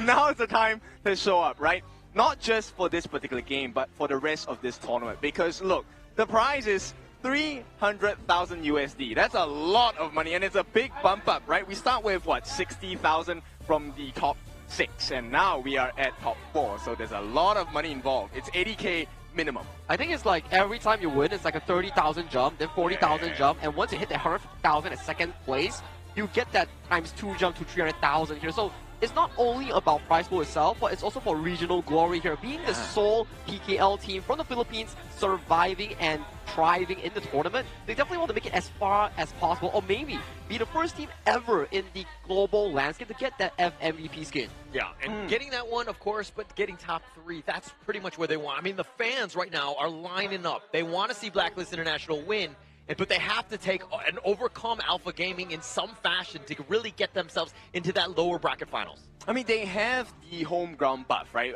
If you guys didn't notice, this place is packed, like all over the place. There are people, there are no seats left for me. I was trying to squeeze in the audience just now, but couldn't really find a space. So let's see what happens in this particular series.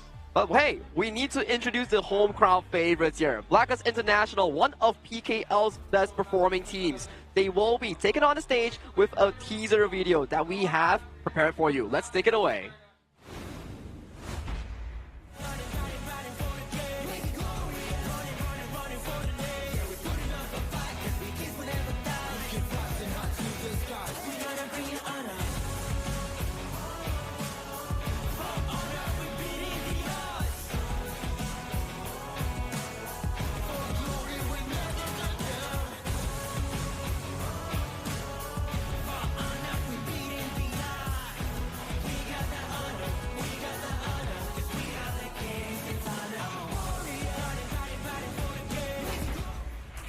We start in the Clash lane. It will be the infamous, the #1, Chemi1!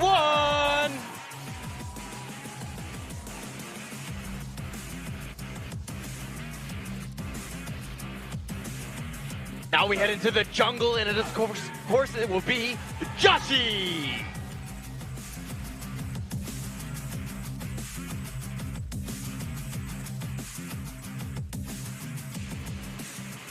Into the mid lane, we now go with Dragon.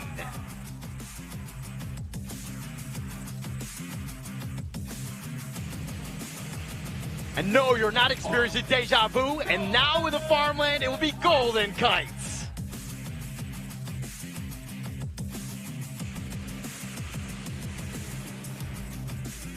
And the roam, the man with the plan, it will be none other than Chaz.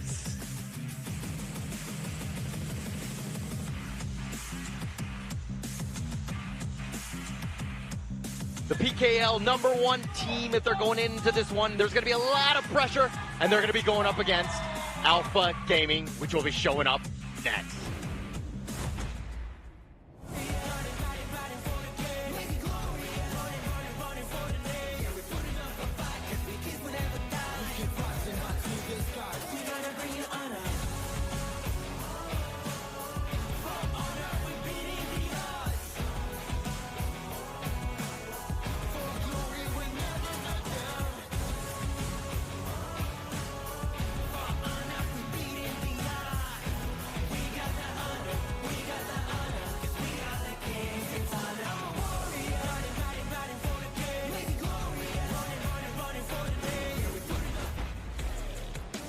Now let's take a look at the Clash lane. It's going to be Alpha Gaming Siang.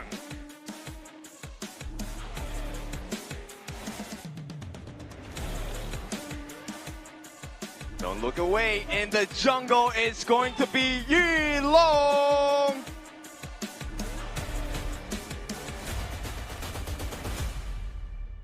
Let's go to mid now. It's going to be Shi Shan.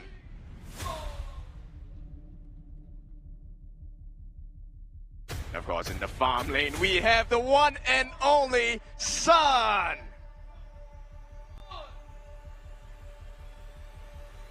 And to complete everything, it is the sword himself, Saber.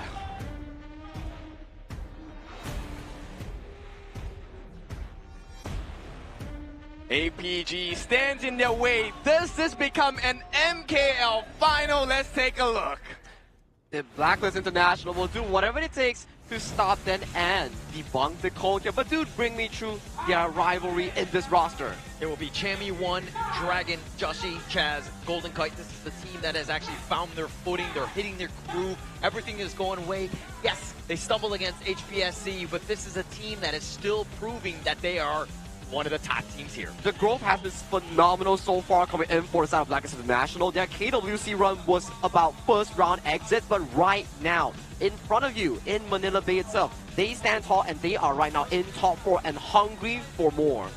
Yeah, very hungry for a lot more, and they are not the only team that has the hunger in their hearts and stomachs. It's also about Alpha Gaming. Now there's 5 members, San, Shishan, Yulong, Saber, as well as Xiang. These 5 members have shown us that they can be extremely clean. Now they have taken down the brothers of Blacklist International yesterday, Boom Esports. Is this going to be the gatekeeper for the Philippines squad? I don't know, because this is definitely the new and addition PKL gatekeepers in the form of Nongshin reports that they did back in honor of King Season 3 Invitationals here. And can Blacklist International break their top 4 curse? Because they were stuck at semi-finals, similar to where they are right now. If they can break it through, maybe, just maybe, they can push it towards the grand slam of the entire event. Yeah, I think the biggest thing about Blacklist is they need to do what they've been doing throughout. Always having a good game one, setting the tone. I think a lot of the teams were like, wow, Blacklist have leveled up, and they were very surprised, and they're caught on the back foot, and that's a losing situation.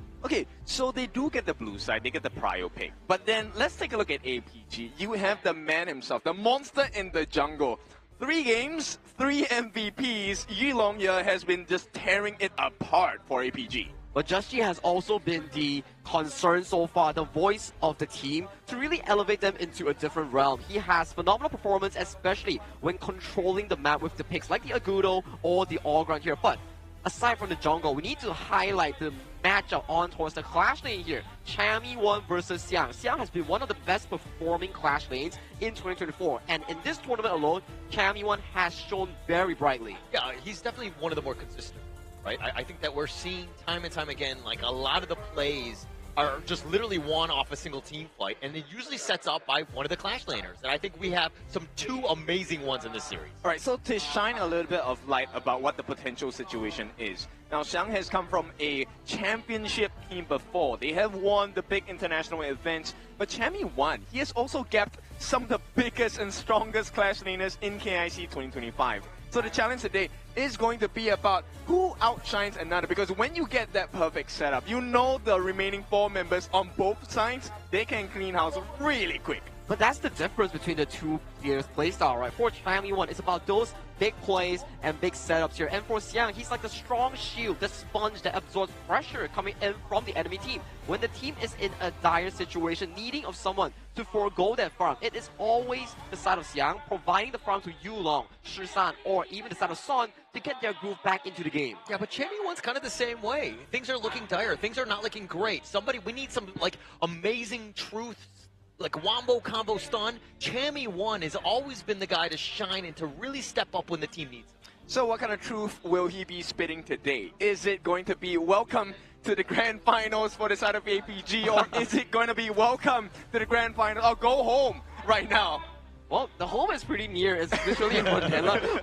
But all jokes aside here, they will do whatever it takes to forbid the grand finals of MKL of re-happening here in Manila itself. Here, they have a lot of things on the line here for these 2 teams. At the very least, for Blacklist International here, the first thing to do is to solve the puzzle. In their eyes, it's Alpha Gaming, the team that sent their brothers home in yesterday's match. Yeah, I think that they're going to be doing a little bit of a revenge tour. I think it starts obviously with this first team in Alpha Gaming ahead of them, but Blacklist International, the storyline could not be any better. We know what the other teams are going to be in terms of where they are. Nova's waiting in the wings. We see HPSC all the way in the grand finals.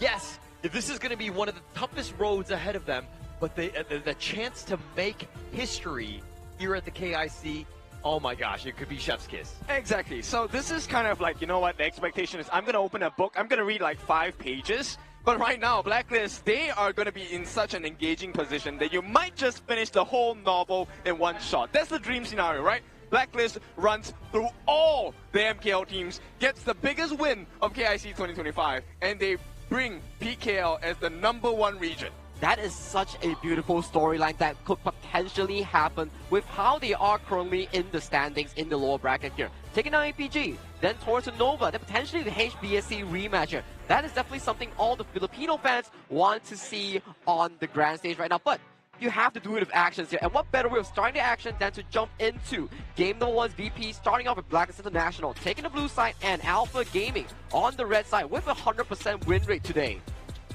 It's been very good. It's been very, I mean, it comes back to the draft. I mean, we know that both of these teams, I mean, the coaches are really going to be digging deep because it's all about that edge. You saw it in the first series about just having a slight edge in terms of the counter picks. It's super helpful and it really gets your team over the top. Yes, and one main difference you notice about this KIC2025 in comparison to all the other events was that previously if you ban something, it's more of like, okay, this person cannot play any more heroes, it's going to be an easier game.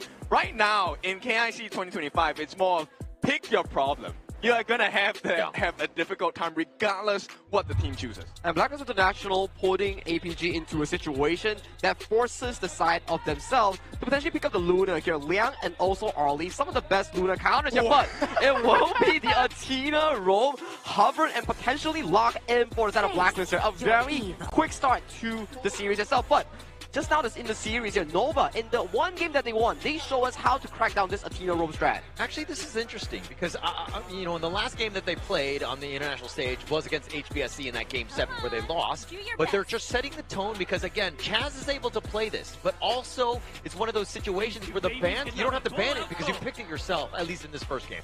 Okay, so the question now is, can they last against APG? Because APG, yes, very fast rotations, the pay and the Mai, very early game centric as well. But if it gets shut down, the snowball factor on the side of Blacklist is going to be pretty crazy. And add that on with a Kongming. This Kongming should be going to the jungle for Joshi. It will be going to the jungle here, and especially when we talk about the Kongming, Shi, and also the Tina here, this is directly a funnel strategy here. The Athena will take Smite, the Shi will buy the Knowledge Gem, and then Kongming on the hands of Joshi will be beneficial with all the farm in towards his pockets here. Yeah, one thing to take note of though is that when you saw Nova Esports counter HBSC's Athena is that they had a lot of heroes that were really tanky. Where Je was not able to get that solo kill off of them. Wendy was a little bit low, but I mean, that was like the main target. But they did a good job by fortifying and making sure that their heroes were tanky enough to deal with this one-on-one. Yeah, so I like this particular pick, right? The Zhang Fei, the Beast, has been very effective.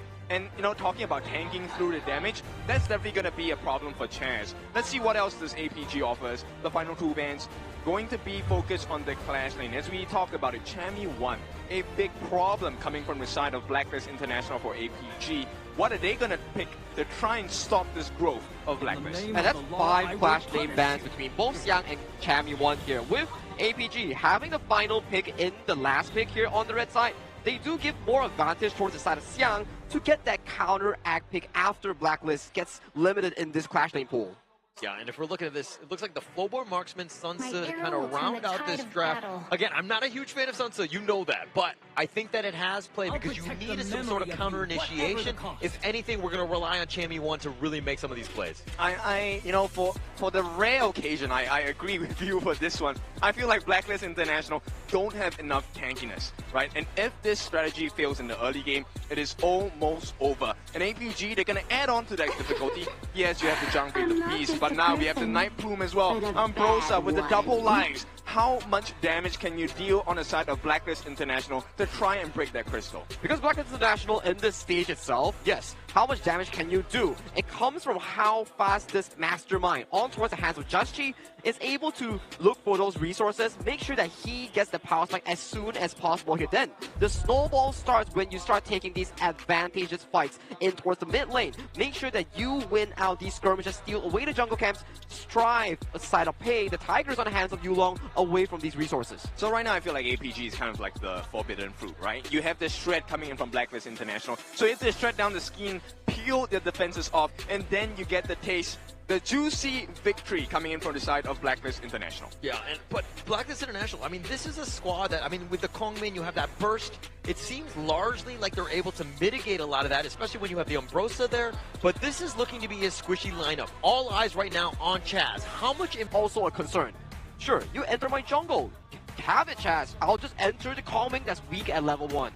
That's true. Right now, I think the scariest thing is the punishment coming from APG is actually very valid because they have 3 very big chase downs. They have the Mai, they have the Pei, and they also have the Ambrosa. These 3 heroes can actually catch Chance out really quickly, and even if you steal the buff, taking the life away of Chance is going to be very valuable for APG, at least at the early parts. Well, execution is always what we talk about here in Honor of Kings Esports here, and right now, we are at top 4, closing to the finale of the HOKKIC. I'm very excited to see which of these teams can best each other in this tournament. I think it's going to be super interesting. I mean, the draft from the APG side, kind of stock standard, right? Especially when you're talking about a Pei, somebody who wants to be a little bit of fast pace and just really take up with a tempo, but then now you're seeing the Athena. How does this put a wrench in the wheel, so to speak, of this APG lineup?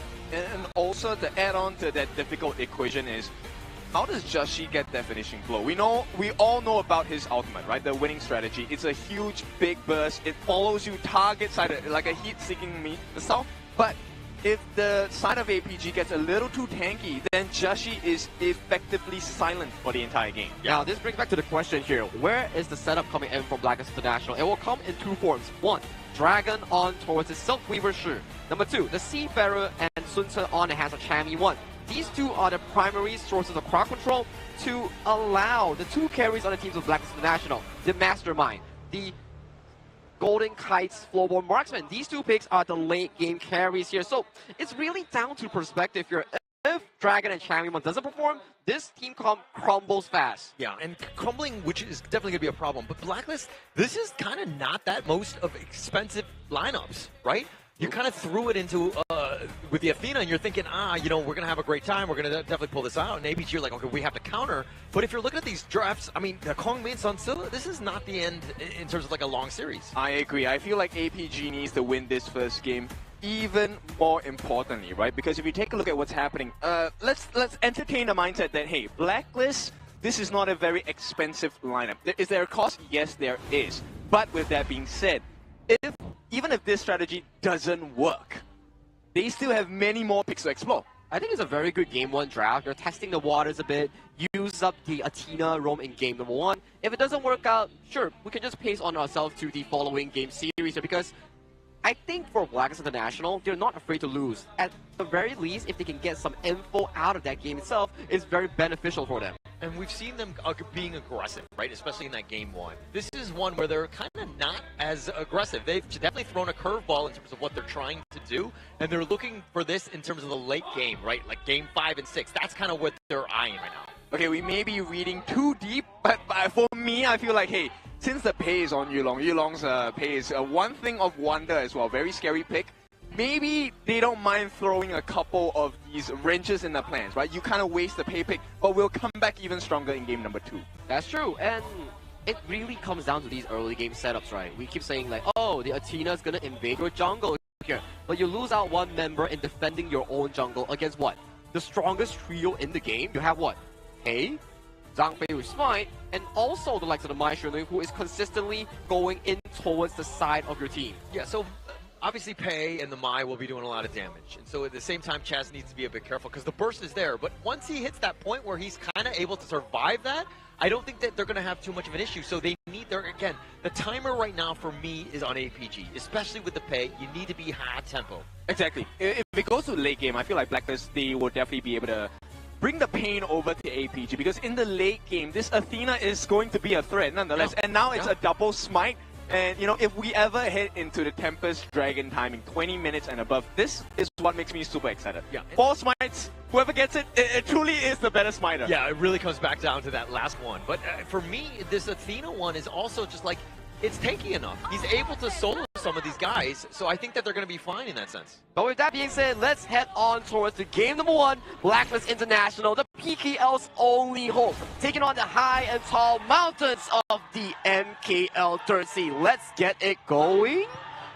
Okay. It's a little bit of a start. I think that some people were a little we're just going to do a quick little pause to kind of see exactly what's going on with that one. But, you know, look, I think that we need to make sure everything's right going into the series. Everything needs to be crispy, smooth, and clean. Yeah, I like it. Everyone's right. Then we go into a pause. I mean, of course, we definitely want everyone to play on a fair battlefield, right? So we're going to have to work through some of these technical difficulties that, you know, some of the players may have. But in the meantime, this gives us more time to explore about the potential situations that may arise in this best of 7, because we might be in for a long one, we might be in for a short one. I think there is no in between. This is either going to be an absolute domination, or we're going to have to fight tooth and nail between these two teams to really get a result here. I feel like we need to do predictions in terms of the series. Like, you know, is it going to go game 6? Like, you know, 4-2, 4-3? Like, who are you going to give the edge to here? Okay, who wants to go first? All right, so here is that very big take. I think one of the teams is going to hit lower into the lower brackets as well. What? Deeper into the lower bracket, sorry. So you essentially didn't answer the question. Wait, what? So no, which of the two teams is going to win? I think that's what we care about. And then we're going to talk about in how many games are they going to move on with. So the team on the left. Your left, my left, I don't know. Okay. He's playing words. Sitting on the fence, I guess. Yeah, I mean, I saw this fence just now, but here we go. Straight away, APG, they're going to be able to take a big steal in terms of the Azure Golem. So APG start this game well. Yeah, they'll start off that one. I mean, APG, this is a big piece. And Sun, look at that damage on the Golden Kite. He's been scurried away at this point, and this is the stability that we're talking about with Sun joining APG here.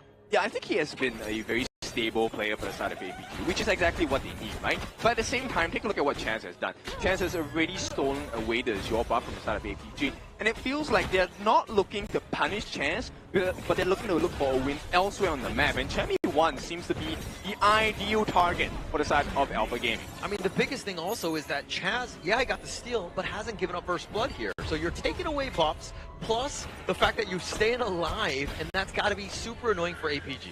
Yeah, it definitely has to be. But you know what? This first blood, I think, would then be so much more valuable, because APG, I don't think they want the first blood on Chaz. They want it on someone else. And imagine if it's going to be Joshi. Yeah, obviously that would be best case scenario. But you'll take what you can, because Chaz will be out of position. You'll be in the enemy jungle. He's still there now, man. Yeah, look, the difficult thing I feel is Joshi has no room. There is no space on this map for him. Yeah. He is being targeted. Yeah, but speaking of being targeted here, Joshi and Dragon, they've been scurried out. So APG are like, hey, you want to invade our jungle? Okay, but at least the farm is not going into Joshi. Oh, that's true. And that's what we need, right? From a Kong Ming pick, you need to have the levels, you need to have the gold, you need to have the items as well. It's a very expensive pick in terms of the winning condition. Yeah. And he'll be able to do that damage. And APG are going to be worried. They are vulnerable. Yes, you have the Final Frenzy. Xiang, maybe not as much. But when that's on cooldown, I mean, you have opportunities. This could be scary here. Oh, they decided to go in. Shisan gets the pick back, not able to push away Joshi, but here comes the reinforcements. Golden Kite gets pushed away. Shisan's going to dash away, but Dragon's going to be killed. Yulong pounces forward, gets that kill. And that's what exactly they need. It's going to be a return kill for the side of Blacklist, but APG have done the damage. Hang on, Sun. Yeah, Sun get dove on here. Chaz not playing scared, looking to go on this one with that tower, but he will be fine. It's a 2-for-1 still in favor of APG. Yep, APG didn't lose too much here. As long as nobody else falls, oh, hang on, Chaz. Yes, Chaz is still sticking around. I think that we'll see him die many a times from here on out. So, that said, you don't want to be giving Yulong all that farm. Yeah, for sure. I mean, Yulong getting farm is already a problem. This guy has had almost every single MVP that Alpha Gaming has in the number of games. So this is a very scary stat to have. Now, at this point, they do have a slight lead in terms of gold. But the biggest thing here is, what do you do with that gold? Can you take a turret? Can you take more offensive objectives across the map? I mean, you're going to want to. And so you're going to have to find the numbers advantage. And look at what APG are doing. They know that the Athena's in their jungle, but they don't care. They'll let them go. I mean, yeah, you farm as much as you can. It's not going to be as fast as what they do. APG right now are like, hey, let's use our numbers advantage in the lanes itself. That's true. I mean, coaches have told us about this particular pick for Athena. I mean, it's either or. So if you leave her alone, she gets the free farm. But right now, it looks like even though they're free farming on the side of Chance, that has very little value for Blacklist International. And look at another buff, that blue buff that's going to be taken away from Joshi yet again. They know that timer is there, but at the same time, Blacklist are like, hey, you're going to take mine, I'm going to take yours. Yeah, biggest challenge here is going to be the 4-minute mark. This is where the first timer of the game. Although set sail actually connecting on. It looks like the shields are going to be there with Leaping Savior. The Silky Imprint not able to connect onto this one. They find Shisan with the winning strategy. That's going to be huge. And now Chance is on the back line, finding 4 members. there. Chaz with those shields, he will be there, but APG getting away. All right, so they actually get it. So APG trade that Tyrant for the life of Susan in the mid here. Is it going to be worth it? I think at this point it still is. But take a look at the fun that Golden Kite has had access to. He is just melting Sun down at this point. Yeah, doing a great job. That Aerostorm is doing some work, and Golden Kite with a slightly 200 gold over Sun. And I mean, APG looking to invade as much as possible. They've got the pullback, but not enough. It looks like the red buff will be picked up by Yulong. The craziest part is actually Joshi is keeping pace with Yulong, even with all the buff steals happening. Right now, APG looking to punish Chance. I don't think this is going to be too much value here. I mean, Chance should be able to get it. Will start running out and take a look at that. Yeah, in the bottom lane, they find him. The Dragon is just way too low, but the winning strategy snipes out Yulong. So making a pay, and Sun gets picked off as well, but they lose the bottom T1. I don't think that's a big matter. Yulong now has no buffs, and there's no more buffs coming back for the next few seconds. Yeah, and actually that's going to be a big one, right? I mean, you take the tower for that, you're looking to trade. Chammy 1 looking like he's going AFK. Yeah, I thought he was looking to bait him out more than anything else. I was looking, okay, where are the rest of the Blacklist members? They were nowhere near, and now, of course, this is where we have to go for a pause because I think we might have to explore that situation. But let's talk about it here. The pacing on APG is so fast, but Blacklist is catching up. And we talked about the funnel. That funnel is working. Everything is going into the hands of Joshi, but also Golden Kite, which is a very scary situation for APG. You need that timer to be much longer for Blacklist, but their timer has been cut. Blacklist is coming online soon. Oh yeah, with the notice of how Joshi is able to scavenge all these kills towards the cross map and Golden Kite getting the lead over towards Sun, these two late game monsters will be coming up and available even shortly, especially at the 10th minute mark here. So it's not the greatest of the news for the side of Alpha Gaming, considering their draft is very snowball reliant. Okay, I'm gonna make a dad joke here. You know, it's looking like they're taking the escalator. They were expecting the escalator, but right now it's Escasuda. Okay, all right. I get it. But, I mean, this is a situation also. I mean, we're talking about speed and pace, right? APG, we're definitely going to play fast, but Blacklist, their lineup is kind of able to do this. I mean, they're able to kind of counter the plays as well. I mean, you have Kongmin Vijashi, who's doing a lot of damage already. This is a squad that's able to kind of counter that fast pace. But how long can you do it for? Because if you take a look at what has happened so far, it's kind of weird, but on the side of APG, they haven't really made full use of the unbridled outburst yet, right? True. We haven't really seen the saves come in from the side of the roam for APG. In the meantime, Blacklist, because of the composition they have, they're able to be so mobile, they're able to change angles as and when they need, and that's a very scary situation for them. Oh, we have some friends for the side of Blacklist International actually coming over to the venue to support them, really. And Malaysian flag as well, supporting Alpha Gaming here. So, of course, in the venue itself, here at Manila Bay of the Ayala Mall, you have a lot of fans and a lot of people supporting each other. So, when you see the Malaysian flag like that, I feel like the fans, I mean, we're in the Philippines, they should be booing right now. Their team, their last surviving team is here. I mean, yes, they're super friendly and hospitable and all that stuff, but man, this is the time to be booing that, right? I think you want to add one more letter and boom it up, right? Take the spirit of boom, put it into your last remaining member on the side of PKL, because this is not just a tough journey, this is going to be a very tiring journey, because this is one of 3 MKL teams you have to beat to claim what is the biggest prize in HOK Global Esports in the entire year. KIC2025. This is where the best out of the best will show up. It's like you're playing a mini game, and every time you win, you have to amp up the difficulty to get a better prize in this case itself. And for Blacklist International case, you beat APG, you beat Nova, and then you have to beat HBSC, which is a long but slow curve towards the top here.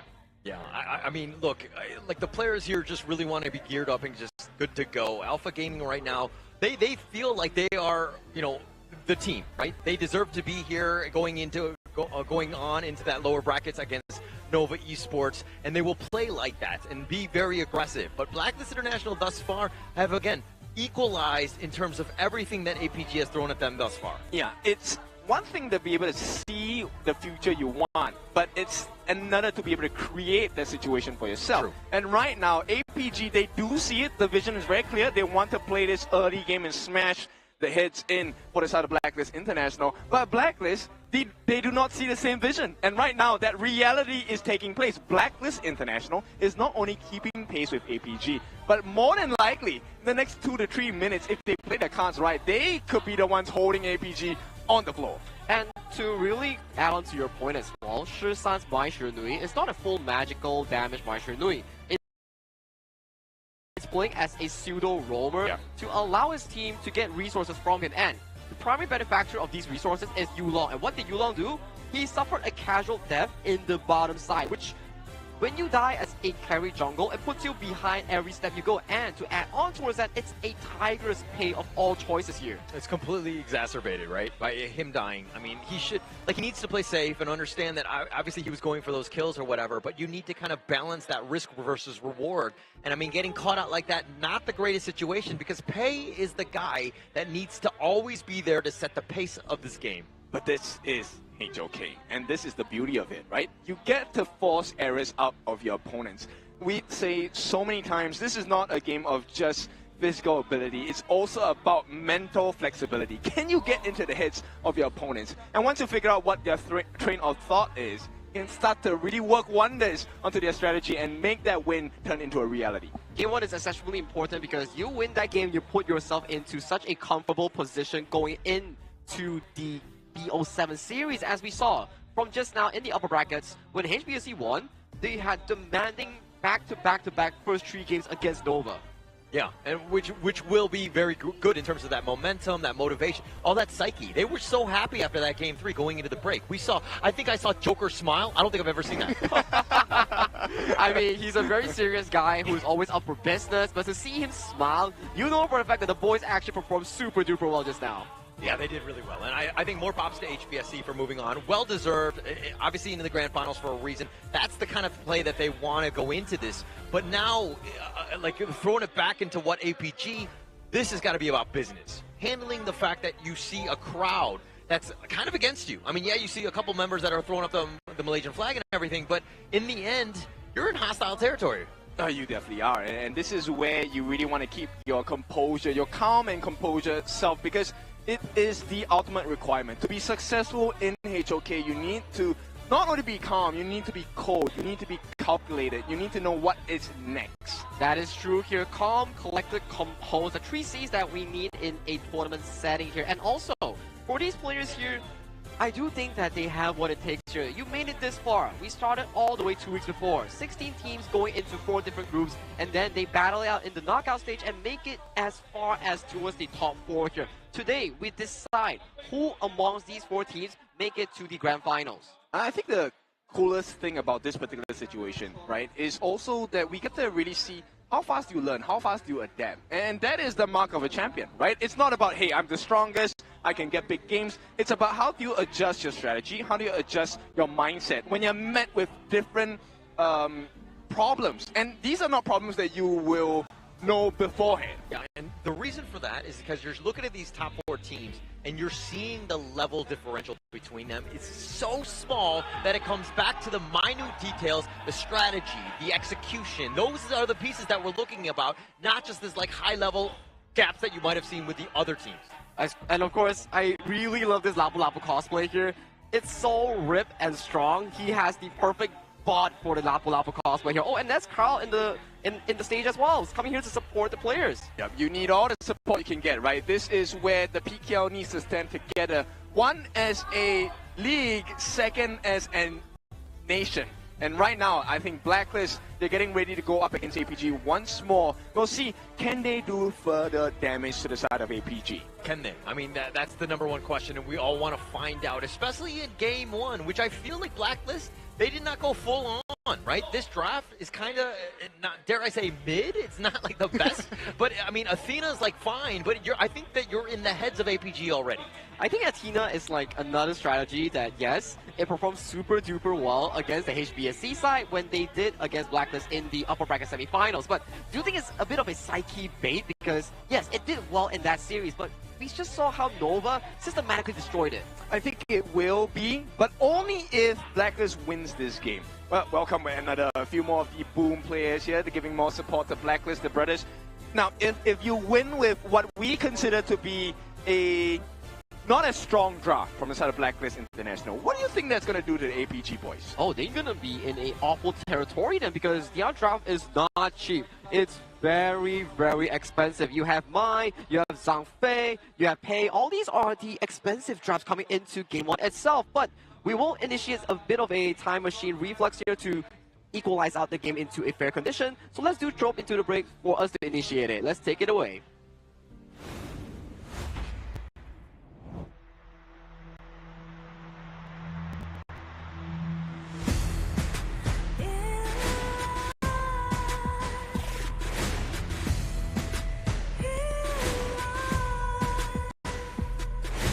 What's a life without its worth? Compromising with what hurts inside. When you let fear decide your fate, you don't choose which path to take in life. In life, I'm finally letting go of everything that still holds me. I'm against all odds, but I won't give up, 'cause it's my time to shine. Standing in the spotlight, can no one let me down. Destiny is calling high. I'm not afraid to fight for everything I love. Victory's on my side.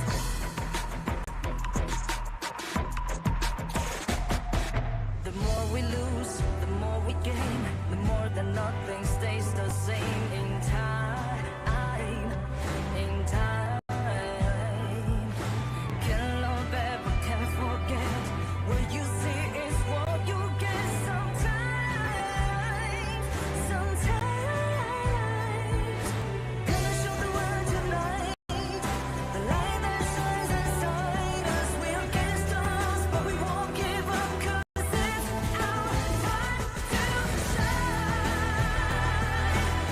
Standing in the spotlight, can no one back us down. Destiny is calling high. We're not afraid to fight for everything we love. Victory's on our side. Takiki-takiki-takata. Takiki-takiki-takata. Takiki-takiki-takata.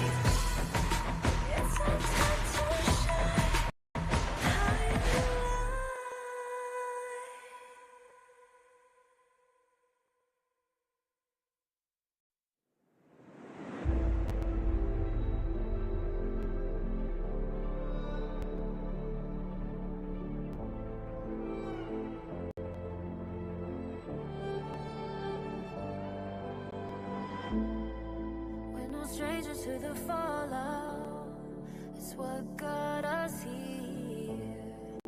Ever changing, some chameleon. Blood, sweat, and tears. We'll never make it if we fall to everything that brings us down. If the comeback is now. Blood, sweat, and tears. Fight for what we want. 'Cause it matters the cost. Every day, put in work. Sweat and tears. Nothing comes overnight.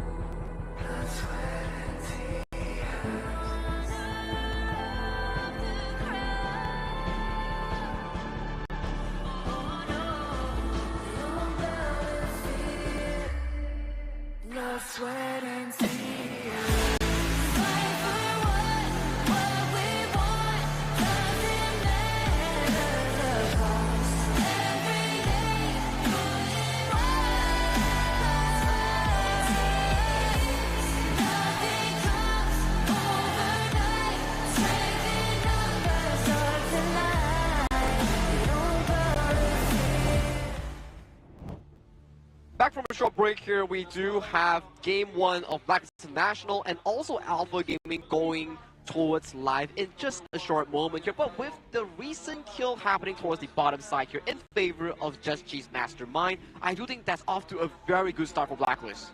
A great start indeed. I mean, that's kind of what you wanted. They got that kill, really setting themselves up for that success, right? Because again, every single time you kill Yulong, which is the guy that really needs to stay alive and just be farming, you're doing your team a great service. You're buying a lot of time, right? You're delaying the game and you're fulfilling your win condition, which is for Blacklist International. Let's go to the late game. Let's make this Athena a true problem, right? There's two stages to this problem. First one being, okay, I'm going to steal everything from your side of the map.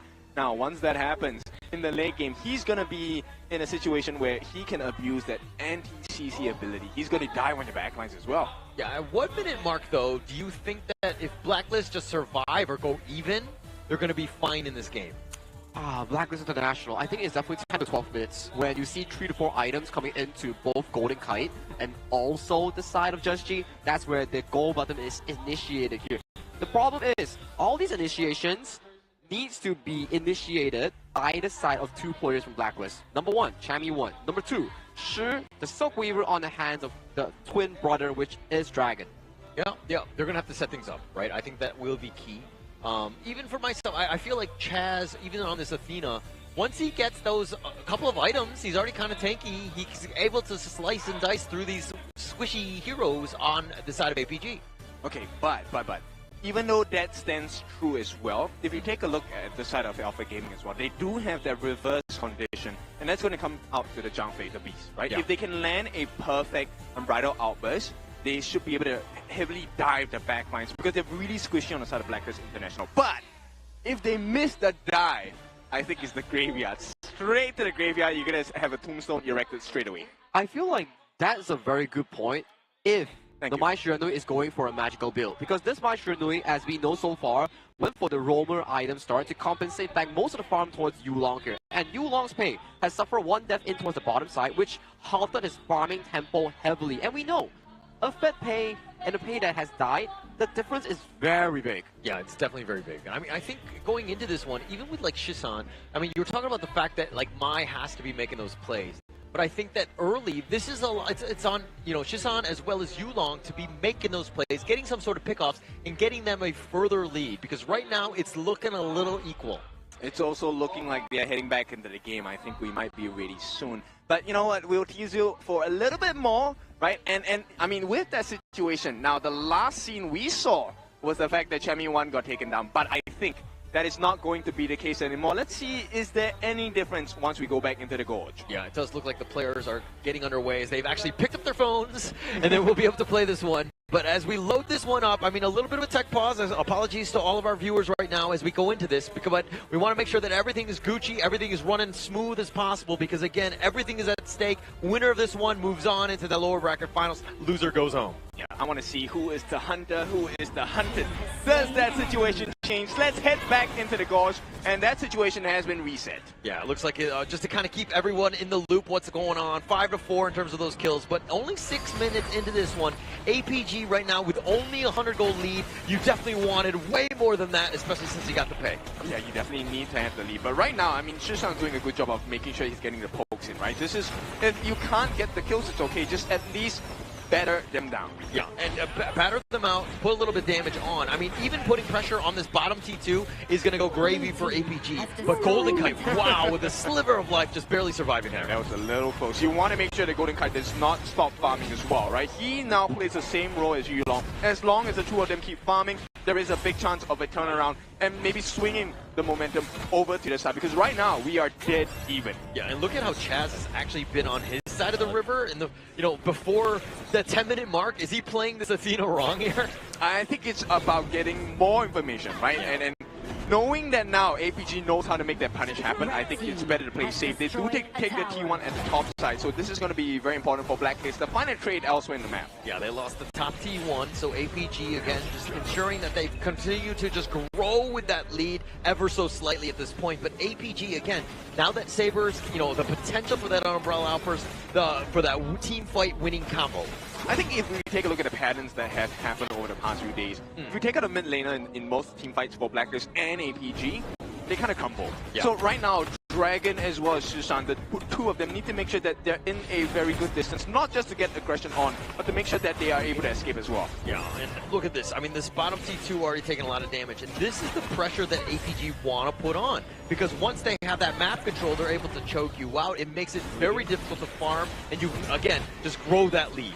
Which shows you there's a very thin line between success for these both these teams, right? Yeah. And now the fact that they have the smite as well, you have to make sure you get those camps. Chaz did use the smite, but it actually went into the hands of Sun for that last camp. So APG edging it out just by a little bit. We're not having the biggest of goal differences, but another T2 take. This could really spoil the market. Yeah, a lot of pressure here. I mean, that's going to be huge, but the Crimson is going to be used as well. The Umbrella Outburst, they find the pickoff onto him, and Joshi, just like that, gets picked off. Chaz is now running for his life with that turtle shell. He will be fine, but they got what they wanted. Of course, the Crimson as well as Joshi. And you start to see the value of APG's composition stuns for days. With just Saber and Sun, you can definitely get that finishing blow. Yeah, finishing blow, but just start things off. Basilia Imprint onto Sion with that pullback. Not the real target that you're looking for, but if anything, they've defended the mid T2, but they're going to lose this Tyrant.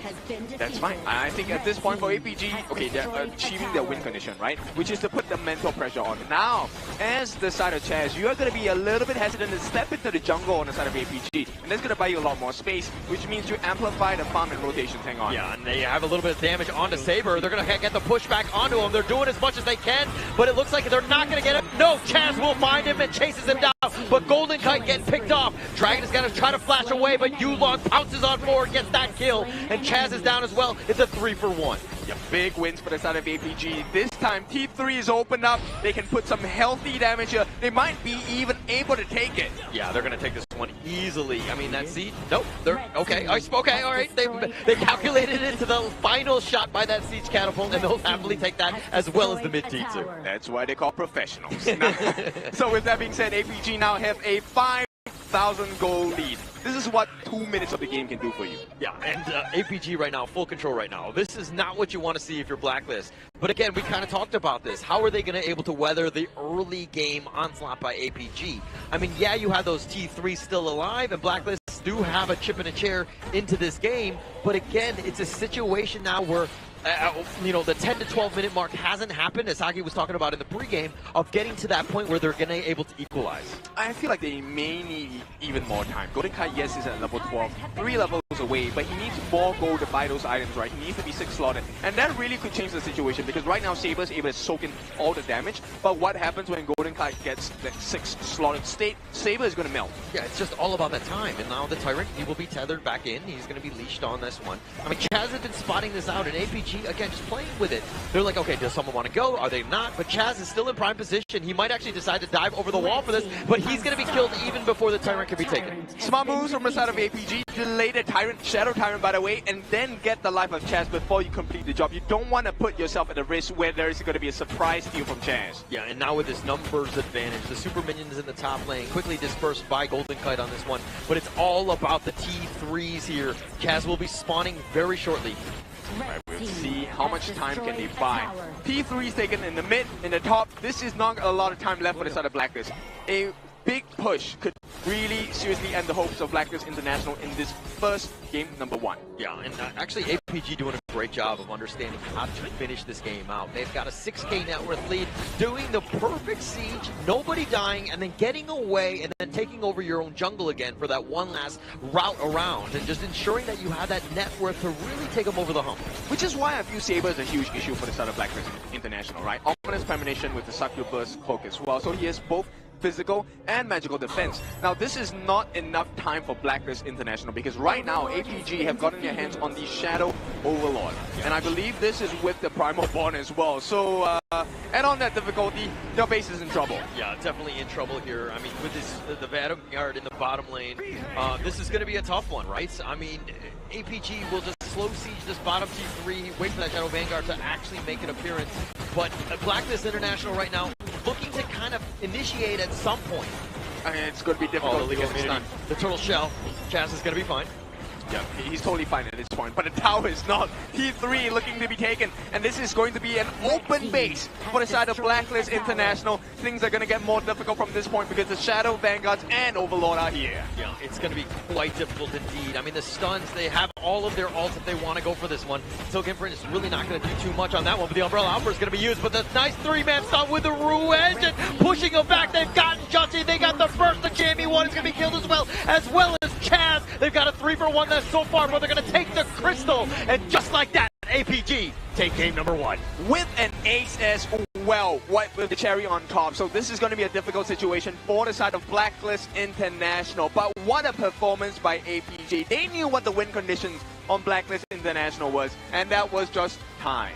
The time really meant a lot. When I talk about the 10 to 12 minute marks coming in for the side of Blacklist, that is under the consideration if they can make the game into an even state or a 1 to 2,000 deficit here. But with the superior macro decisions and team fighting coming in from the side of Alpha Gaming, especially Shisan and also Saber, that was just beautiful plays here coming in from that two setup. Beautiful, right? And I mean, you were talking about the good macro plays, but it's very easy when you have a lead to kind of close things out. And APG understanding just how to play those heroes. They were able to do that damage, and just like in a flurry, you could just see them going in and taking out everybody.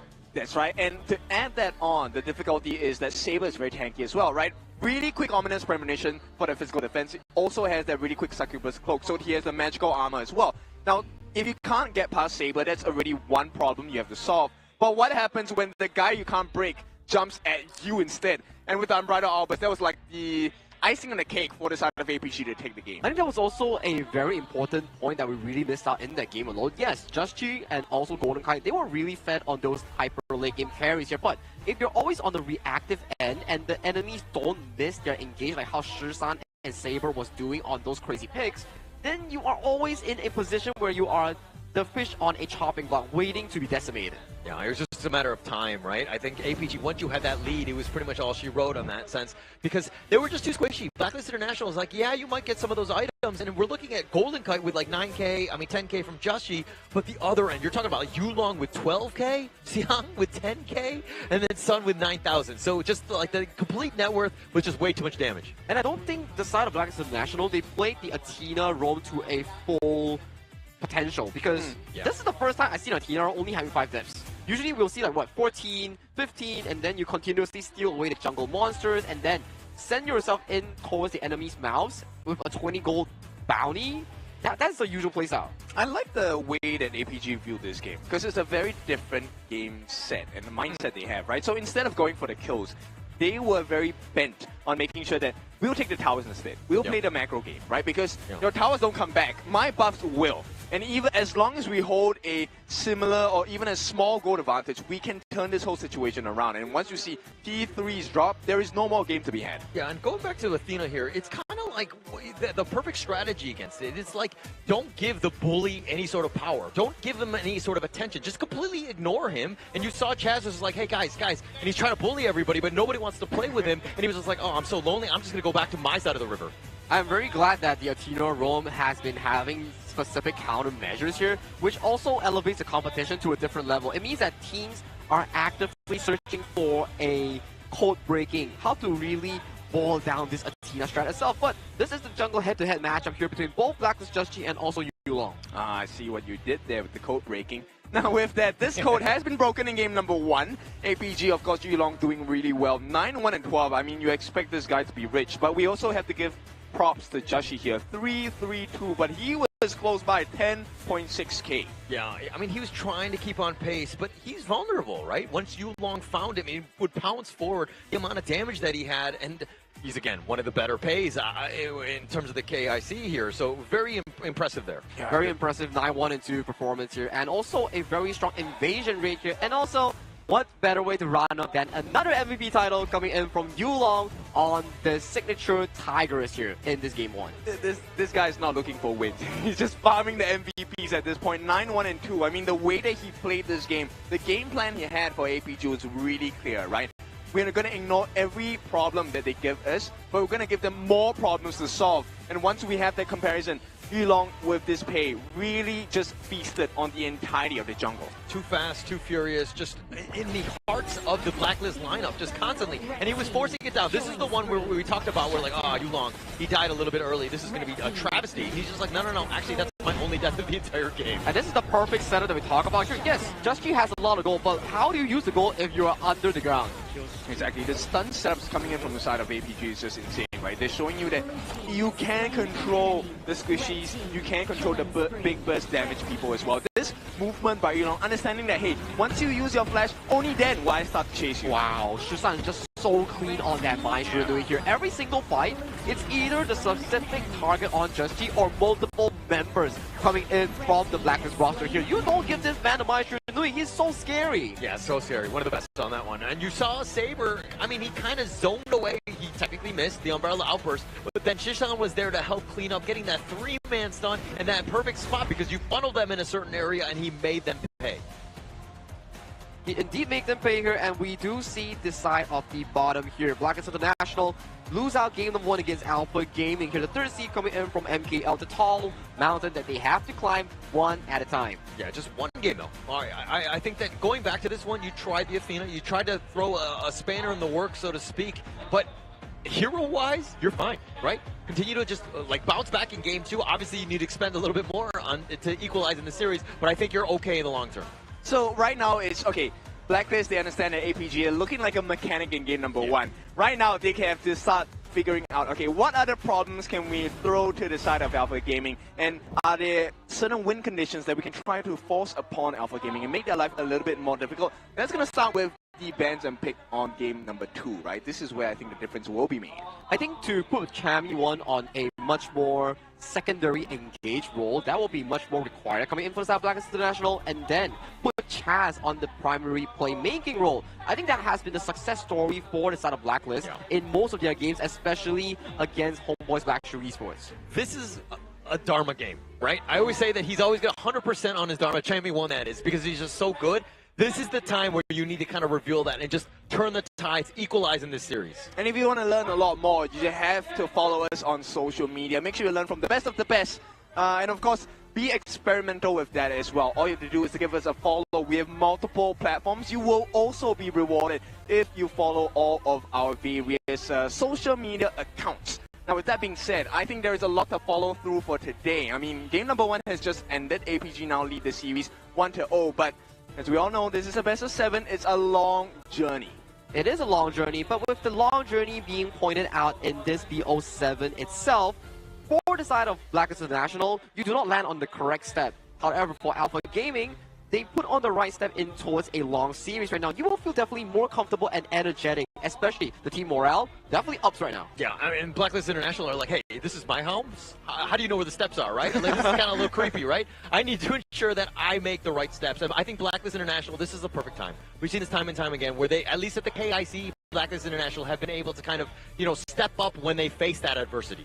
I think it's right now is a race, right? So everyone is looking for the key to open the door to the next stage of KIC 2025. Obviously, both of these teams want to approach and reach that grand final stage, of which HomeBois Blackstreet Esports is already waiting. Now, this is going to be a long journey because this is not the only best of 7 they'll play today.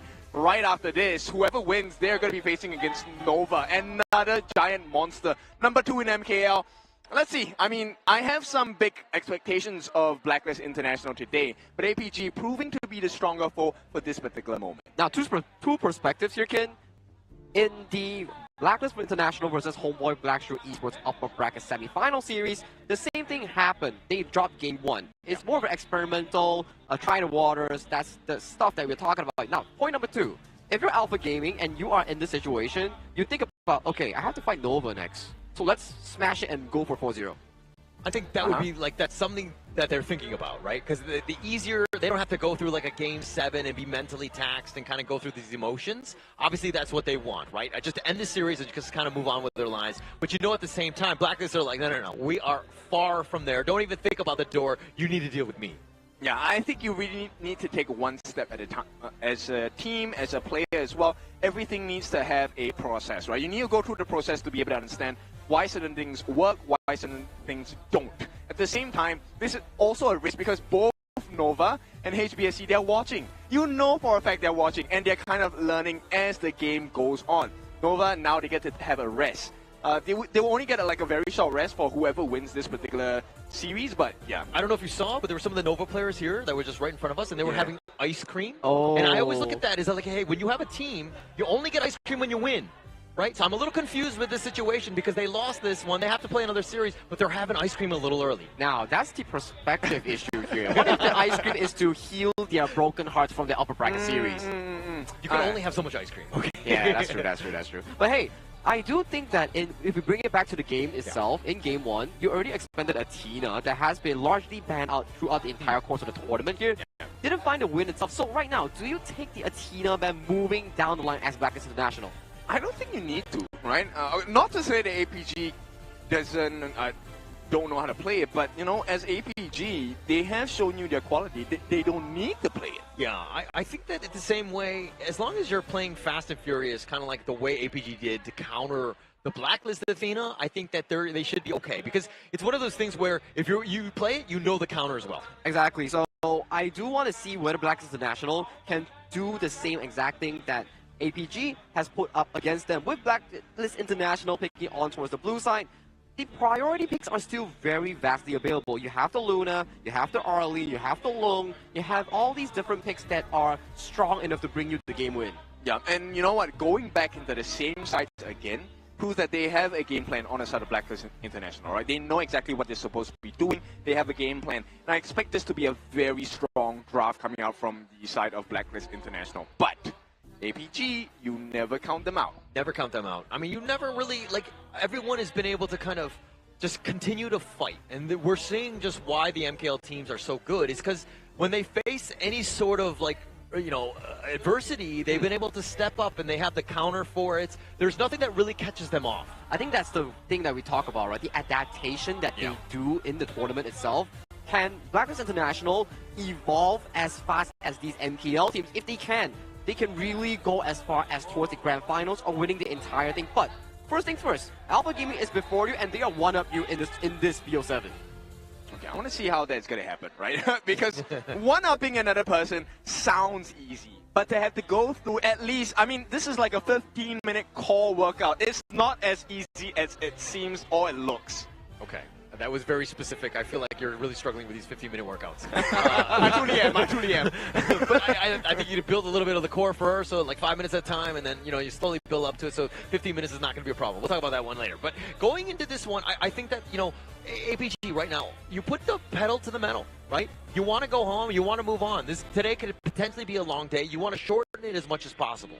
That's true here, and with that, we will go into game number 2's draft, featuring Blacklist International selecting the blue side and Alpha Gaming. Once again, going on towards the reactive red here, and so far, it has been the same story here. Red side, 100% win rate in the first and second series. So, are we looking at okay, we have been in this situation so many times. Are we looking at a Luna coming in for the Jashi jungler again? I believe if you do want to go towards a Luna, you have to really consider about the Athena ban here. Yes, Nova Esports did allow the Athena to go over to that HBSC, and then they played super duper well. But that's under the correct mindset that you have trained for that countermeasure. Yeah. Okay. They have. Yeah, I think that they're going to have to ban that one. They don't want to just deal with this. But, I mean, to kind of go back to Game 1, the fact that they picked the Kongmin second part of the first phase, to me, was a bit of a a mistake there, because I feel like you're giving away way too much information by revealing the jungler then. But I think at this point of the competition, I'm pretty sure both teams have already done their homework. You know what the potential picks are, right? Right now it's really, like I said, choose your problem. And Blacklist, they have not used this yesterday, but there's a potential of a Dolia Yangjian or a Dolia Nersa combination. So C-Singer with a Trilight, C-Singer with a Tunecaster, C-Singer with a Wild Spark, all these are available options here. But coming into the side of Alpha Gaming here, they do what exactly HomeBois Blackstreet Esports has shown us in that Game 1 itself. Take away the Yangjian, serve it as a flex. Take away the U1, serve it as a flex. And then you see Blacklist International, what do you answer with? You can't answer it, Nersa. There's no way, right? Because right now if you use the Wild Spark, he comes in, dives. All they have to do on Yuhuan is to make sure that she uses her ultimate to get the heal. But Blacklist say, you know what, Kinofu, we don't care what you say. We are going to give it a try. And for Alpha Gaming here, they have a correct angle here. You don't have to really flex the Yangjin or Yuan towards the jungle. Just lock in a strong jungler here in the early game and bully this weak Nutsa that has not the best of the early rotations here in the jungle. It almost seems like a bit of a bait when there we go. They let it go. But they're going to go with the Ogren to kind of counter. It's like, hey, you want to get to the back line? Okay, fine, but deal with his raid boss. The backline is Yangjin. And then, that's going to be a very tough situation because we've seen this in the previous series. The Yangjin Tri can really hurt your backline as well. And now you have to deal with a double whammy because you have the Ogren as a front-facing shield. He has lifesteal as well. Now the question is, how much damage does this Jashi Nutsa do towards the backline of APG? That's only if he can get out of the jungle alive, because right now you have such a strong early game setup coming in from the Soul Guide Ogren here. Your main thing about the Nutsa is to get out of the early game with a smooth level 4, get that 2-3 item power spike, and then you start jumping on towards the enemy backline without taking too much of a risk for yourself here. But if your early game falters here, that's going to be a big issue for Just G on this wall spark. Yeah, it's going to have a hard time. I mean, APG, if they have an early, if they come up even or slightly behind, I even think they're going to be fine, right? This is a lineup that will scale. Even the Yangjian in the top lane can do a lot of damage. This is a scary lineup thus far. Okay, but I feel like they need to reinforce this entire lineup because they don't, number one, they don't really have stuns. Number two, they don't really have much tank. Yes, Nutsa are tanky, but it's one potential 1v5 here. They potentially can still look for the likes of the lane if they really want to round up with a secondary Dolia hero here. And to the side of Alpha Gaming here, they once again take away another Dolia combination here. The Nua, the Celestial, will be removed from the pool from the side of Blacklist.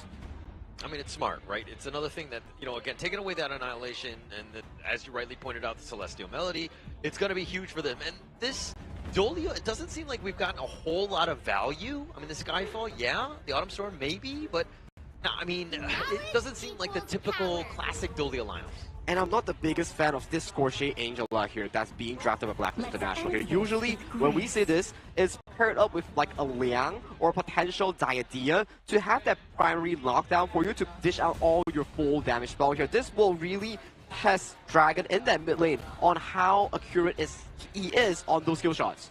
That's true. I mean, at this point, you need the tank trader. And this is the same situation that Blacklist faced. Meaning, if Dragon takes a fall as the Angela, you have no more tank trade. That's a very difficult situation to fight your way out of.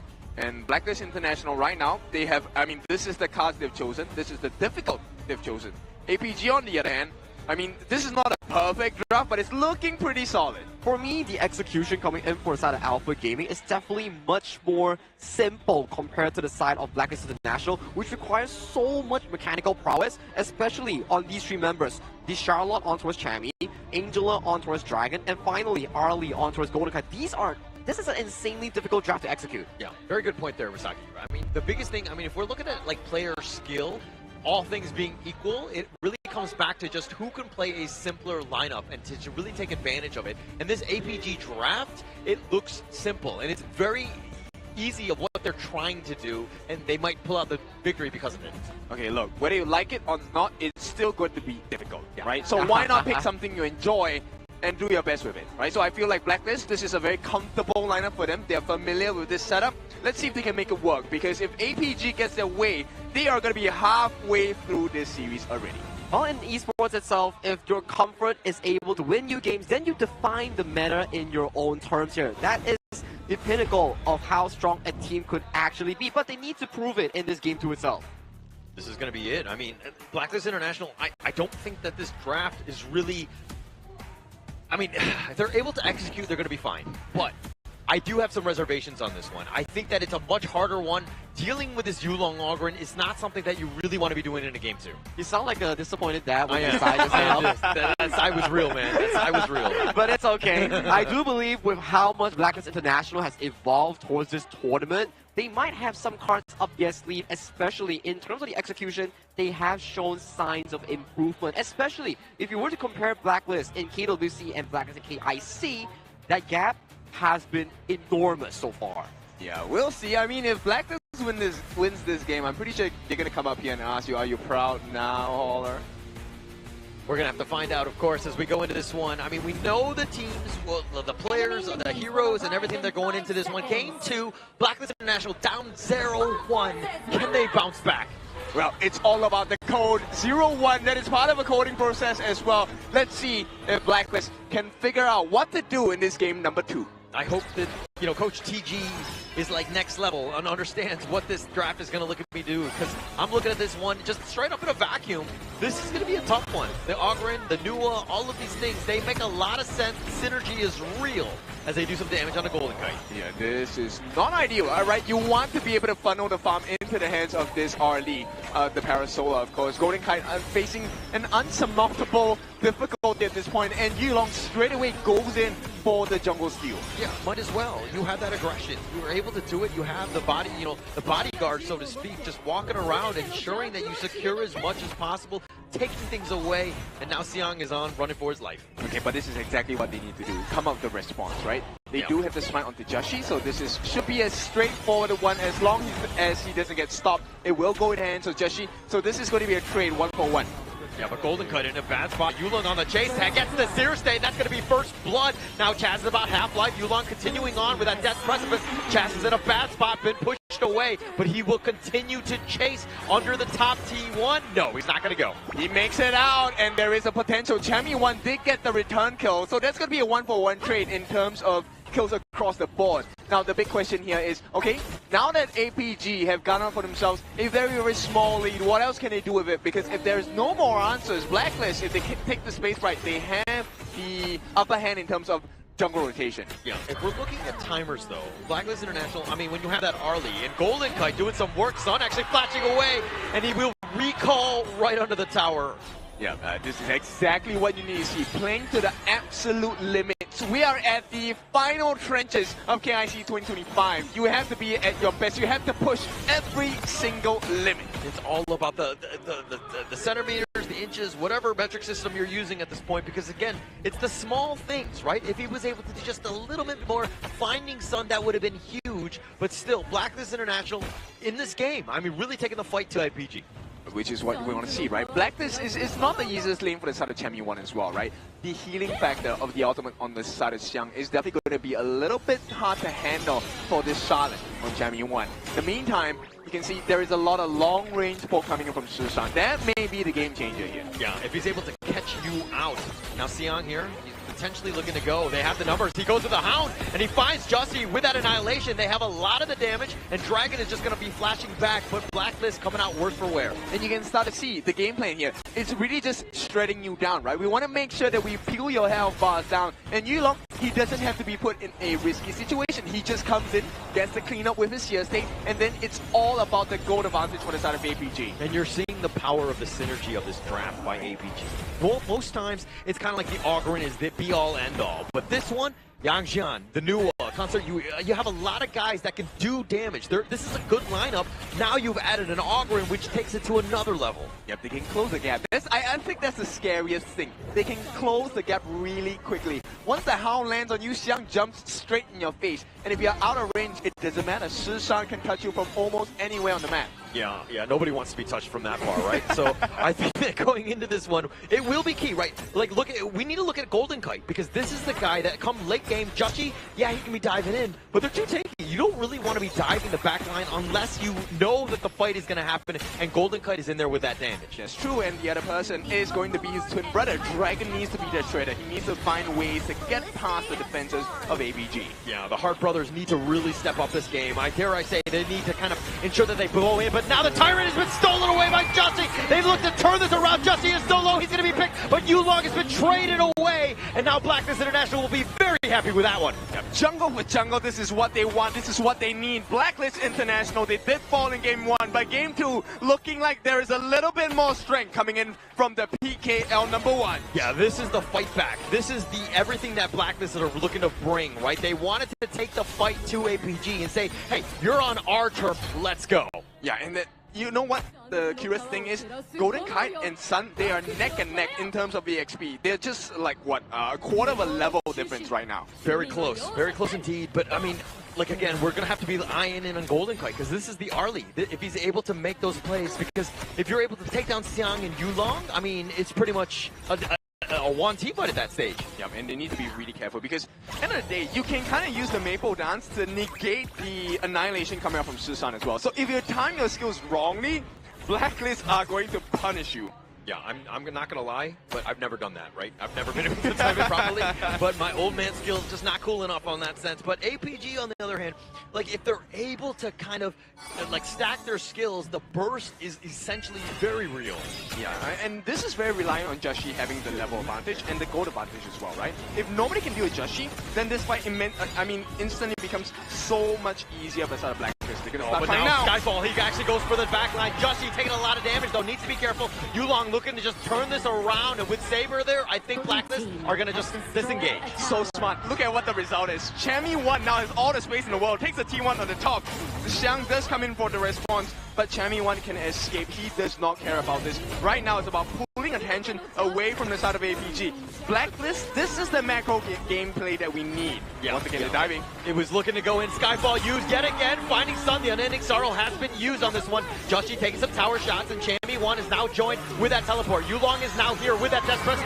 Finding Chaz, gets the pick off onto that one, and now APG have actually got what they wanted, which is that single kill and defended the tower. No, but it's fine. On the side of Blacklist International, giving away the life of Chaz for what? Look at the damage. It's more than half the health of the T1 turret at the bottom side, which means you're opening up the map so much more for the side of Blacklist International. Yeah, but roam lives do matter, okay? I mean, you're trading it away for just tower damage, not the end-all, be-all. I mean, if they took it down, it would have been huge, but now look at Xiang taking away the Azure Golem. Okay, but at least they know about it, right? Yeah. So Blacklist, they have some information now. They also have the timer. What can they do with this, right? But on the other side, APG, this is exactly what they need to be doing. Making sure that they're pulling Blacklist all across the map as well.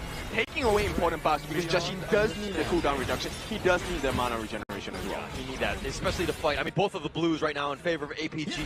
Them understanding that, hey, if we take it away, Joshi's going to have a much harder time. He's not able to kind of just cycle his spells, get that jungle efficiency going. And the biggest part, Xiang has it as well, right? So, like you mentioned before, which means the number of hounds he can drop is going to be a little bit more important. Xiang now being jumped on. Yeah, jumped on, but he's going to hound back to safety, and here come the reinforcements from APG. The reaction time from APG and being able to defend the towers has been key. Yeah, and it's all about Blacklist trying to burn out the resources on the side of APG. Hasn't really found too much success after they burn important skills like Saber's ultimates just yet. So for now, I would give the advantage to APG, but only for this moment. Yeah, just, I mean, the net worth says otherwise, but I get your point that you're kind of feeling APG really getting themselves in this game. As long as they're just slightly losing at the 10-12 minute mark, I think that they're going to be fine. And this is just, you know, simmering, right? Yeah. The pot is boiling right now. We will take a look. The 10-minute mark is where things will start to boil over. And now Saber taking a decent amount, doing a little bit of face checking. Yulong has showed up, and Blacklist are like, no, we're not gonna go anywhere nearby. Yeah, it's not gonna be an easy one. The Black Dragon might come in and bite them from the back, if you know what I mean. But on this side, Blacklist holding off and staving off the aggression of APG for now, and they're keeping close to 1,000 goal lead for now. Yeah, they're doing well. I mean, they're growing the lead, which is finding the micro plays. And Chammy1 finding Yulong with that Skyfall, decides to go right on top of him, but with that power gradation, the push back onto him, but the Conductor of Souls is not going to be enough, and Yulong has been slain. There's going to be a big kill right now at the 8-minute and 40-second mark. May not have been the best timer for the side of Blacklist, but still, a kill's a kill. You got down the biggest tank. And look like they want to go for this one, but Xiang with the Heaven and Earth, he's going to just be backing off on this one, but he's going to be chased by Justy, forcing it down, and Justy's done a great job of targeting people. Yep. If he gets this one, it's going to be even more painful because he needs that blue buff. Unfortunately, will not get it. Not going to get this one on this one. Chammy. So I'm taking this one, but Chammy1, this is his split push is real, using all of that space, taking that out. Now they've been thrown to the top lane. They're going to take the Tyrant for free. This is so smart. You can see their eyes, but you don't see their vision. And this is exactly why Blacklist has improved so much. The evolution is not done yet. Yeah, and they're feinting like the jabs, but they're actually going for the right hooks because an APG right now on the defensive, they're being very reactive, being pulled all over the map. Oh, How long has it been since we've seen Yulong being put in such a difficult position? APG though, they can definitely come back. It is just a 1.5 thousand goalie going to the side of Blacklist International. If they can stop Chammy from getting these split pushes off and stop getting distracted by the Blacklist International lineup, I think APG, they will find a way back into this. Yeah, we haven't seen Yulong getting pulled around like this as much as, I mean, as like this game, right? Yeah. He's been very reactive and he's kind of slow. The Augurin is not the fastest of people. Yeah, you have the path of passing, but the Blacklist team has just been, you know, like they've been dictating the pace of this game and where the fights are happening. And this is the 10-minute mark. They're pulling them in. Once again, look at what Chammy1 is doing. It's all a bait to pull them in so that Chammy1 can get the split push. Now Xiang is going to be forced to pull away. But hey, there is a different game plan. They want to dive wings.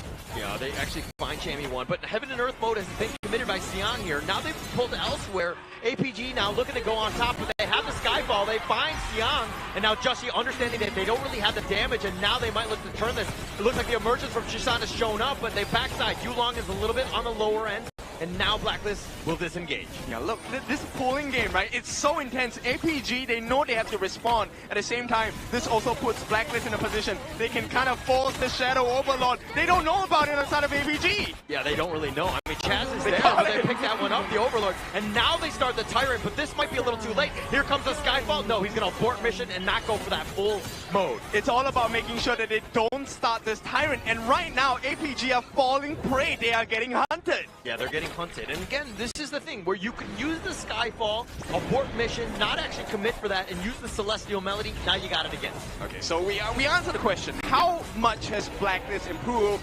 They have improved a lot. APG, they were looking so dominant in game number 1, but now you can see game number 2, there is some response coming in from Blacklist International. Yeah, this is a brand new Blacklist International team, right? Showing up at the right time, the right moment, the KIC in the Philippines, on their home turf, and going in, and they're getting pulled all over the place in the sense of APG with that Skyfall potentially going in, taking the bottom T2. It's the fake out. I've never seen a Skyfall being used in this particular way, right? They normally just commit, and take a look at the damage. Golden Kite already melting Saber down by quite a bit. Top lane, they find Xiang. They want to just push him back with that smite, completely pushing him away. And now Blacklist International doing a great job again with this, the Joshi Neza. You don't look at the dive. You look at what else. Where are the other members on the side of Black? Joshi, we might have dove in too deep. He gets slain on that one. He stuck around and found out. And now APG have a little bit of a man advantage. But they did take the T1 in the mid. And if we take across the map of Blacklist, every single turret is still up. It's 9 towers to work through. Yeah, look at the Vanguard at the bottom lane. Xiang is actually going to have to rotate. This is APG. They're trying to fight this with only 4 members. Potential steal could potentially happen on this one. Golden Kite, he's getting gone on, taking a decent amount. He gets picked off. Sun actually gets that one. But now Yulong taking a decent amount. The Conductor Soul's not going to do any much. And Heaven and Earth mode, he actually goes out forward, finding 3 members. The Annihilation only on the Chammy. But Xiang taking a decent amount. He's being bounced around, and Chammy1 gets that pick. And now he flashes away, and 4 members of APG not able to chase him down. How are they doing it? This is so crazy. They're still maintaining the goalie. They gave away the Tyrant buff to the side of APG. But still, they're making the map work against against APG. They make a pseudo dive once again. Blacklist International. Every attempt by APG to regain control of the game has been nulled. Yeah, it's been nullified in that sense. But Blacklist, the biggest thing is that Golden Kite died, right? He's the guy that will get you over the edge. Blacklist, the rest of them are all about just doing that damage, and you'll get to a state where you're able to close the game out. But Golden Kite must be there to get them over that eventual hump. We'll see how that is, because at the late game portion for this side for APG, you have to pay attention to Shishan as well. Shishan is going to be the game changer, right? With his catch potential on the Matrix, he will be able to set up situations where the jungler Yulong, as well as APG clashing, Xiang should be able to find those openings on the side of Blacklist. But that's only if Joshi doesn't catch them first. Yeah. Easier said than done, because he can go anywhere, right? I mean, he has that Skyfall. He can get to wherever you need to go. But the biggest problem with this lineup from APG is that it's a death ball lineup. They want to be sticking together, all 5, just run it down mid.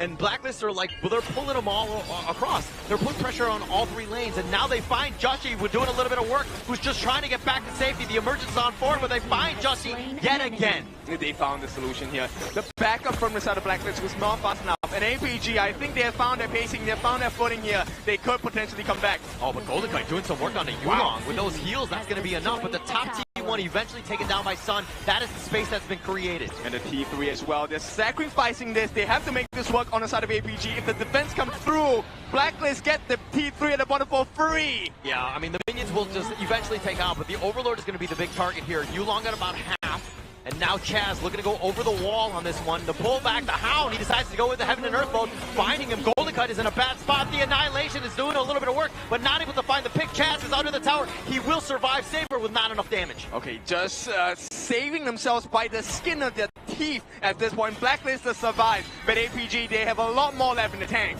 They have a lot more at this point. I mean, Chaz is back in the fountain. He will be looking to join again. Joshi just trying to take his Crimson. That's going to be stolen away by Yulong with that smite.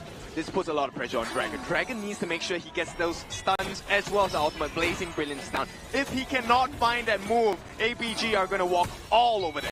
Yeah, I mean, you haven't seen too many of those Chaos Cinders, the Blazing Brilliance, the damage, the kills. I mean, he's 0-0-2 Dragon, that is, but his net worth is higher than Shisan. When those team fights happen and they group up, that's when you're going to see the impact. Yeah, and then look at the goal right now. APG have completely recovered. It is now back in their advantage. I mean, it's not the biggest goal lead, but it's closing into 1,000.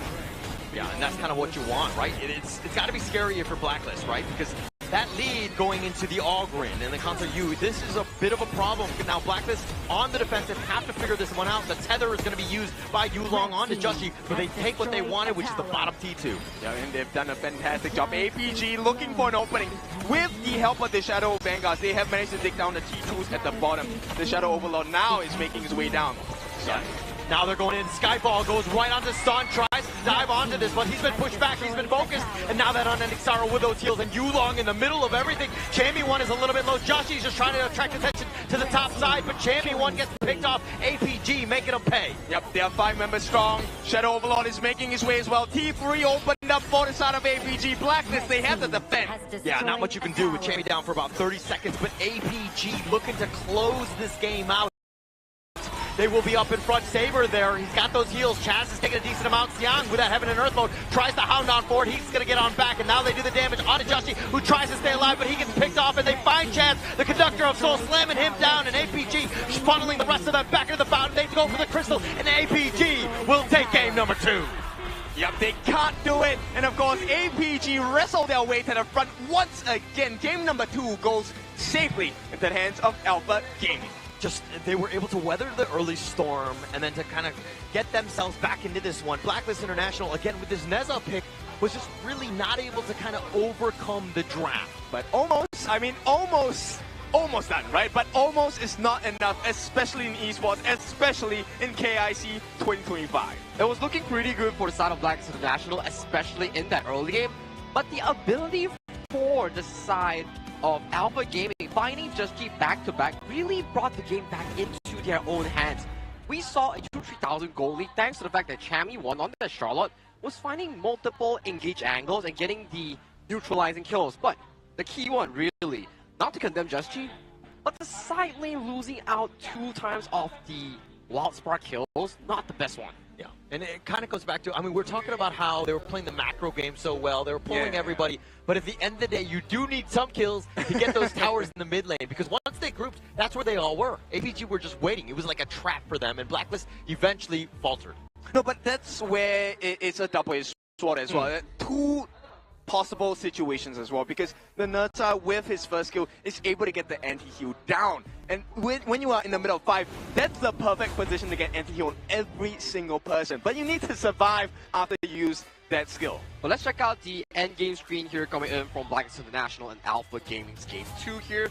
Aside from Yulong being this big beefy boy in front of the front line for the side of APG, Son and Shisan, the 2 consistent DPS dealers for the side of APG, very well played by both of them. Yeah, actually those 2 really just showed up when they needed to. I mean, Son was, he had the most net worth, but that was the guy that just had enough to really take them over. Yulong was doing a lot of damage, and he was attracting a lot. Xiang was there also doing quite a bit as well, but you needed Son with that damage to follow up, and he was always there when you needed him. And I feel like to add on to the strength on the side of APG, I feel like Saber was that winning pick for the side of Alpha Gaming. Without the heals, without the stuns coming in from range, this competition would not have worked. They managed to buy some time for the side of Xiang and Yulong. And look at the overall stats here coming in from all Alpha Gaming players here. damage has been done consistently by all 5 members and also the tanking department as well. This goes back to Kin's point, whereby the Yuhuan Tunecaster pick provides you so much value in those long and existing team fights. If Just gets caught out on that wall sprout, you don't have that hero reduction for the long term of the fight. Yeah, no long term at all. And you're kind of seeing that, like the 12-minute mark, when that gold graph just completely starts to dive in favor of APG as they figure it out. Because again, it's all about that team fight. Once they had those items, and the healings was just too much from APG.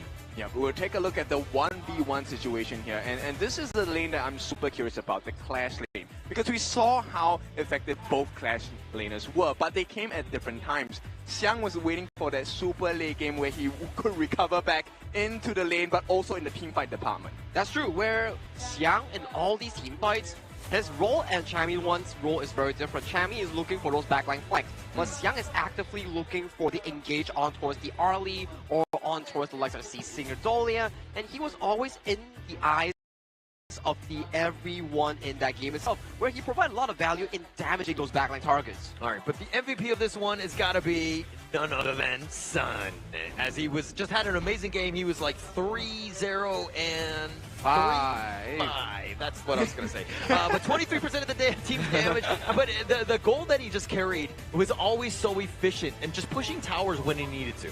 For me, Sun has been a miracle of a substitute coming in for the side of Alpha Gaming, and he's been providing a lot of value due to how much experience this player has coming in from the year 2024 into this 2025 year. Yes, you can argue that out of the 2025, he has yet to qualify to any form of international events with his own team, but to be able to perform in the top 4 brackets back-to-back games, and especially be MVP of game number 2, definitely speaks a lot of volume for this player. I mean, this win brings a lot of feelings back for Sun, because the closest Sun ever got was 2nd place in an international competition, right? So with that being said, I want to see if this is going to be the start of APG's reign. I mean, if they take out PKL's #1, this is a MKL finals here. Would you say you're proud of your son? Huh? I'll show myself out, guys. Get out of here! The stairs is on my right here. Please mind your step as well. But let's go back towards this game itself, onto the highlights here.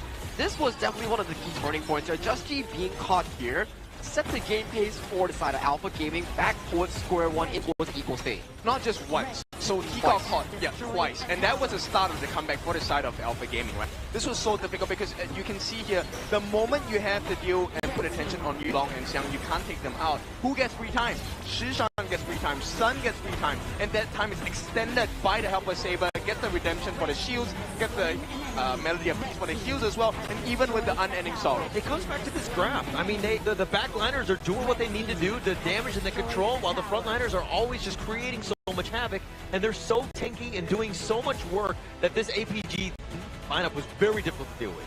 For me, Blacklist International Draft, yes, it works out if you play a perfect game, but under the condition of such a high-stake BO7, to play a perfect game, it's a very difficult task to do. Hence, right now we see in the match 12 lower bracket here between Blacklist and APG, APG currently sitting on a comfortable 2-0 lead. First to 4 wins. Yep, Garrett, right? I think even the crowd, you can see they're starting to tense up a bit, understanding that they're in a bit of a hole. 0-2. I mean, it's not the end of the world. Blacklist International have ways to come back in, but right now it seems to be fully in control of APG in this series. I mean, halfway mark is a great achievement, but we do know that you need to last the distance. It's never about, hey, it looks good at the start. It's not how you start, it's how you finish. So we'll see how this is going to be like for Blacklist. There is some time to recover. I'm curious about what is left, though, in the hero pool for both ends. So at the very least, for the side of Blacklist International, some of these tier 1 picks are still available in the form of the Pei, in the form of the Ao Yin Long, in the form of the Guan Yu Dharma. All these are fresh picks that they can look to venture into. So if they do go over to the blue side, it still has a lot of value for them. Yeah, I think that they need to kind of take some notes and do a little bit of shift and get onto that red side, because it is, I believe, 100% win rate all day today. So they need to continue on with that streak. They need to just shift right now. Okay, they also have the home ground buff in the form of Lapu Lapu. He is here live in person. We've seen him with his cosplay. I mean, this guy has been on a tear, not just on stage, but with the audience as well. You can hear them cheering all the way. Now, if you are free and you're around Manila, Philippines, come join us here in Ayala Malls, Manila Bay. everything is happening here. Of course, if you want to catch the action, you can still do so. We're only technically halfway through, but that's only if APG wins 4-0, which I think it's not going to happen. And even if APG really wins 4-0, we still have another lower bracket finals for us to watch here. But this is the updated global ban picture, and if you don't know, HOK functions under this GBP rule. For every hero that you use in the certain game that you have played, you can't use him anymore until game 7. I mean, if we're looking at these heroes, it seems like the first game, the Blacklist, a bit of a wash. It was Athena strat, not really expensive. The second one, Dolia, but this seemed like not the typical Dolia lineup. It didn't fully utilize the power of the Celestial Melody. At the same time, I want to add on to that as well. Like, I feel like the mid lane for the side of Blacklist International has been very utility based, and I feel like Dragon is more like aggressive. I get the kills for you guys. I want to see the Mai come out from the side of Blacklist International. Flip side, we take a look at APG. Perfect job from the side of Susan. Beautiful. Able to pilot a knowledge gem Mai Shunui on the aggressive end, taking the least resource and going for the biggest engage, and playing on the reactive end, playing the Nua for the late game here. However, when we talk about Dragon, we can also talk about how he's able to be the funnel of the team itself. You want him to be on utility on the first 2 games, sure, but he's also capable of playing those carry heroes like you mentioned. Well, let's see if that's going to change, because right now they have swapped the sides. We're talking about the 100% win rate for the side of Blacklist and APG being on the red side on this particular day itself. So Blacklist, now they're going to test that theory. Do they get the 100% from being on the red side as well? The data don't lie. No. The data don't lie. Yeah, I mean, going into this one, I think it will be a bit. The biggest also piece to this is the fact that you're able to counter pick in the draft, which is really, I mean, at this level is kind of the slight edge you need. That is true here. And so far, I think if you were to look at the red side win rate, it's so far 7 games if you consider back to the HBSC Nova series and also this series, 7 out of 7 right now. Okay, 7 out of 7. That's a nice number to have, right? Right now, another nice number to have for the side of APG is having the 3-0. They want to close this series out ASAP because in their story right now, if they can close this fast, they still have the stamina to last against Nova in another best of 7. Like we were talking about this before, if APG were able to 4-0 and just kind of move on, that would be best case scenario for them because again, Nova are well rested. You know, they had their ice cream. They're going to be very good to go in that last series of the day. But I think going into the same points, Blacklist right now, this is a must-win game. You go down 0-3, you're pretty much out. That's true here. So for the side of Blacklist International, Game 1 and Game 2 draft, not the most well-seen thus far. If we can really put into a consideration in Game 3, they draft the standard Agudo Dirunjie, maybe that will put them back on towards the board in this series itself before going into the Game 3 break. That's true. I mean, the Agudo has not been used by both ends, which kind of cancels out the potential of an Algrim pick for the side of Blacklist as well. Now, that's going to be a very scary notion because it feels like if we take a look through the lenses of APG, I think they have an edge in terms of the BP here. Definitely an edge. I mean, those that draft, it's just the way that they were able, I mean, they had an edge going into every single game, right? It seemed like the picks, they got a little cute, right? They tried to go with the Dolia and Neza, and they were trying to kind of catch you off, but they had answers. And APG have gotten the one-up every single time thus far. I think throughout the entire tournament thus far, the Dolia Neza has been systematically researched on how to exactly win against this team-up. Yes, it's really strong only if the matchup itself, the duo itself, doesn't get bothered in the early game. But what did Blacklist International suffer from? It was Yulong getting that first blood on towards the Parasolar on the hands of Golden Kite, and then converting that lead into a lot of jungle pressure, which puts Just G into a more peculiar and difficult situation. So I think at this point it's more of time. I feel like every game so far, Game 1, Game 2, it's all about time. Blacklist is running out of time. Correct. Yeah, which is unfortunate for them, right? Like they made it to the final, the second to last day, which is great. But I think that at this point, yeah, you want more than top 4 at this point. You have an opportunity. You cannot give up. It comes back to this draft. What does TG have in terms of like the tricks in his hat? Because he needs to use it right now to really one-up them into this series. Yeah, we need to dive into the minds of the coaches because right now I think both teams, coaches have been pouring their all into the drafts. You can see the difference, even the slightest difference now has made the world's change. I mean, the reality has been completely different from what they expected, at least for Blacklist International. Now, if we revisit back to the success story coming in from Blacklist International in the lower bracket run against Mr. Minds, in the upper bracket run versus HBSC, the way that they win games is really through strong river control and that 3v3 brawl around the mid lane here. If they can go back to that draft that they always play around, potentially the Agudo, potentially the good setup coming in from Chaz, maybe that's their keyway into the series itself. Yeah, it's a good idea. Or, I mean, the other way is to kind of just go with tempo, maybe like a pay style, just really kind of just go with tempo and just like take the fight to them, because you need a fight back right now. I think that APG right now are super happy and they just want to close the series out as quickly as possible. I like the idea of the pay, but let's see what Blacklist does, because right now they do have the option to pick up the pay, and they know about this, right? They are not going to allow the Athena to come through for the side of APG as well. APG, do you take out the pay? Now, APG has the option, okay, you take out the pay, you take out the other picks here, fine. But my concern over here for the side of Blacklist International, do you ban Luna or the Arlie here? Both are deadly heroes that could be used for the side of Alpha Gaming. Yeah, I agree. I mean, especially after the year-long performance in Game 1, Game 2, giving him a Luna now or even giving him a Jing is going to be a big problem. But they feel like Sun is a bigger problem. Yeah, definitely something that you want to target. I mean, because at the same time, you might ban on some of the junglers, but you're kind of hurting yourself as well. Okay, so if we were to dive deep into Blacklist International's history, when they see a Luna, they will oftentimes pick up the likes of a Daji, full damage Ogren, and potentially even a Diadea.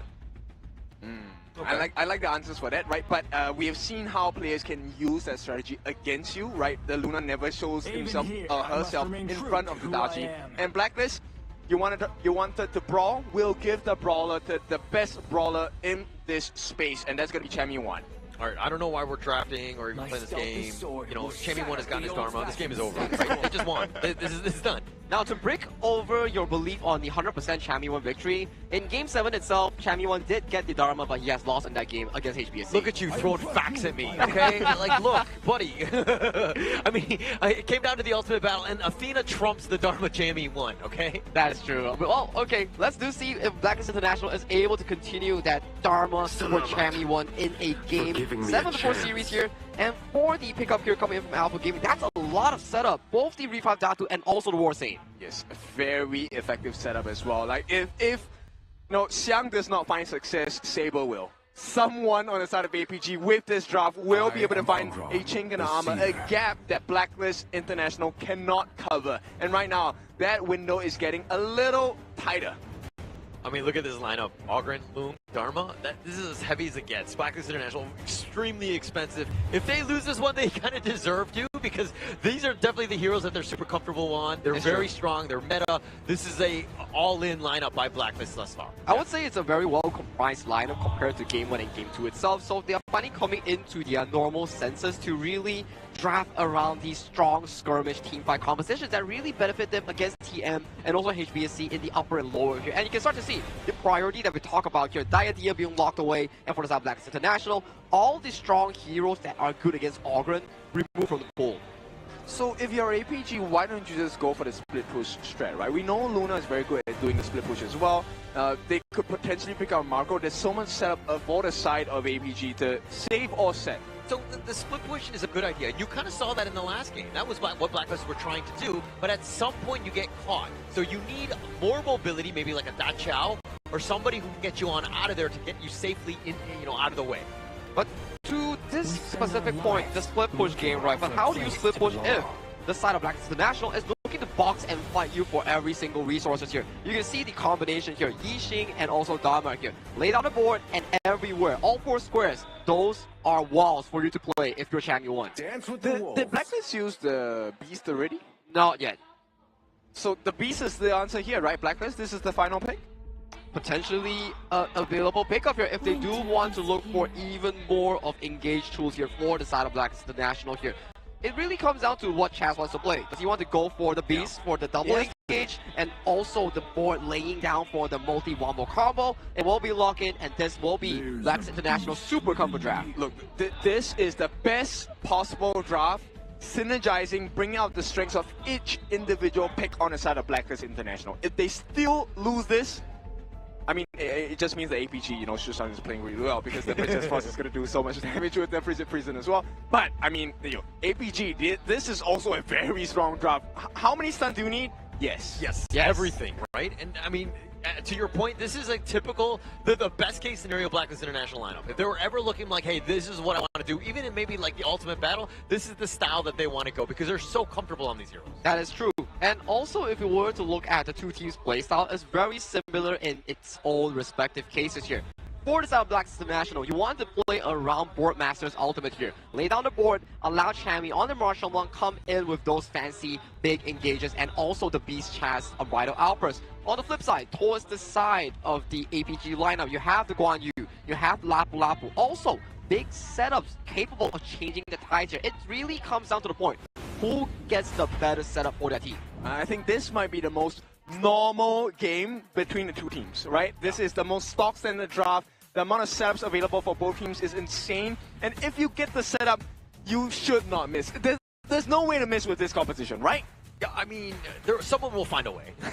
I think that someone will. I mean, there will be mistakes that ever happen, but it comes back to who makes the least number of mistakes as we go into the draft. I really like Blacklist. I think that this is their strength going into this, but APG definitely. If they're able to out-execute, if you have Yulong with this Luna, it could be a huge problem. It definitely is going to be a huge problem because the stuns coming in, they will stun you for at least 1.5 seconds. So right now, Blacklist, APG, who's cleaner and who's more calm? Yeah, I think it really comes back to that execution when they're able to get it. But at the same time, if Yulong is able to fly free and just get his farm, it's going to be a huge issue for Blacklist International because Golden Kite, Dragon, both very vulnerable. Yeah, this one, I think it depends, right? If Dragon catches him on the board, there is a chance that Yulong does not make it out. But then there's the save condition from the side of Xiang as well, right? Xiang can actually set as well as help escape from the clutches of Blacklist International. Yeah, and Blacklist International here, I mean, there's got to be so much pressure on them. Down 0-2. You lose this, you're down 0-3 from the home crowd.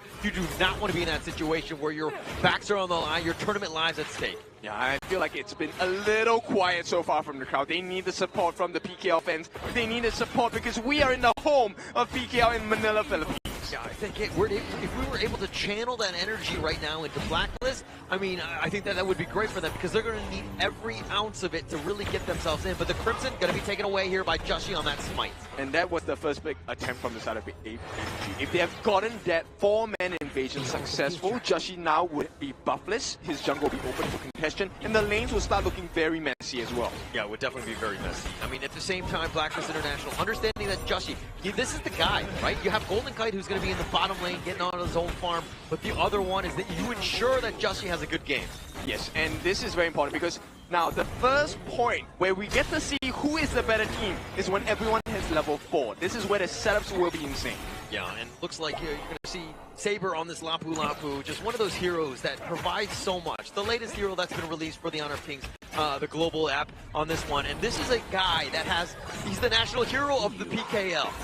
Okay, what a timing to hit that as well. Board laid down. What do they get? They get Saber. Yeah, they got Saber. The board is locked in on this one, but you don't really want to commit too much. Chaz not level 4 at this point, so you can't really get full value out of it. That's true. And right now, Chammy1 trying his best to handle Xiang, right? Xiang does not really have the best of HP points at this particular situation, which is ideal for Blacklist because you want to try and force out even more flashes, you want to try and force out even more mistakes. For now, Sun, he will not have, if they start at the 4-minute mark, flash. Yeah, and Chammy1 needs to do a better job of just containing Xiang, making sure that he's not able to do as much. Get vision on him, ensure that those Razor Cavalries are not team fight winning. I mean, at this point, the one person I really want to pay attention to on the side of Alpha Game is Shishan. Shishan, to me, not just because I play Princess Frost, but if you really land a multi-man Fidget Prison, it changes the whole fight. There is no way to win that. Yeah, and at the same time, Blacklist International need to do a good job of ensuring that they've got space, right? They're not grouped up, because that could be a potential problem, that Frigid Prison, but you have your own board Umbrella Outburst, which can make things very chaotic. They put it down. They've got that board, the Stampede right on top, and they find Saber. He's in the wrong side of town, but the Frigid Prison right on point with that hero charge. Oh, Chammy1 with the flash. Xiang looking for the attack, and he actually gets picked off. They make him pay, but Yulong is there. Chammy1 is somehow still alive. No, Shishan gets him in the end. But it's a 2-for-1, a big win for the side of Blacklist, a great way to start. And this is at the 3 minutes and 30-second mark, 30 seconds away from the first Tyrant of the game. Yulong looking a bit low, but he should be fine. Yeah, should be fine at this point, but I think that they're going to be very happy with that trade. Blacklist, I mean, Chamey one going down for that one, but in the end, you get more picks off, and it's going to be great for Blacklist here. Yo, Sun is just insane, man. I have seen him steal so many of those fire beats with every use of the channel. Oh, the raging control. They've got 3-man stun. Justy's just trying to get back to safety. The passive is not going to keep it alive. 2 members down from Blacklist. What a painful strike from the side of APG. 4 members now onto the Tyrant. And we talked about the setup. How many setups do you want? As many as you can. In Alpha Gaming, they're going to look for the punish here. The Raging Sea from Saber just provides so much. The Azure Golem is going to be taken away. It looks like Golden Kite was there in the nick of time. Gets it. It's better in the hands of your teammates rather than going to the opponents, which means they have to give this T1 away, right? You have managed to secure a little bit of security in that bottom side. Now with that APG, this is the marker of success for them. 1 more kill, 1 more T1. This map is going to look a lot darker. Saber here, ready for another engage. Going in, I mean, whenever that ult is off cooldown, the Raging Sea, you just saw what happened. Three-man stun, the lockup, and it's pretty much all she wrote. But now Chaz looking for the return. The Umbrella Opera is going to be completely whiffing on this one. The board has been set up. They get the Raging Sea, and now with that Razor Cavalry pushing back Justy, he's been stuck into the winner is here. He's going to be killed, and now he goes in forward. Golden Kite is trying to stay alive, but Dragon's already been picked. 2 members down for Blacklist. Dissected. This is a medical situation for this other Blacklist. You have to call the doctor. The surgeons are at work, and right now, APG are looking so clean. Oh man, if Chaz was able to hit that Umbrella Outburst, I mean that could have been like team fight winning on that one, but he completely whiffed. Dragon tried to salvage it with the board, but even that wasn't great, and Blacklist International now on the defensive yet again. It's also about Shushan, right? Look at the Frigid Prison along with Winter here. The setup is insane. One more time. Winter is here right on point with that Raging Sea. He has to get on his Dragon, and Golden Kite is on out. Chaz is going to survive as well. Yep, but they buy some time, but not some health. This is exactly what they need to do on the side of Alpha Gaming, and they're doing this to the T.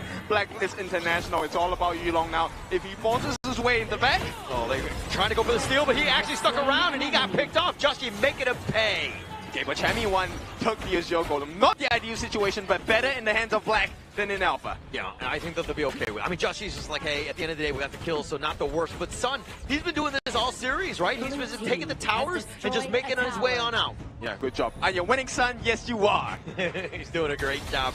I mean, he's been really stepping up in this series, which is what they really needed. They needed that consistency from the farm lane, and Sun has really stepped up. And okay, so here is the silver lining for this other Blacklist International in terms of farm. Golden Kite is matching. He does have the Crimson buff in his hands as well. Right now, Atomization, it is looking pretty neck and neck. Now, the only question is, who's going to deal with Shushan? Yeah, I don't think they've been able to find him. I mean, look at how the lineup of Blacklist International works. They're very linear. They're kind of just stock standard coming at you. Yeah, you have the path of passing, but they know what's coming. There's no jump in. Yeah, there's no entry, right? That's the big problem. And if you choose a dive, you're potentially putting yourself in a very unsafe situation where Xiang will then make you go deeper in the depths of APG's side of the map. Yeah, look at Saber, all that vision, he's just so tanky, and this Crimson is going to be a potentially under siege. The Umbrella Outburst only onto 1, and Chamey 1 looking to go with that true, the 3-man stun with that 4, but they're turning this around. The winner is here, zoning them away. Chamey 1 is going the wrong way with that formlessness, but he's going to be picked off. Xiang is solo, Chaz is low as well, and Dragon just barely. No, he's going to be picked off. Sun with that damage. They can't do it. They can't do it. They have to run now. Right now, it's just Chaz as well as Golden Kite. If the two of them fall, this is a guaranteed win for the side of APG. But what a setup. Shushan, how many times will you break the heart of PKL? Yeah, this Princess Frost pick has been just so much value. He's always been able to stay alive, and actually with those Winter is here, the Frigid Prison, but DJ can break it down. So look, it was looking so great for them for that setup, but look at that Frigid Prison along with the combination with Xiang on that Razor Cavalry, pushing them right into the smallest circle available. I mean, that circle looked too big for Blacklist. Yeah, just way too much at that point. I mean, this has been an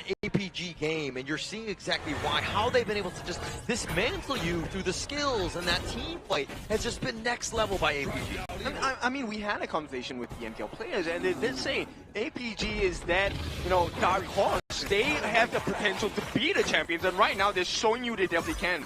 Yeah, they're definitely finding their groove. This is a team that's really starting to level up each game, each series, and you're seeing the strengths. Blacklist International was looking very good in this series, but in this one thus far, they've looked very pedestrian. Yeah, I mean, at this point, it's really just making sure your combinations work. Chance has been finding those ultimates, but they need to find Shishan with them as well. Shishan has been the one turning the fights for the side of APG. Yeah, but it's one thing for Chaz to actually set that up, but now that winner's here, the zone away, they find Joshi, the Leaping Savior on back, the Soaring Great Dragon trying to push him away, but they turn their attention on the top T2 instead. Right, this is macro play coming in. Once again, Shishan playing really safe. He is out of vision. Every single time he's out of vision, you can expect there is going to be a surprise for Blacklist that they will not enjoy. His positioning is flawless. Like, the way he's moving around the map, always in the backline, never a danger. He's able to cycle his spells, and you really don't need a whole lot of items when you're just constantly just CCing everybody. And yeah, talking about, oh, maybe he's out of range. No, he will never be, because Xiang actually pushes them into the circle itself. Yeah, and that's been the biggest thing. This combination has been on point. The winner is here with that Razor Cavalry. Time and time again, you're seeing the team fights that have been shifting in favor of APG because of those skills. Yeah, we'll see the defense put up by Blacklist on the side of the T2 at the right-hand side of the map. Blacklist, they're on the side. Jamie 1 is trying to fight this one, but he's in a bad spot. He's going to have to flash, but Saber catches him down. Yulong gets that kill, though, and now Blacklist International down a member. I mean, they've burnt just Saber's ultimate. That's the only usage they had. Jamie 1 committed ultimate, committed his flash as well. This is 2 minutes of unfounded strength for the side of Blacklist. Yeah, and he's really not hitting that hard. This Monk is just not there yet.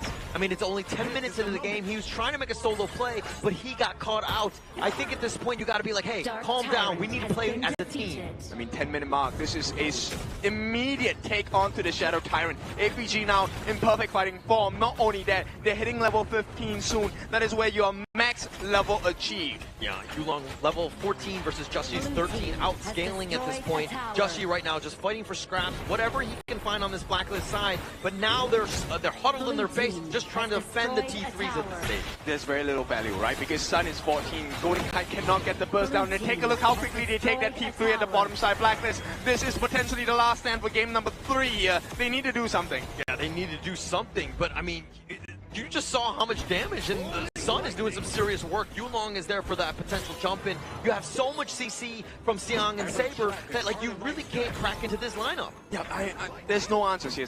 If you deal with Xiang, you have to make sure that you watch out for Yulong. And then once you deal with the two of them, there's Shishan as well as Saber. So many problems, and Blacklist can't solve one of them. Yeah, cannot at all. I mean, the winner is here just the zone. They did a little chip damage on that top T3. They'll chip off some of that paint. They will walk on out. We'll see at this point. I mean, for Blacklist to win, one potential is to try and last the Tempest Dragon, but that is 8.5 minutes. That is extremely long. That feels like an eternity for Blacklist International. I think it would be a mistake for APG if they didn't close this game out in 8.5 minutes, right? I think that they have everything, all the tools, all the net worth, everything that you would want to really close this game out, and it's just a matter of time. If Blacklist were able to get there, that would be huge. Yeah, this is not supposed to happen, right? Yeah. So if you take a look at the goal difference, Xiang has a 2K net worth lead against Xiaomi 1. There is a 1K goal lead between Yulong as well as Joshi. Same situation for Sun and Golden Kite. Every single thing points that Blacklist does not survive this game. Yeah, it does not survive, especially, I mean, surviving another 8 more minutes, which I don't think APG are definitely going to be doing, but now they need to continue to slow siege. Take out this top T3, the bottom lane is pushing as well. Yeah, but they don't know Chance.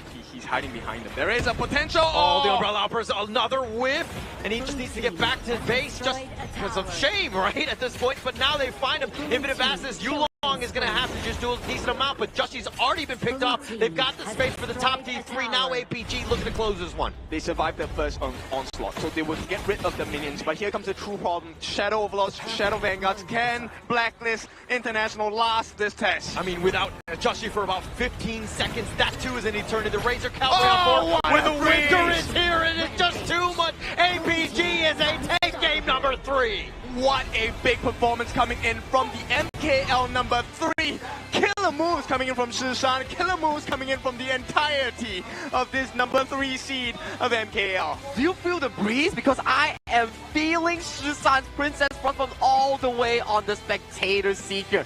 My goodness. Frigid Prisons after Frigid Prisons. This is no Liang Princess Frost. This is a single Princess Frost performance coming in from Shishan.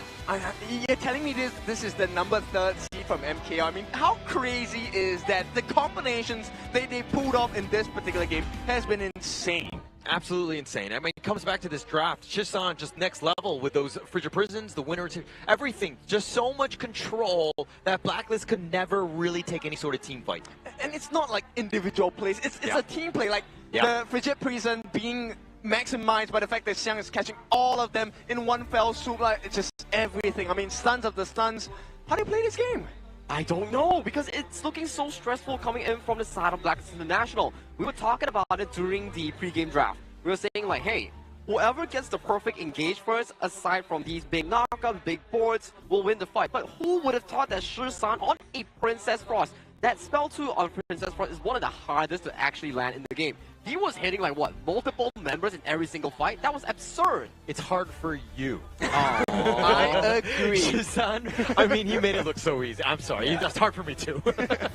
What? No, it's actually not that hard, right? But the thing is, you need good teammates. No. And that was Premium HOK. Now, Kin, you're playing with Grandmaster players. They're playing with pro players. No, the difference is kind of huge. Okay, understand, but there's a reason why I'm not on the stage, right? It's to make sure that people know that there is a big difference. So, talking about the differences, let's go into the stats page, because this one is going to be a complete different story on both ends. I feel like it's absolute domination here coming in from the side of Alpha Gaming. Yes, we have the Yulong Sander doing the usual Yulong things, but this game, Xiang, Shisan, Saber, this trio has been phenomenal. Like what? The first one we saw was Saber finding a 3-man knockup in towards the bottom river, and then Shisan Xiang combination here, finding these multiple man frigid charges into the push coming in from the War Scene Razor Cavalry. Oh, okay. I found out the winning condition. Why APG is so strong? Because they always have S.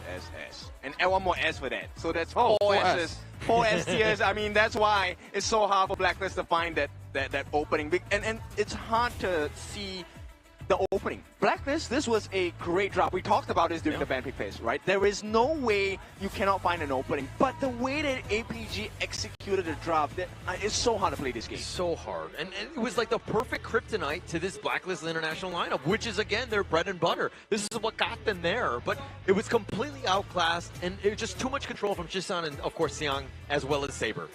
It's looking very difficult and desperate so far coming in for the side of Blacklist International. Game 1 and Game 2, we could say that yes, it was an expensive draft, but Game 3, hella expensive, but the execution wasn't even there as well. The team fights has been always in favor of APG, leading into a 9.7k goal lead with everything. Only one tower drop into the favor of Blacklist. I want you to watch the replay of this particular game between APG and Blacklist. And this is the definition of forced errors. Did Blacklist make a mistake? No, they did not.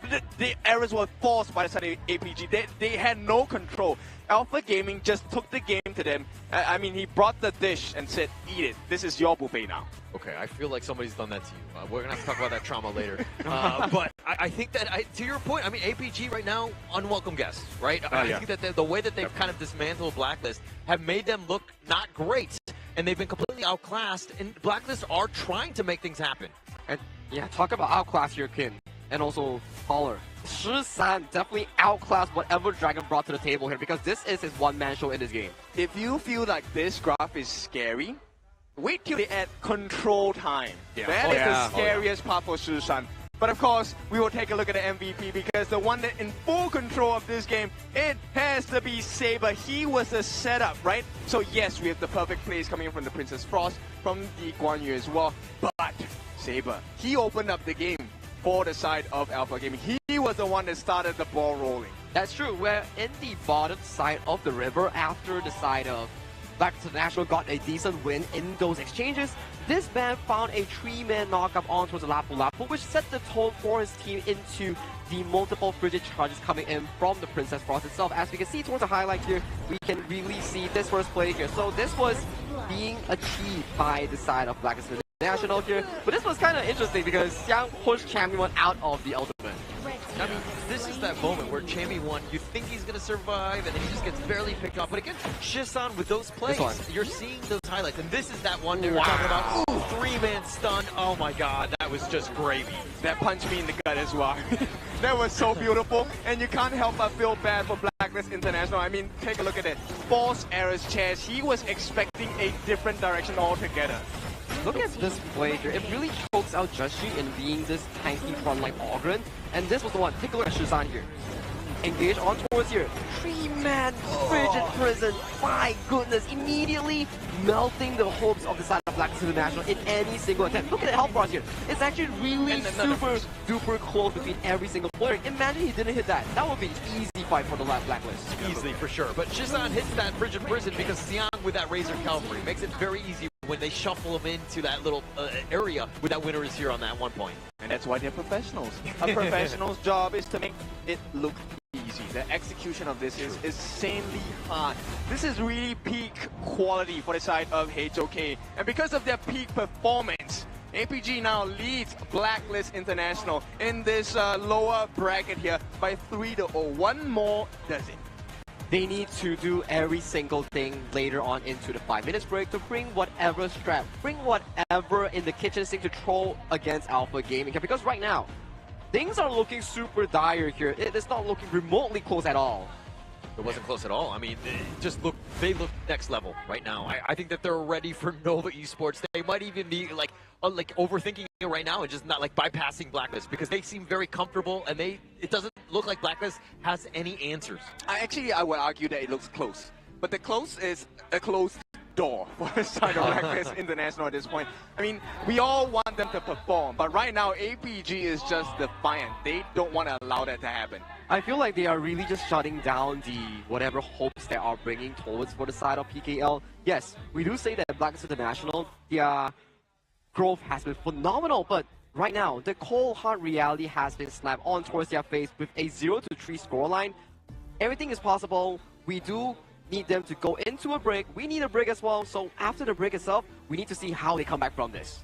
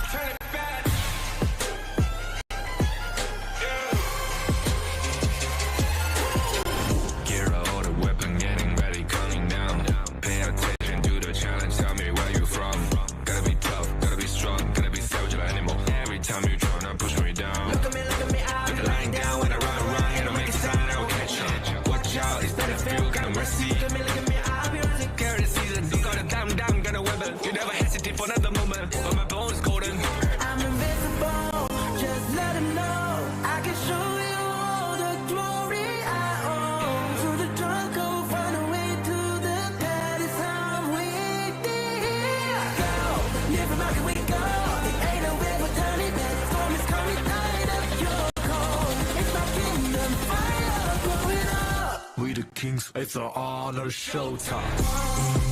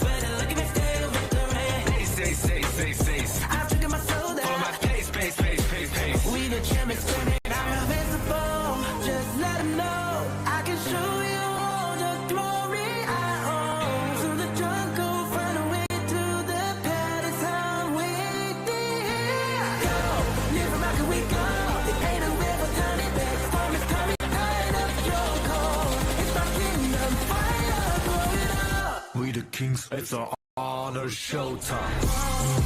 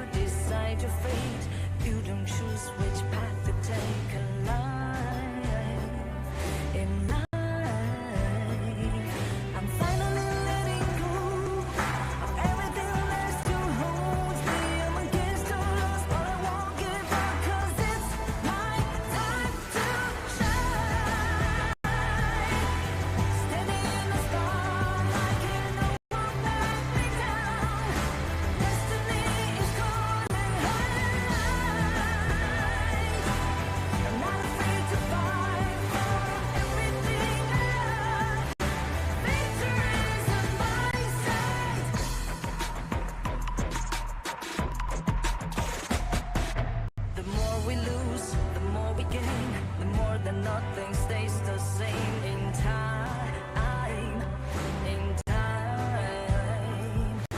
can love ever, can forget. What you see is what you get sometimes.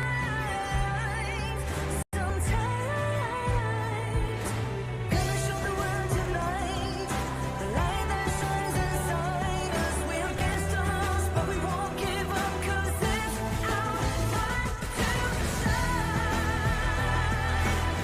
Standing in the spotlight, can no one take us down. Destiny is calling high and light. We're not afraid to fight for everything we love. Victory's on our side. Takiki-takiki-takita. Takiki-takiki-takita. Takiki-takiki-takita. Takiki-takiki-takita.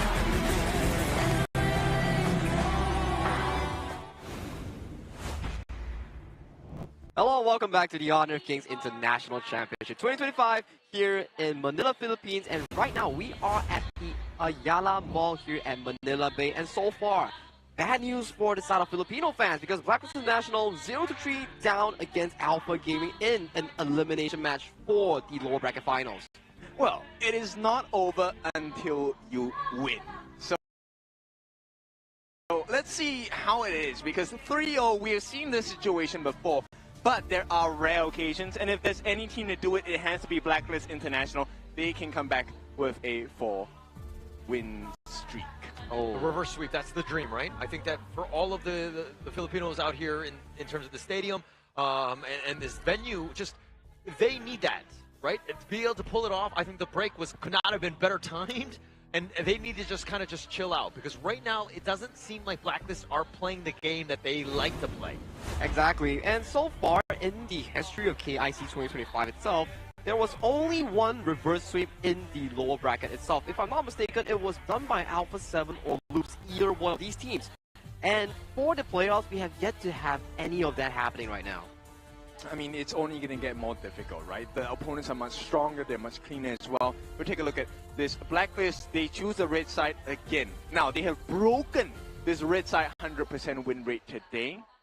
Does it continue? Yeah, I mean, it's like, it was a good one. I mean, it went, we had a 100% day thus far, and then all of a sudden at the very end, just being able to kind of crack that one. I think APG are like, it doesn't matter what side we're on. That's just a myth at the end of the day. With the momentum that has been shown for the side of Alpha Gaming, MKL's third seed so far, they're looking to be an absolute monster here. And if they can close this series in a 4-0 fashion, they will get a decent break time to go and fight for that lower bracket final spot and be the second team to their grand finals. But this is the dream, right? For the side of Alpha Gaming, this is exactly the scenario Correct. we want to create, because Nova had to go through a very difficult journey. It's a 4-1 game series for them on the first series of the day. Right now, if APG cleans this up, and these games have been really quick, they can essentially play the fatigue game with Nova as well. Yeah, they could. I mean, at the same time, I think that Nova are like, hey, well, let's extend the game, the series as long as possible, tire them out a little bit, right? Because it would definitely help them, right? Going into the next series, which is not going to be great for them. But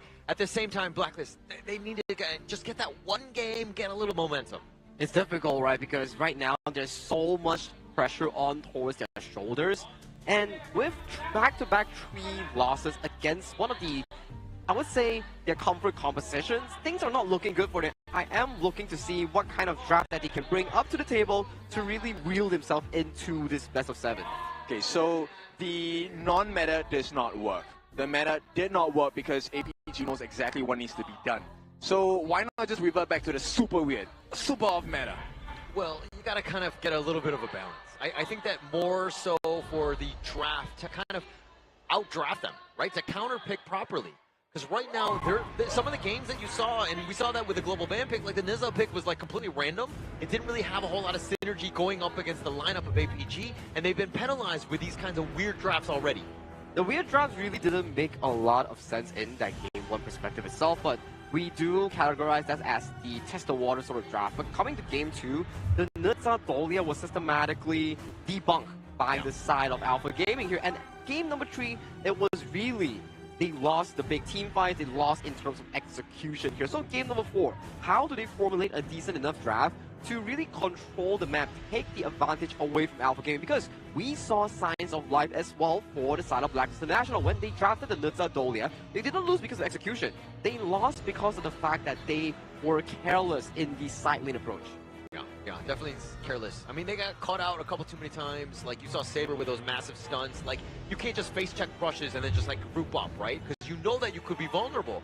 So these are the kinds of things where they're losing the vision game. They're not playing smart. They're actually just kind of instinctively moving around, which is not great for this squad. All right, so APG, they're going to start off the picks and bans here. The picks obviously going into the Aoi and the Dragon Boy here low. Now, normally we'll be taking a look at the Hoi, the DRNG, go for a tank build, right? And then you try to pad it up. So we're looking at DRNG as a direct response. Now, what are you going to be left with? I feel like if you're Blacklist International, go for the DRNG Agudo, play the tempo game. Choke out Alpha Gaming and don't let them think. This is the PKL playstyle. If they can really force out and make you fight them and then reel you into the river for a brawl, that's the ideal situation. You reference back to how Alpha Gaming lost to Boom yesterday. Yeah, they're going to be smart with this one in terms of that Mai, but APG are like, okay, you want to go fast, furious, gank and potential, we're going to go tanky, right? We're going to go with this Dune and let Yulong kind of just be this tanky dude that's going to be so annoying to deal with. Yeah, like, can you punch a wall? Can you break the wall? That's the big question now, because there truly is a big hurdle for Blacklist International to try and triumph and go past, because at this point, 3-0 already. This is series point. And APG, they're going for the double D's combination. One of our favorites, Dun and Dolia. Dun and Dolia being secured for the side of Alpha Gaming here. A very consistent, I would say, jungle roam synergy. You go for the unruly blade in and then you bail it out again. A very in and out sort of composition here. And to test the waters here once again in the 3-0 fashion,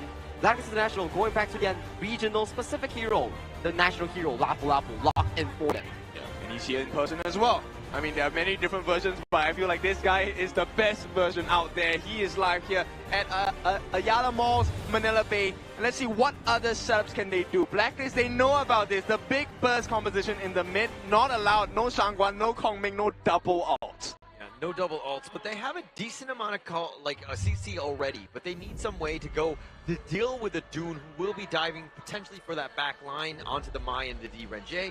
To kind of scale things up. I think that for the Clash laners, you're probably looking for like a Mayin, something of that sort, or maybe like a Byron.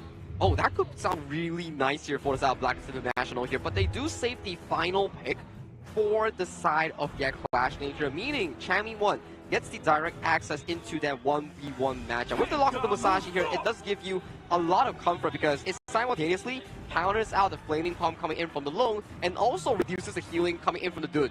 I think APG now are in a very nice position, right? All they have to do is to get a secondary dive, and I think their composition is complete, right? The mid lane, doesn't matter who they pick at this point.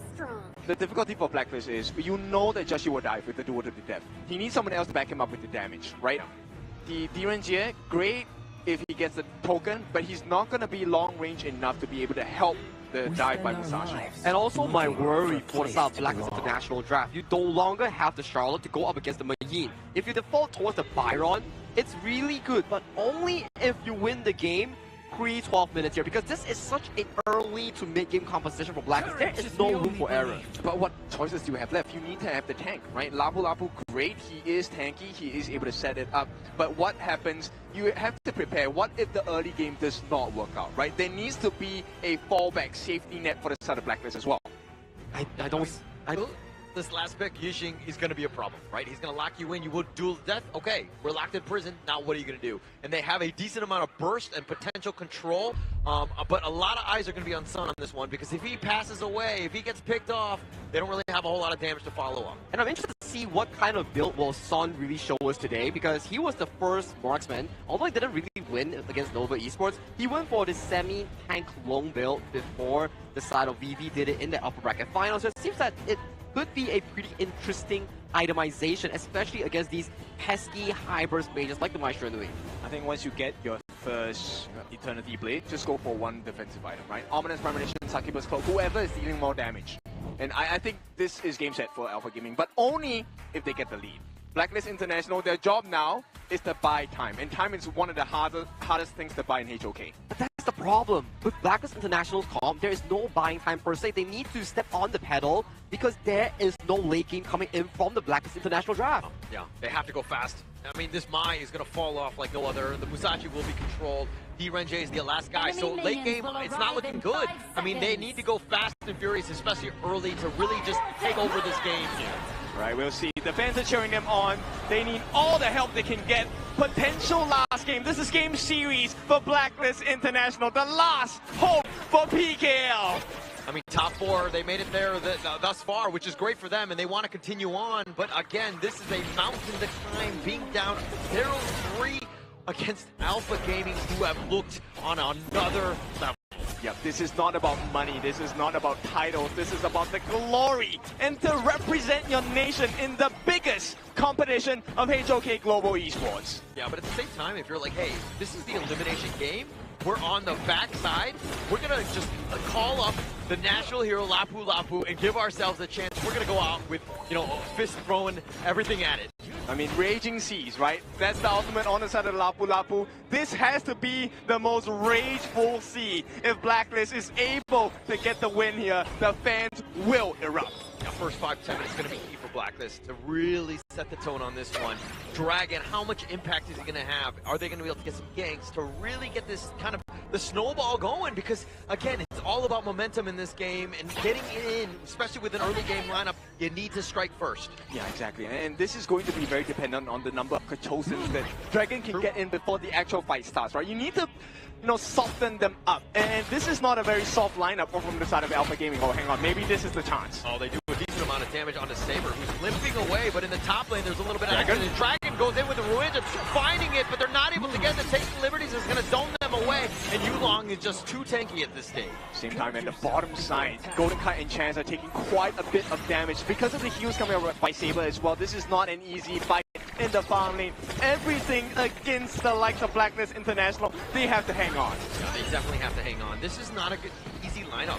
I mean, the draft, I'm giving a slight edge to APG, even in terms of the laning, maybe except for the Chammy 1 versus Xiang 1, because Byron is just a beast, but this is going to be a very tough game for Blacklist. It's a very tight game, and timing is of the essence, right? And I feel the fact that Joshi has this Musashi, right, the Sword Master, is actually very apt, because in the duel to the death, you only have that short amount of time where you're in peril, where you cannot get heals. You need to get the finishing blow then, which means execution needs to be absolutely perfect from the side of Blacklist, or they will lose this. So that's where Dragon and Chammy 1, setting it up. I mean, Golden Kite like tenderizing, taking some of the damage away, and Joshi going in with that duel death to really clean up. He cannot be that initial initiator. Yeah, and this one, in HOK, truly the better team wins. Rarely about individual efforts. It all comes down to how much team play do you get. Can you get that synergy you're looking for? Oh, now you're talking about team play. Now you want to talk about coordination. Well, you know, in our ranked games, you never want to talk, huh? I'm going to carry the game. All by yourself. But he misses the Rageous Seed. They find Saber, who's taking a decent amount. He's going to give up first blood, and that's a great rotation by Dragon. Exactly what you need, because it's Dragon who gets the first blood. That's the Mai Shiranui, the Fire Ninja. You need that early game, and Blacklist gets the great they have to get another kill. They find Xiang in the top lane as well. Blacklist International are doing a great job early. Okay, that's exactly the MO right now. They need to do more. I mean, I may feel like I'm being greedy at this point, but Blacklist, they need more than just first 2 kills. They need the turrets. They need the objectives. Yeah, so that's the thing, is that you get the kills. They get the nice little Ruenjin onto Shisan. He's going to take liberties on back. They're going to look to trade. But it's one thing to get the kills, but you got to convert it into those objectives as you were talking about. Exactly. And it's not going to be easy, because if you take a look at the lineup on the side of Alpha Gaming, they have a lot of sustain. Shisan, his passive, allows him to stay alive for one more moment. And that could be the difference maker in those 5v5 skirmishes. Right now, Blacklist, they have the slight advantage. Can they turn it into a neutral 4-minute objective of the Tyrant? Both of the roams, though, are going to meet in the middle in terms of these Tyrants. They're going to take the Crimson first for APG, ensuring that Yulong picks this off. This is going to be the next big fight as the Tyrant gets pulled around. Chaz is still there, but the rest of Blacklist not going to be following up. I think Blacklist have other plans in mind, right? It's really about making sure they get the steals as well, looking for the T1 on the top. The macro game is more important because the Tyrant buff will expire. Yeah, and it looks like Xiang just dealing with the minions, the top lane, and is a little under siege at this point, but they take out the Azure Golem. Jushi's stuck in a box. He will be looking to just run on out of this. The wind slash is on point, but they find Yulong in not the greatest of spots. Nice little Raging Steed, nice little play with that Storm Strike, but they've pulled around by the Taking Liberties. They've already got Yulong though. They got the biggest target, and right now Blacklist International, they come alive. The fans are here as well. They are looking for the win. Blacklist, they just need to take it. J1 goes in and gets the strike, and Chisan is down. They turn this around, and the mid T1 is down as well. And this is where no response comes out of APG, not because they don't want to, but because they cannot. You can't. I mean, because Blacklist are on. Golden Kite! He gets pulled around. He's all by himself. The legal immunity, the flash away by Golden Kite, and the great Houdini gets away. He actually makes it out. Blacklist International, they need a miracle, and a miracle has been delivered, at least at this 5.5-minute mark. He gets that pick off on a Golden Kite, seeing that in, and the dynamic of this game completely shifts in favor of APG, because again, you need Golden Kite to close this game out. Exactly. The fact that his timing has not been spot, has not been delayed too much, that is a big win. He also has the Crimson buff in hand. He's able to deal a lot more damage. And I mean, is Lapu just the answer? Yeah, I think so. I mean, they've got a 4K net worth lead. When in doubt, call in the national hero, right? Like, we need help, but this is like Superman, right? In that sense of just being able to go in, and they've done such a great job. They've built this lead. We have not seen this type of lead from Blacklist in this entire series. Yep, bear in mind, this is 4,000 gold in the space of 6 minutes. Right now, Blacklist International, they're looking for the T2s. If they can break a T2 before the 10-minute mark, this is going to aid them massively in that 10-minute shadow variance. Yeah, that will definitely help them out. But APG funneling from back to the top lane to the mid lane, just dealing. Again, they know that they're behind. They need to stem the bleeding in some fashion. They have, right? Because the goal lead in between and goal differential between Drag. Oh, wait, hang on. Next you get it. All right, so they get the first overlord of the game as well. So with that being said, Blacklist, they make the trade in terms of neutral objectives. It's all about making sure that you have the goal lead. Right now, Shisan is training by 1,000 gold against Dragon. The dream scenario for this Fire Ninja. Yeah, this is a great way to get back in. The bottom T2 has been taken out. You're seeing the impact. Pre-10 minutes, how Dragon is literally running from lane to lane, putting that pressure on, and they've gotten the first bottom T2 already. I mean, the fans are making a big difference. I was confused for a moment. I was, what are they cheering for? And that was actually the first overlord in the game. So now, APG feeling not just the brutal strength of Blacklist members, but the Blacklist 6th member, the fans. Yeah, they're definitely feeling that one. I mean, you can feel it in the floors, right? Like the energy that they're kind of putting out here. And Blacklist International looking to take the top T2. They don't need minions for that. They'll take that one out. That's exactly what they need. Now, it's just the T2 in the mid left. This gorge is extremely dark on the sidelines, which means Blacklist, they can open up potential catches. Chance is going to be responsible for this one. Growing that lead even more. 5.4 in favor of Blacklist here, and they're looking to contest.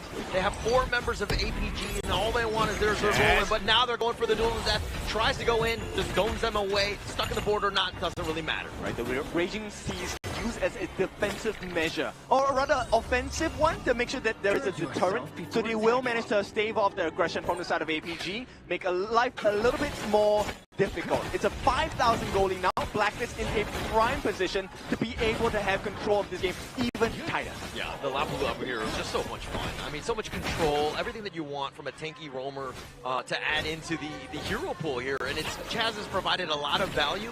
I mean, he's got a 500 gold lead over Saber, which is not the end-all be-all, especially when it comes to the roam. I mean, the biggest difference maker here is the fact that, look, Dragon, with all the success that he found, the first item he rushed was the Venomous Staff. You need that against the Dun. Of course. And Dun, the heals. Right? Yeah. Plus you have Saber as well, right? And that pool with that healing and that sustain, you need some way to kind of stop that. But now Blacklist International looking to go for the right angle. They're going to just focus their attention on this mid T2 instead. It's all about this macro game. How much have we missed this macro game from Blacklist International? With 1 minute left before the shadow variants come out, Blacklist wants to engage, add more to their strength. Yulong potentially going for the steal, not able to find anything. The Crimson has just spawned at this point, and now Blacklist looking to go for this one, tries to go for it, but the smite is going to be on point. Yulong with that wind slash doing some decent work. He gets the Unruly Blade on out. The flash forward by Dragon tries to get the pull back. The duel of death on it too, and they find it, but the Blood Rage is keeping Justy alive. Wants to go for the backline, finds Saber, they try to get to Yulong. They've got 2 members down, and it looks like Blacklist International with all 5 members continuing on with that push. Yep, recovery complete, and it's pistol is in sight. T3 in the middle to be taken down first. And right now, Blacklist, they cut deep.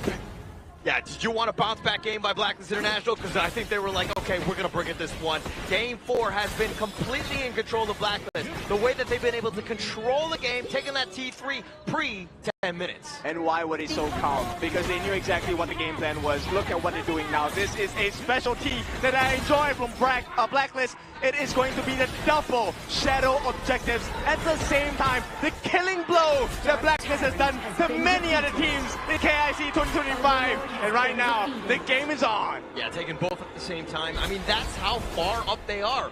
8.6K, and it's only growing. You might as well take everything at this point. And now APG on the defensive, trying to find ways to get back into this one. I mean, this is going to be a long and obvious climb for the side of APG. Yeah, it's definitely going to be tough for him. I mean, at the same time, Blacklist International are not making any mistakes for APG to get back into this series. Yeah, definitely not, right? And the biggest difference here is the ability to set up from the side of Blacklist, right? Dragon has been getting those absolute nice catches, but it's Chance who has been making sure those raging seas have been super on point. Yeah, he's been really setting it up. I mean, also Dragon with those Ru engines, right? With those pushbacks, the nice little 1-2 combination has been so tough. And now with this bottom T3 about to be under siege, looking to just go down by Golden Kite, he had that serious damage on this one, but the top lane, also, they want to go greedy. They might as well take everything. They make it look easy at this point. The true challenge is the T3 at the top. Shadow Overlord approaches from the skies. And this T3 looking like it is going to be gone. It's an empty base for the side of Alpha Gaming. Yeah, the Doctor just ordered super elite minions, and I think that Blacklist will be very happy with this push. APG on the defensive, of course.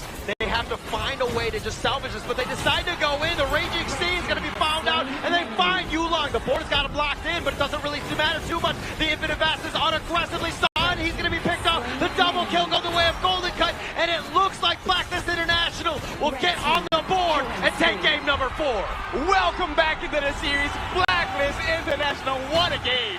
Superior competition here. Blacklist International drafting a full early to make your aggression draft, but their execution was just so darn clean. Right now, they are back on towards the board in game number 4. In style as well. Take a look at this room on the side of Blacklist International. They are not phased. This is a phase and room where they know there is a potential to come back. There is, and with that, it sparks hope not just for the side of Blacklist International, it also sparks hope for the PKL fans and for all the fans right now that are sitting here in Ayala Mall at the Manila Bay.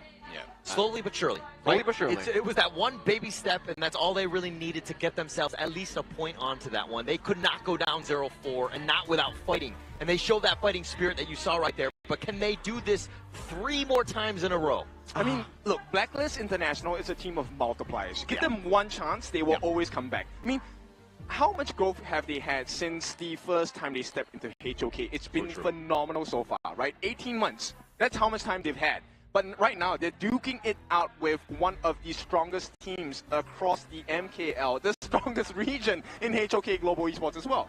But now my worry is as well, yes, the game itself looked really darn clean coming in for South Blacklist International, but this gave me a bit of deja vu because we were to look back to the upper brackets on how HBSC and Nova series went down. Game 4 was also won by the losing end here, and will that be the same story here coming in for the next game? I mean, I think that APG will also retool, right? They're going to go back into this break, have a little discussion of what went wrong. But Blacklist International too strong in the beginning, right? That early game, they didn't die a single time in this game. Wait, yeah, they did not fall a single time. That's crazy. I was more concerned about the setups. I mean, it was just poetry in motion from this side of Blacklist International. Every move calculated, every stun netting a result. And this is where Blacklist International, I feel like they have found their stride. But Alpha Gaming, there's a reason why they have an Alpha in their name. There is a potential they come in and crush game number 5. But at the very least, this game does spark hope back to the PKL and also Blacklist fans because they really executed this draft into a strong perfection. Because we talk about it, if this draft they aren't able to get that early lead and they make mistakes, they could potentially face off in an outscale position here. But look at this goal lead. 0 mistakes, zero towers falter. It was a smooth curve for South Blacklist International to take the game in a 12.7k goal lead at the 12-minute mark. High risk, high reward lineup, right? We're Correct. talking about the fact that they're going to fall off hard come mid to late game, but they're like, actually, let's just play early. Everyone understood the assignment, what they needed to do to close this game out and get themselves on that win column. And here's the biggest difference. Yulong, this is the first time we have seen him struggle so much in the game. Joshi, his communication with the team was so clean. Every single time the ball laid down by the side of Shushan in the mid, the question really then turned into, wait, hang on, who's the one being caught here? It felt like ABG was the one being caught, even though they threw the net. And Dundolia today didn't have much of a great win rate so far. In the first series that we saw, they lost. In the second series that we see today, it lost as well. So this combination of the double Ds, not the greatest so far in this tournament. Yeah, it just hasn't. I mean, teams have been able to solve it. It's been that combination's been around for so long, and yes, it has value. But this is a situation where you know that, like Chaz, on this Lapu, when your tournament lies at stake, he needs to show up, and he's got it with his 008. But the amount of control, not a stat that's being shown, was really the game changer. I'll borrow a line from PKL Casas here. Is Chaz with the Jazz. I really like that whenever they brought that up, because he really put the music, put the symphony, put the flow into the side of Blacklist International. It brings a lot of vibe towards it as well. And we were looking like, hey, Game 4 Lapu when you're at the brink of elimination here in Philippines, and with a Lapu cosplayer here in the stage, the storyline just hits up so well. Yeah. And actually, going back to the Lapu cosplayer, that was the first time I saw him sitting down. Maybe he should sit down a little bit more. But now, because of that particular situation, let us revisit this dream game for the side of Blacklist International. They just need to do it 4 more times. Are there any 3 more early game-centric drafts available for Blacklist? And this was the early gameplay coming in for the side of Blacklist that really caught Yulong off guard, segregating him away from the Dundolia competition, not allowing any form of refresh in mind here. Take a look at how Dragon plays this. So we see a disengager, immediately Dragon flashes over the wall, gets a 2-man re-engine, and then Joshi comes in with the follow-up here, making sure no single member escapes from this massacre.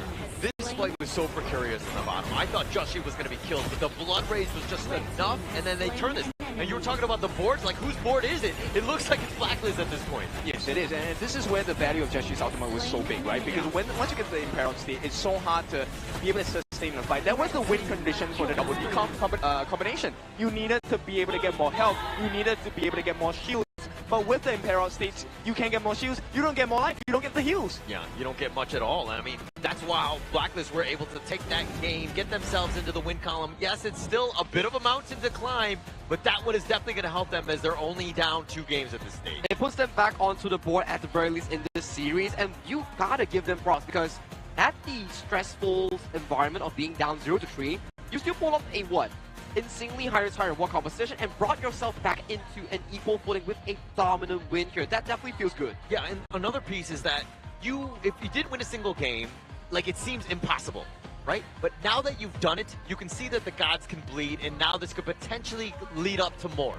Yeah, literally a glimmer of hope. Now, you can take a bow, but do not bow out just yet. Blacklist International, there is still a chance for them to come back into this game. Now, it's up to APG. Hero pools have been cut, but I think we know that APG still have it in them. They have the grit, they have the perseverance, and it's also up to Blacklist. Can they make life more difficult? For Blacklist, at the very least, if we were to see back the original draft in Game 3 and Game 4, those are the exact win conditions that they want to be executing. Getting the proactiveness in their own hands. In Game 3, wasn't the best execution, but you can see the proactiveness was always in their hands. You have the board, you have Chami 1. In Game 4 itself, similar, you have Dragon on the Mai Nui, you have Joshi on the Musashi here. That's why, if Blacklist International has the initiative, that's where they can get the game going for themselves. So I'm looking forward for Blacklist to come back into the series with those picks itself. Yeah, and getting themselves back in, obviously an early game lineup helped. Ken, you were talking about the fact that how many more early game lineups can they find? We're going to have to see in this another game, this draft here, because it's going to be key. But of course, if you happen to be at home, please do give us a follow on the Honor of Kings global esports sites. You're going to get some freebies, some digital goods and all that, and it's just a great time because you see the lives of the players as well as getting some stats in terms of just just getting becoming a better player. Yes, and of course we're going to answer all of your questions online as well, right? So what are they cooking? What kind of compositions will we have available for both ends to try and wrap up this series? Of course, the wrapping up is going to be a little quicker for the side of Alpha Gaming. All they need is just one more game. Blacklist, they have to do this 3 times, but 3 times in a row. So let's see if they're going to be able to do that. And let's deep dive into the global ban picks here, ladies and gentlemen. These are the 20 heroes defaultly banned away from these teams. So for Blacklist International here, I think the most expensive so far in terms of the role has to be the Marksman and also the Clash Lane. Yeah, for sure. And right now, I think based on the available picks, actually there is quite a lot of early game centric. The pay is still available for the side of Blacklist. Yeah, still have options. I mean, even I would say the jungle side for APG was kind of committed quite a bit. So it seems like there are definitely options in terms of what they want to go. You want early, pay is like the best answer, but you know APG are looking to ban that. You know what? Actually, I would go against it. I would say APG are okay with giving that pick to Blacklist, and in fact, counter pick with the Ukyo Tachibana. Yeah, that could be the potential as well. That is definitely something Alpha Gaming actually thrives in doing here. So potentially the case here, but after such a demanding game coming in from Just G, I do want to remove the side of Just G getting his hands on such a strong early game tempo jungle here. Maybe that's some of the consideration that they are going with coming into this game 5. So far, we have been seeing like what? Just G being locked away from the Luna, Just G being locked away from the likes of the Pei. There's still the Jing, there's still the Fade. Have we seen Just G play Jing before in this tournament? Who knows what better time to whip it out and out if you have the potential to perform on it, right? Best time to surprise your opponents is when they don't expect it. Well, for now, all these are just speculations that we can really bring out on the pick and bans itself. With 1 minute on towards the timer here, and this time, Alpha Gaming is going over to the red side here. When we talk about red side, blue side, in the first few games of the BO7, blue side has a lot of advantages, but as we dwindle down into the BO7 series, that's where the value of red side starts to show, because there's no longer priority picks. It comes down to more of these reactive red counters. Yeah, it's all about the counters at this point. And I think that going into this one, let's see exactly how they're going to play this, because, you know, TG has done an interesting job in this series thus far. I think that he's done a better job throughout the KIC, but this one, it just seems like he's getting a little too cute, especially early. Yes, they're not out of this one, and they have a lot of heroes available, but let's see how deep they want to go. I think this is also a test of their mental strength, right? Look, nobody likes to lose. Right. I hate to lose. But it's also important to understand why you lose. And we will see which team learns faster. For now, based on the stats, APG have learned this game, or this series, a little quicker than Blacklist. But it looks like Blacklist International is wisening up. Well, they are slowly decoding the MKL teams. If they can repeat the same success that they have against the side of Alpha Gaming from the past game, potentially we might see an ultimate battle. But that is still so far away. They need, what, 2 more back-to-back victories? I mean, at this point, I'm not a hacker, but it takes some time to decode a lot of, passwords here. So let's see if Blacklist gets the password into the hearts of APG. The crystal is what they're looking for, and we'll start with them being on the blue side. Yeah, this is the game, right? I mean, just how you got that first one in terms of that win, right? But going into this one, just getting a little bit more momentum. Now is the time. If they win this one, APG have got to be super scared going to Game 6. But again, we still have Game 5 ahead of us. Very well agreed here. And to start off the pick and bans here, the Athena will not be seeing daylight here for the side of Alpha Gaming here. Do they go back with the common bans here of the Pei Luna here? But there we go, Ken. You are on to something here. Yeah, I mean, you don't want Champion 1 to shine, okay? So we have a problem that you want to fix on the side of Blacklist International for Alpha Gaming. Taking out the wall saying, great job. But then, do you want to deal with Chaz now? The Lapu Lapu, great hero, but it's also because it was Chaz piloting the Lapu Lapu. Yeah, did a great job on that one. The amount of control that they had. That's kind of what you expected from Chaz. But going into this one, I think that you still want to go, like, probably want to secure the farm laners, because it looks like they're really targeting that role, at least for now. Now, I see the script that's being brought up by you here, Holler.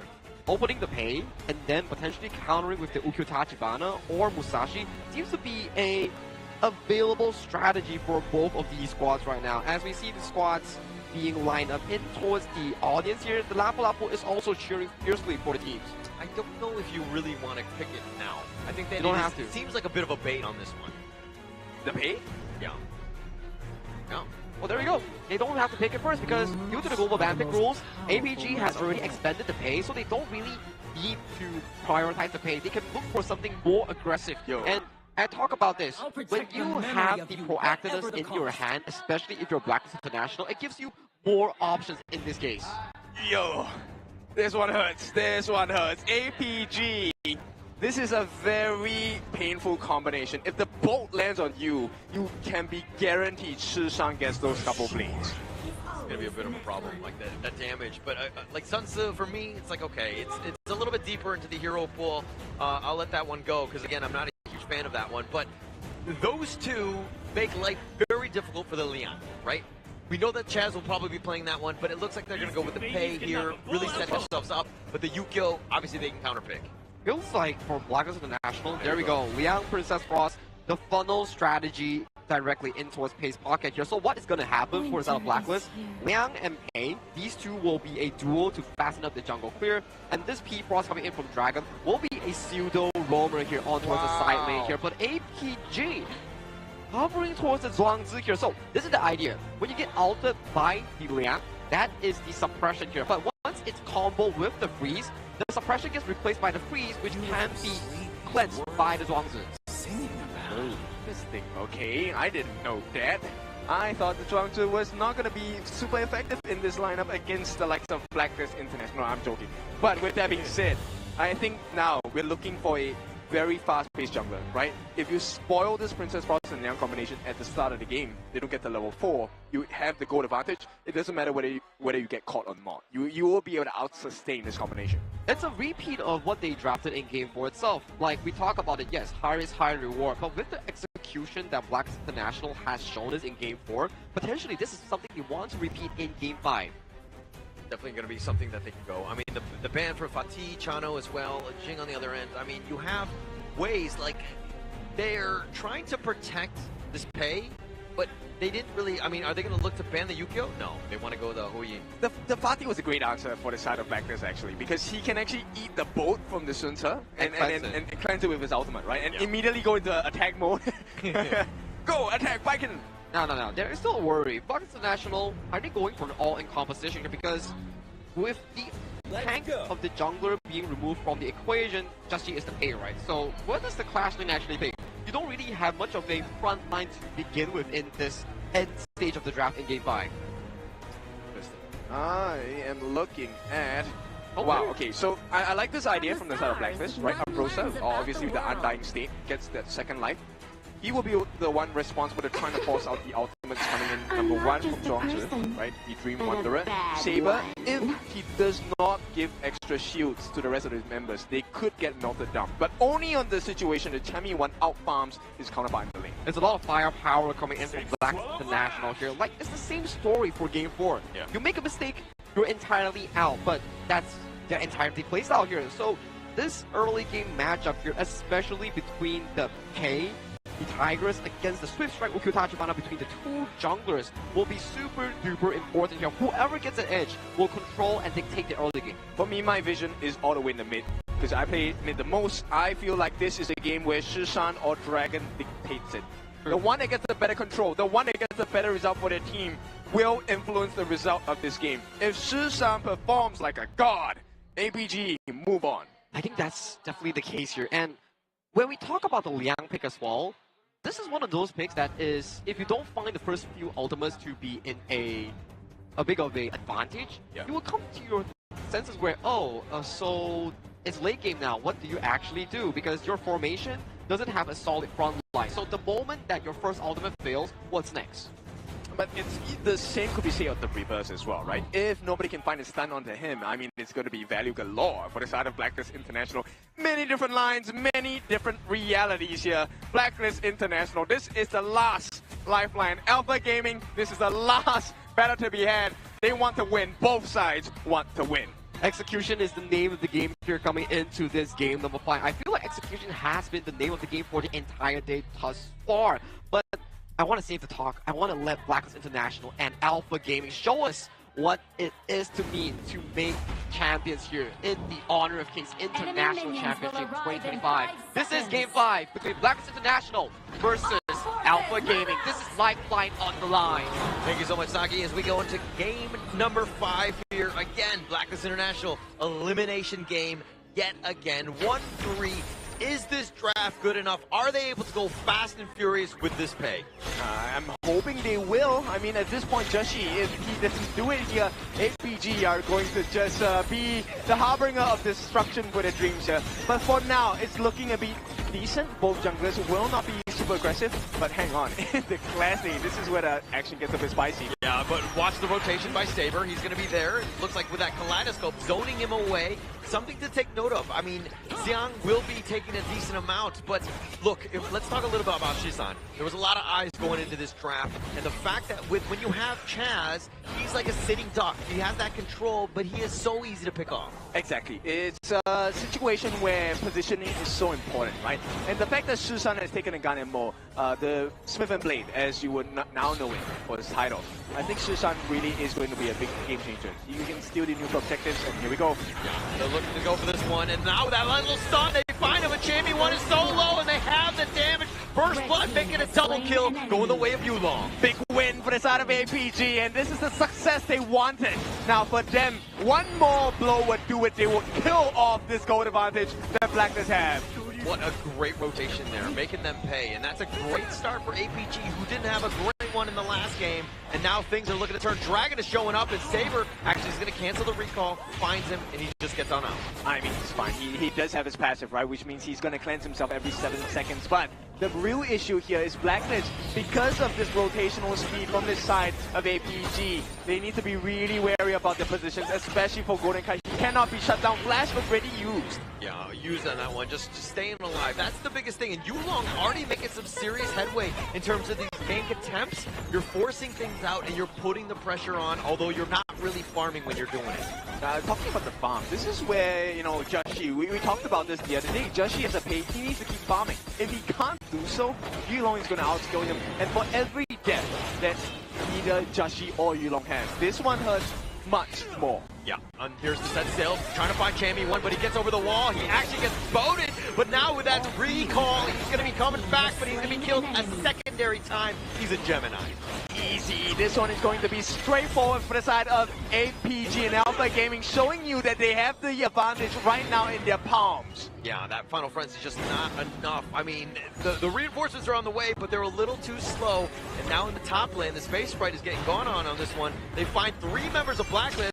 And with that barrier there and that control, but the shields are going to be on point. He's looking to turn this, but Siak is going to be picked off. Yulong is looking to show up. He's got the heavily hack, gets the 2-man stun, killing out Chaz on this one. And Yulong doing some serious work, but he's stuck in the frigid prison, and he gets pinged. Oh! He turns it around, and he says, I'm not dead yet. Yulong continuing on, gets another. No way, he survives, gets the kill, and now APG, everything for the formula of success happening that way. He's going to use his ultimate for the life steal as well, and APG dominant display in this 3.5-minute mark. I mean, completely turning that team fight around. He was low. I thought he was dead, but it was not going to be that way. He says, I will choose when I die, and break it down here. I mean, this is where the value of being tanky works out, right? Eating the Liang ultimate from Chaz, this is where the final value comes in. And with the burst damage potential, this is why this is such a huge counter, because not only does he survive the initial bursts from Joshi, because of the save coming from his teammates and the continual attempt to slow him down, he gets a reset on his ultimate, or the cooldown done, he gets a life steal, gets the kill, and now they have a massive goalie. Yeah, they actually tried to funnel the farm or the kill into Chammy 1, and they actually backed off Joshi in that. So, and that was just enough for Yulong to just barely get away. This is a situation when you have that moment to go for that kill, you got to go all in, and you got to make sure that you secure it. I mean, this is something that we don't get to see, but it's the cooldown on the normal skills, skill 1, skill 2. That really came into play for the side of Blacklist International. And APG, I know they're calculating the cooldown timers on these skills. Right now though, Blacklist International, they may be losing in gold, but they can play the map a little better. T1 on the top is virtually non-existent. Yeah, non-existent at this point. I mean, that will be taken down, but this mid T1 is under siege as well. APG with 4 members, looks like they're going to turn their attention onto the Tyrant. Oh, the Fever Barrage, he goes forward. That was a very aggressive one by Sun. but APG not able to really find anything. I think it was more like a bait, right? Because Shusan actually had his ultimate available. Yulong at that point had his ultimate available as well. So right now, as we've already seen especially in the previous game, setup is so important for both these teams. You need your stuns, you need your suppressions at the right time, and on the right target as well. Yeah, of course, you got to stack it, and that's where Chaz, when the chaos is happening, finding the right guy. You get Yulong, you get Sun, you have an opportunity, but you gotta also worry about the butterfly effect from Saber. It's not just Chance, right? It's just Dragon and Shusan. The two mid laners, they will change the fight. Shusan, if he has a dream game, he steals every single objective. He gets the one-shot burst on the select members on the side of Blacklist International, and they end this series as it is. Yeah, I like it how you're manifesting dreams for Shusan, right? Let's manifest some dreams for Blacklist, right? What do they need to do to get the perfect situation to get themselves back into this game? Force the flash from the different members on the side of APG, slow them down with your first skill, and then hopefully there is a stun coming in from the side of Chance's first skill. Get a multi-man lockdown with your second skill. Ultimate, done deal. Alright, look, I said manifest one dream, okay? Not manifest 30 dreams. That's a very difficult task, but it looks like Joshi picking up the Overlord here. Never stop dreaming. That is the start of a potential dream start for a comeback for the side of Blacklist International. All they need to do is to land those skills. But, like I said, Shusan, his range is so much longer. I have been in this matchup so many times. You need to beware of that freshly forged couple blades. It's got to be scary, right? Because he could just literally burst you 0 to 100 in a second on this one. But now APG, even with this angle, Shusan, he knows that how powerful of a position that is. I mean, take a look at the level difference. Shusan's level 9. And every time you have a level advantage with a gun and Mo, easy kills. You have extra damage. There's no way you don't get the kills. Yeah, so at the same time, Blacklist International need to find a way. Obviously, the vision game is going to be key for them to find out where Shusan is so they don't get sliced and diced.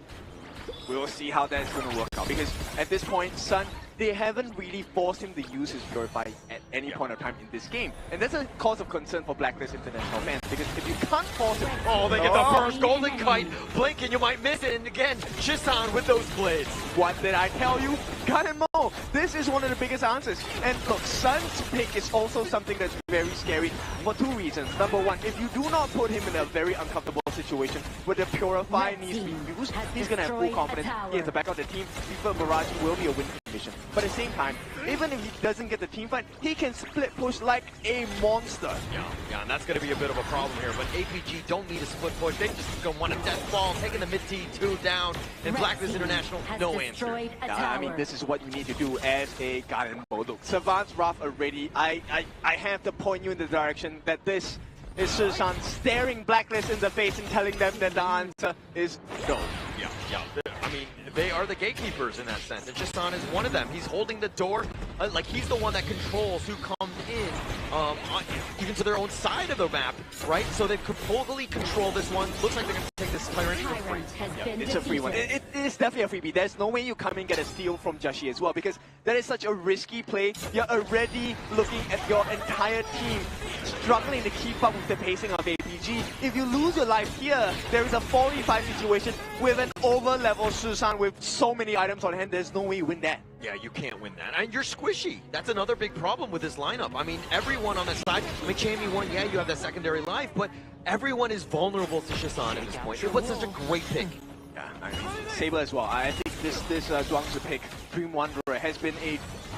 Okay, I hate to say this is a dream on the side of Alpha Gaming, because it nullifies the impact that Chaz has. You need to land that first skill, you need the barrier so that you get the stuns, and then you can potentially set up a free freeze for the side of Dragon. But that is not possible, because right now they have the gold lead, they have the EXP lead, and they have the map control as well. So everything in favor, APG. This is looking like a great game for them. Yeah, looking very good. I mean, this draft has just been the perfect counter. Everything that they want to do, Blacklist International are having a hard time even playing just this game.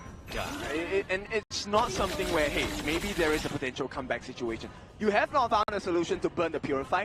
Now you have to find a way to burn out Saber's ultimate, the butterfly effect. And while in the midst of all this, you have to watch about the position of Shusan, because at any point in time, those couple of blades come in and you're dead. You're going to make a try. But this one, immediately, Howling Wind, put to waste. Yeah, put to waste at this point. No sort of catch. I mean, it's very linear of the approach, right? And we haven't really seen too many of the control stuns into those kills because the way APG are controlling the game and just owning the map, it's so tough for Blacklist here. Okay, so stun steal, and then you have the stun ultimate with the frigid charge. Look, now Jamie wants to take it a lot. They have the control, but it's not enough. The Fever Barrage is on it too, and they find him. And the final frenzy is going to be popped in for Jamie 1, but he's going the wrong way. They've gotten Golden Kite as well as Dragon. It looks like they will find Jamie 1 as well. And this is all APG at this stage. Everything Alpha, and Saber has found the next target is Joshi. It is him against the dreams of APG. One-man army. He needs to clear the waves and do it quick as well. Everyone's surrounding him. Oh, the set sail. Joshi sidesteps it. He's going to be pouncing away, but the blades are unreal. And the wrap around, they find the Tiger and they take him down as well. And APG off of the ace. Looks like they might go on. No, they're going to wait up just a little bit longer. Yep, Joshi bought so much time. They're juking, the weaving in and out now, right now. He has given Blacklist International another chance, but this may be the final chance because this is the Shadow Tyrant.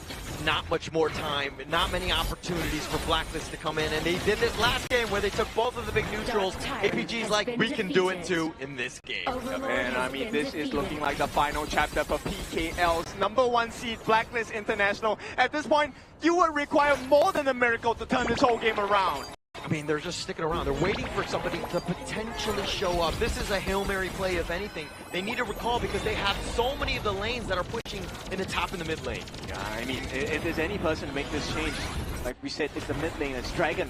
He needs to hit some crazy freeze of some sort. The Frigid Prison needs to be the game changer here. They need to lock up as many people on the side of APG as possible. I mean, they need to try, but the winner is here. Just look at the zone, not hitting everything, but they've been kind of pushed away. Looks like APG are going to turn their attention towards this mid lane, but the Shadow Vanguard pushing in the bottom. Okay, maybe this is the chance they had to wrap around. Sun is in danger. Joshi pounces forward, finding Sun. The Fever Barrage on back just for safety. The set sail. He's looking for the target. He finds Joshi. That's going to be the nice little knockup, but they find Golden Kite. That is the prime target that they're looking for. Sun turns it around off of the double kill, and now they're going to continue to chase, taking up top P3. All right, they've gotten rid of that big problem of Susan. Right now, Dragon and Champion 1, they need to hold this. Could this be the game that ends the dream? I mean, the winter is here. It looks like it's not going to be enough. Champion 1 throwing himself at this one, and congratulations to APG, and they will move on into the lower bracket finals. The end the dreams of Blacklist International. APG make it an all MKL final. MKL's fans rejoice as your three back-to-back representatives of all three seeds. They march it forward, and it is a guaranteed MKL team that will be winning the grand finals here for the KIC. But as we celebrate the victors here, definitely Alpha Gaming put up an alpha of the show today in this BO7. Well, that was a great series for them. They have taken this 4-1 here. A very dominant display in this last game of the series. Well deserved for the side of Alpha Gaming, but the challenge does not end here. After a short break, they will be going up against the #2 seed of MKL, Nova. Well, they will have to gear up whatever it takes to take on that series here, but they get to be happy because with that win alone, they do push forward in towards that lower bracket gauntlet here, and we thank them for their achievement thus far because they will be going up against Nova again with the upper bracket rematch. Yeah, and Blacklist International, props to them. I mean, they had a great showing. Top 4. I mean, it's tough to go into this one. Let's give them all a round of applause for this one because, again, they fought to the bitter end on this one. They really leveled up, and even moving forward, this is going to be a very strong, formidable team. Yeah, they are now the standards that all PKL teams need to achieve. Blacklist International has not just done a lot for themselves, they've done a lot for the PKL teams because now there's a reference. Someone has done it. They have won games against MKL teams. They have put pressure on the toughest region in HOK Global Esports. Now we'll see if they can rise once more. We do thank them for their efforts though, because you have to really acknowledge the fact that through spring itself, they didn't make it into the tournament, into the full extent of S3, but they ended as semi-finals here. And then you look into KWC, not their best performance as well, halting at the first exits here, and then you pan yourself to look at the honor of International Championship 2025. They put up every single marker to push it into the top 4 finish here, and this is the end game screen here coming in for the final time between Blacklist International and Alpha Gaming. Okay, they did fall twice in this game. So not the cleanest, not perfect, but hey, we take what we can get. And your standards are high. But I really want to once again point you in the direction of Susan. I think Susan really was that knife at the back of Blacklist. Also Yulong, I mean his play, that was crazy. every time he would make some sort of gank or rotation, and that highlight reel in the top lane where he just barely survived, took down 2 members, and he survives. I mean, that was an amazing play. I think when we saw that play on towards the Clash lane, especially the teleportation portal, I gotta say, I heard some hearts being shattered in the audience there. Yeah. Actually, that was my heart. You heard that when I was right next to you when it happened. It went through that the one mic. killed me, man. Plus mine as well, add that in. I mean, end of the day, that was a dream, right? We were talking about dreams so much that the APG said, Dream Wanderer, your dreams will be gone. And this one was a very strong turnaround, and it really started straight from that moment in the game where the dive happened, right? They couldn't get rid of the jungler, and this is where the difference started from the start of Alpha Gaming as well as Blacklist International, and it never went away. And it was all about that early game lead. I mean, you were talking about this head-to-head from Dragon and Shisan. I mean, Shisan, with those blades, an absolute demon on this one, but the net worth almost double Dragon? Are you kidding me? I think this also goes into the fact that their roster coming in for that Blacklist, the draft is just too high risk, high reward here. One small misstep and it will put you into such a insurmountable deficit. So for them, yes, they did find a Game 4 victory, but Game 5, it was just too difficult. And you know who made it difficult? It was Yulong. That outplay in towards the Clash thing, just another masterclass performance coming in from the APG jungler. The MVPs of MVPs here, using the Ukyo Tachibana, also known as the Swift Strike, and Swift he was. He survived the initial onslaught that Blacklist International threw onto him. 5-0-6, I mean, damage and damage taken, so clean. Yeah, that fight in the top was very anime-esque, right? Like he was like a sliver of life, you think he's gonna die, and he somehow pulls out the double and he survives, and he walks away to see the next episode. Are you kidding me, Yulong? I think the micro mechanics makes so much sense, right? He used the first ultimate in capturing Chaz, and when you use your passive and you refresh it with your spells, you get more of the spell refund here, which we can see in this play itself here. So the first initial ultimate coming in from Chaz has been expended on towards Xiang here. Take a look at Yulong here. Spell 1, gets the stun on towards Chaz. First ultimate in use here, uses the passive slash, gets frozen, and take a look here. Immediately assassinates Dragon here, plays towards the pit, and uses the ultimate to stall so much time against Just Street. And this would not have been possible if he didn't have both the buff as well. And they backed away, but this Fever Barrage on point. I mean, with the way Sun played in this entire series, like, wow. Like, the APG looks on another level with him in that farm lane. For sure, and to make it even easier, Saber had his butterfly effect to make sure that there was no one available to stop him as well. The catch here by the entirety of Alpha Gaming. This is why we say, right, the better team always wins in HOK. This difficult part, really, and with a sad part to say, we do have to bid goodbye to Blacklist International in the KIC 2025 itself. We congratulate them in making it as far into the top 4 seed. Yeah, this is not the end for Blacklist. It will Let's not be very honest. They've completely leveled up. I think that we've all been impressed with how they've really stepped up, but unfortunately for them, they will be dropping out of the KIC, and now we have the final 3. The final 3 is an interesting one because 3 MKL teams, they can really claim themselves as the best region in the world right now. And so far, the next upcoming matchup, we are not done for the day. We have Nova going up against Alpha Gaming for the final series of the day to decide who joins HBSC in that grand finals tomorrow.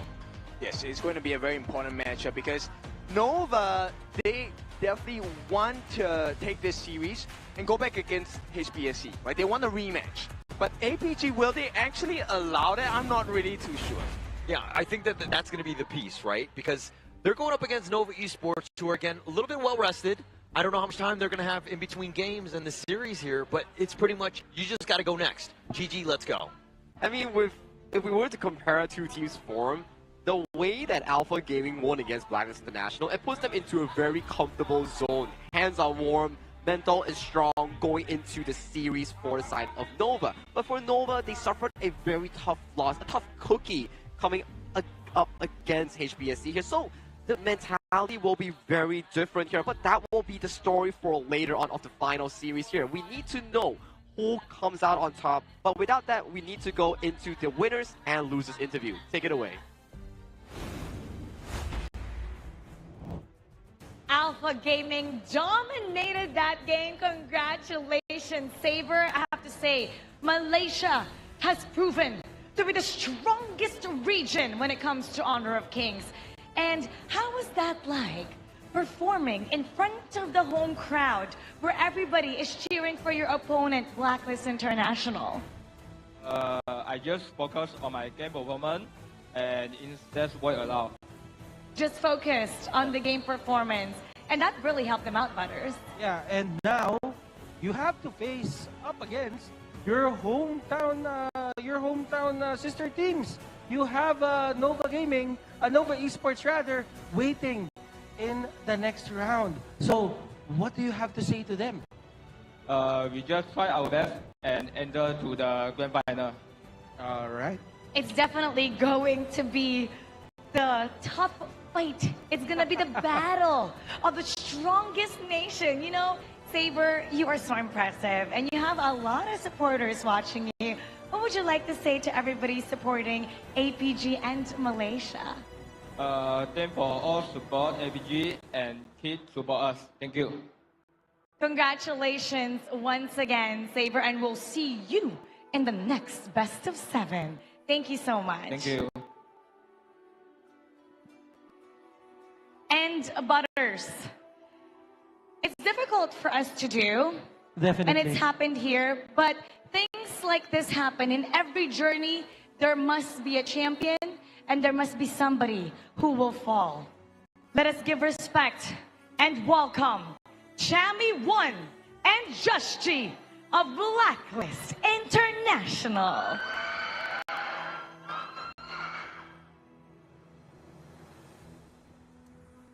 Hello, Chammy, Jushji. Yeah, thank you for such a wonderful performance. You represented the country well. So now, let's just ask a few questions. How was the journey from last year to now? What we've achieved in KIC 2025? Can you run us through the things that you have, encountered in the journey, in your HOK journey so far? First of all,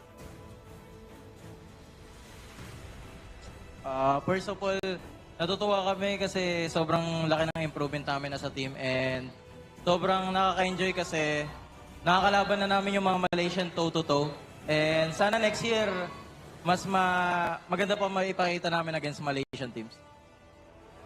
They're really happy because they recognize that they have improved, and they saw that they can go up against Malaysia toe-to-toe against the strongest region, and they hope that they can come back stronger for the next year. Now, Jushji, in this entire journey that you guys have had, what was the biggest learning? And what is it that you want to learn?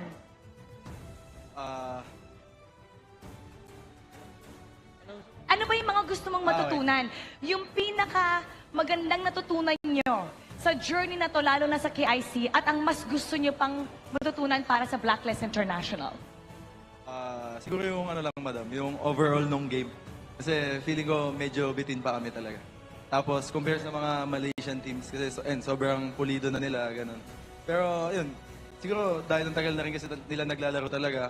And ayun, proud din naman ako sa team ko kasi kahit like mag-almost 2 years pa lang kami naglalaro, kaya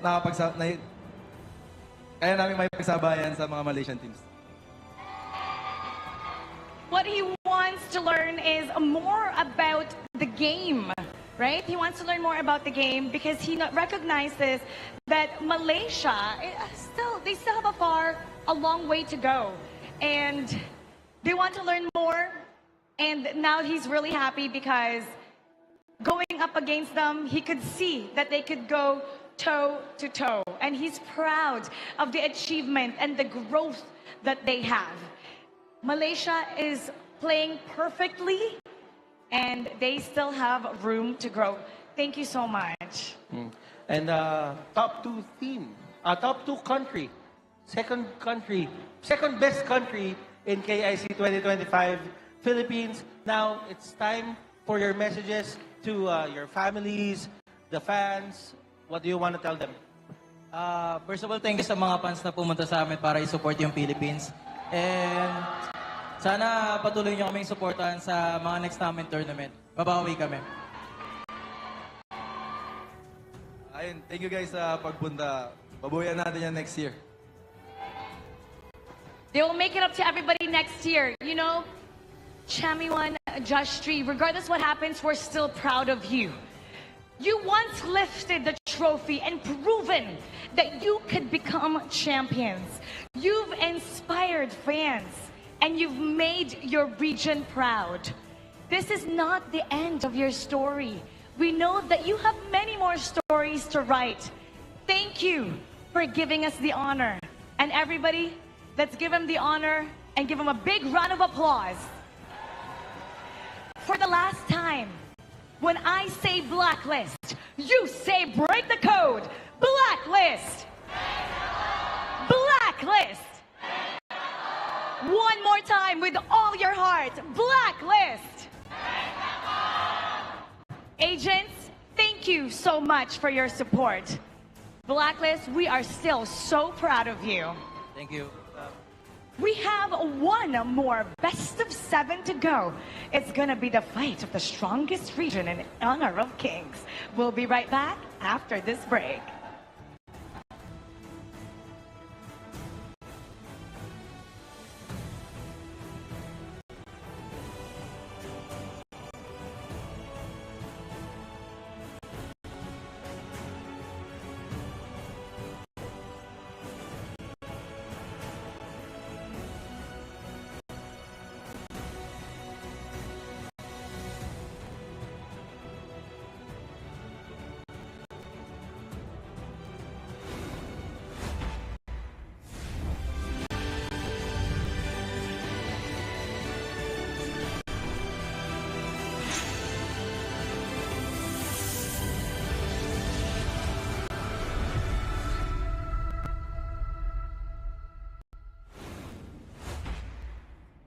Hey, Car, you something? Oh yeah. Hi. I'm gonna show you to my room. Welcome to Car. Hi, this is Car's vlog. I'm gonna go to my room. I'm gonna show you something. So let's go. Let's go to our room. This is Miggy, my roommate. So please. Sorry guys, our room is messy, you know. Because we're both, you know, boys. We're done preparing because we have a match against APG in the lower bracket for KIC2025. We're very excited because, you know, we didn't expect that we're gonna make it until top 6, playing our game, you know, showing what Filipino can do. So yeah, I'm not expecting for anything for this tournament. I'm just, you know, I just want to showcase my talent to the other regions and my team especially. Like we want to, you know, to prove that PKL is closing the gap to MKL. So let's ask Miggy also. It's sleeping, bro. Bro. Uy. What's your hope for our tournament? I hope that we can prove what PKL is capable in the tournament. So yeah, I'm very happy that I'm with my teammates, especially now in this tournament. So yeah, we're going to the venue now because we have a match. So let's go.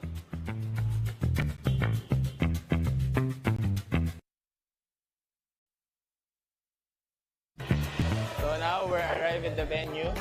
We're gonna go to the waiting area, player room, while waiting our game. So hi guys, we're here in the carnival. So we're gonna try this Luban's Barrage. So let's go. Lobo, boss. Lobo. So paano po yan laruin? Siyempre gagamitin po natin yung Lubans na iba rin po nito. Nanalo na ba kayo? Yes! Wait, so, nanalo na sila. Go, Carl! Go! Kaya mo yan! Let's go, Carl! Pabaliktad! So 1.9 kuya. Okay. Meron pa. Sayang. Isa pa. Meron pa. 4 bullets more. So ayun, tapos na tayo dito kay Luban. Tatanungin natin kung ano experience nila. Ikaw kuya, ano experience mo dito? Ayun, yung pagbaril mo sa Honor of Kings na badge, yun lang. Masaya naman. Oo, masaya naman. Ikaw kuya? Ayun, katulad nyo, masaya and syempre, nakaka-thrill. Nakaka-enjoy po. Enjoy. So, ayun guys, tapos na tayo dito. Nag-enjoy naman ata sila. So, ayun. Thank you po. Salamat po. Thank you po. Ingat po kayo. Thank you po. Ingat po. Salamat po. Thank you po. So, we're done with Luban's Barrage. For now, we're gonna try Yixing's Boardmaster. So, let's go. Hello po. Hello po. So paano po siya laruin? So, dito po sa Yixing's Boardmaster, para lang po siyang color game. Okay. If familiar po kayo. So, bibigay ko po ito sa inyo. Then, pili lang po kayo ng isa.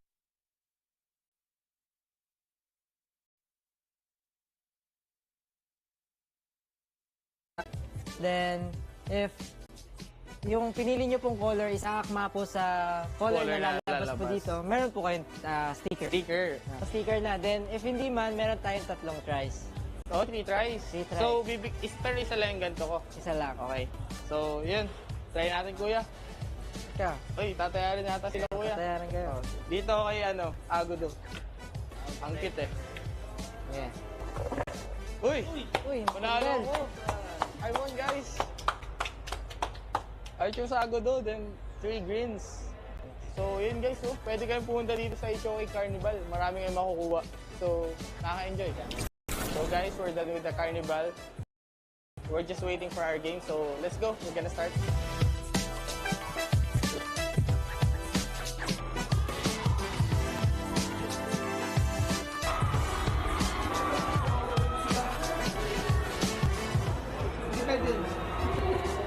Isip tayo ng basketball first week, basta huwag tayong maniligoran sa dapat.